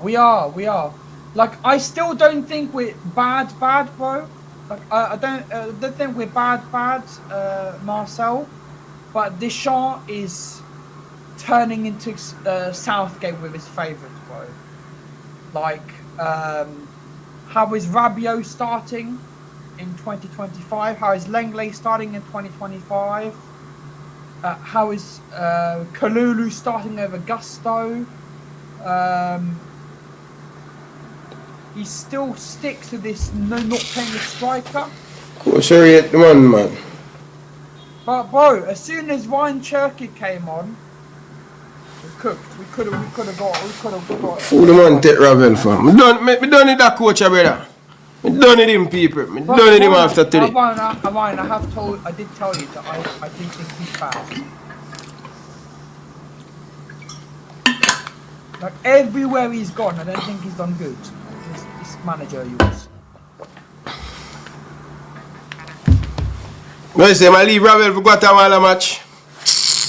Yo, coach, honestly, I have a sleep out the last 10 minutes there, brother. Honestly. Coach, real. It's not bad. Ryan a fake sleep. Bro, no, I have a sleep out nearly 5 hours a while ago. And here, yo, me have just take a look at 5 minutes sleep away and say, yo, Ryan, don't like sleep and you weren't sleeping. And thing. Fake sleeping, Ryan. Fake sleeping. We saw you, but I could see you weren't sleeping. But here's the question to the chat: if he is saving Ravel for next game, what happens if British Virgin Islands score? What happens? That's gonna make him look really bad. That was a. Oh, Virgin Islands got a goal kick. Not goal kick, a third. One of the worst performances in a century. Bro, I'm not joking. I can see an equaliser coming. If you're not careful. But I think you will score a second goal. Let me see something if Ravel up on the bench. Let me see I something. think I saw him on the bench. Yeah, I think I saw him on the Ravel. bench. I want to see. Yeah, Ravel there. Style the But coach that's the style thing, Ravel, because bro. Liverpool, exactly. Why Yeah, man, Ravel there number 10. Coach rate the youth, man. Like, you shouldn't be doing that. These are important games. Ravel should be playing every game. Don't save him. Oh, really well played by British Virgin Islands, and they absolutely can't pass. Virgin Islands had done very well there to win the ball back for Jamaica and absolutely screw it up.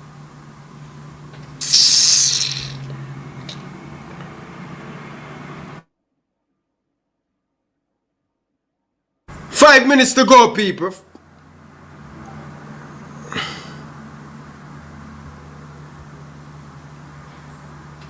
Like, the thing is, right, even if you win 1-0, Ryan, I think in the post-match show you need to have a serious conversation about this performance. Because if England, this is the equivalent of like England, for example, scraping past San Marino 1-0, it'd be embarrassing.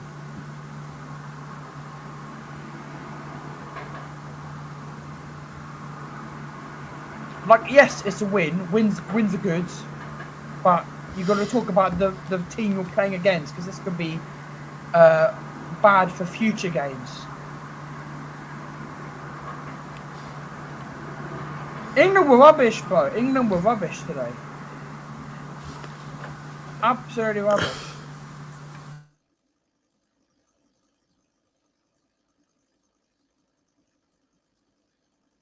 But remember, I don't support England, so.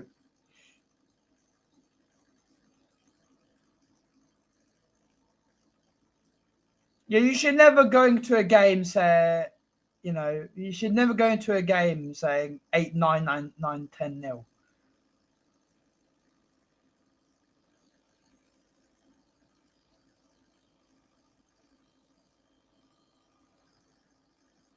Yeah, Italy got destroyed.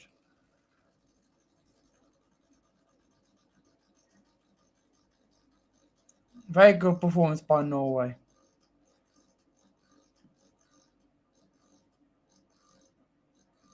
I think Jamaica will get a second goal. Or do you think Jamaica will get a second goal? I can just see it happening, because I don't think British Virgin Islands have done much, if I'm being honest. They haven't done much. This is poor, man. Throw into Jamaica in Dembele for Ballon d'Or for me.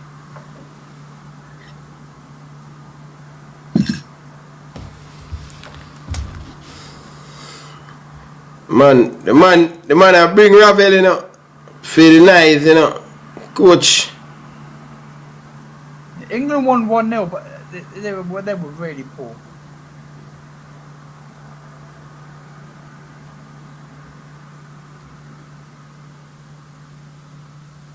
Free kick to Virgin Islands.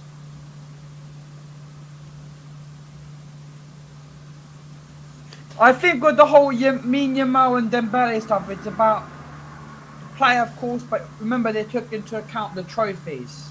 And with the trophies, I think Dembele will win it because he won a quadruple with PSG, won the Champions League, was the best player of the Champions League.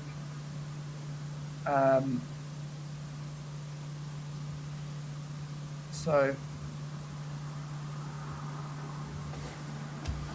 Carla, good evening. Welcome to the show. Ryan, when I watch a game, I am so disappointed, bro. Yeah. I'm so disappointed. It better if me go lie down and sleep. Because I come in from America and up and say I watch a game. It better if me go sleep. And what is the man them a play, Ryan? Boy, terrible performance, man. Me agree say the field not good. But the man them play for worse field and this and play better ball game. Ball a play for any field, Ryan. Yeah, because when they must say the field on Jamaica, when the man them play on Jamaica, the team play much better ball on Jamaica, their opponent. Way better. So what is we are play? The man them Williams have the ball at dribble past Leon Bailey. I'm gonna lose it. What kind of ball the man them a play, Ryan?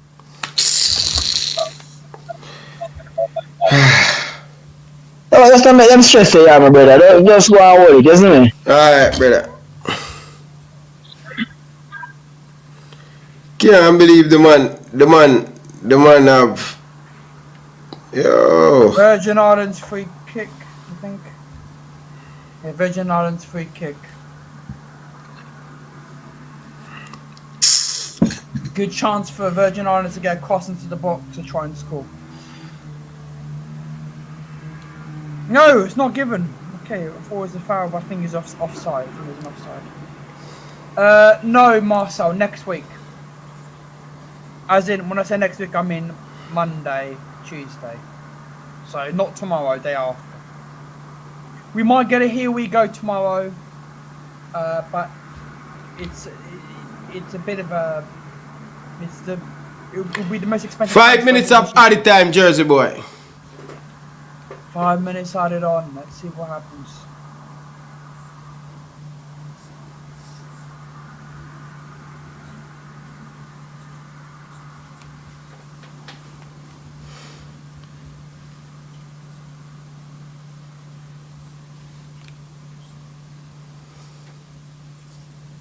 This has been absolutely dreadful. This season, the last couple of years, it's been Pedri. Pedri 100%. Bro. Pedri for me is the best midfielder, one of the best midfielders in the world. But the next after Pedri for me is Verse. And Verse is for sale, Pedri isn't. Of course, Pedri's viral on that Barcelona side. But bro, people are not talking enough about Pedri. No, bro, no. We already sold him. Nah, Verse isn't mid, bro. Verse isn't mid. Verse is a wonder kid. Very, very good player. But no, we sold our keeper. He's gone to Brentford to replace Flecken, who's gone to Leverkusen.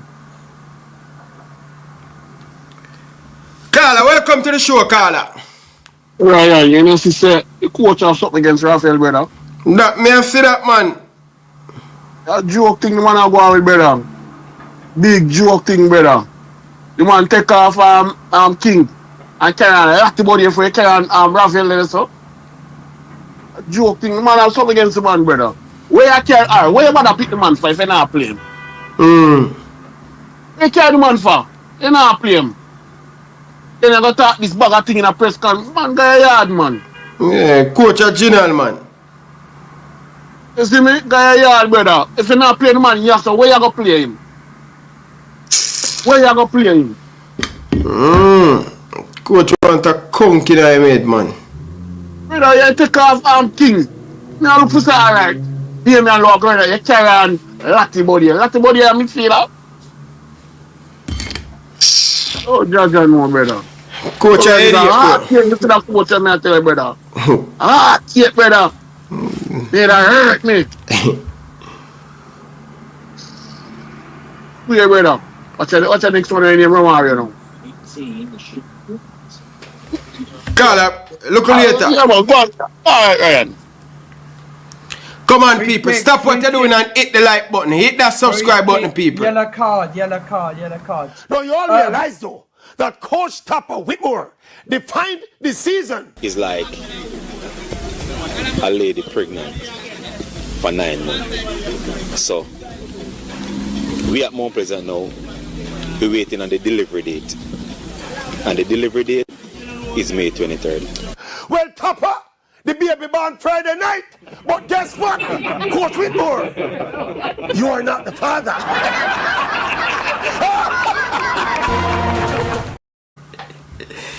Yo, people, that nicer than the game, brother. Tupper, you're not the father. Just one about the French keeper. From what I've heard, there's a bit of a price difference between Milan and Chelsea. Chelsea want to pay 10 million. With Milan 130.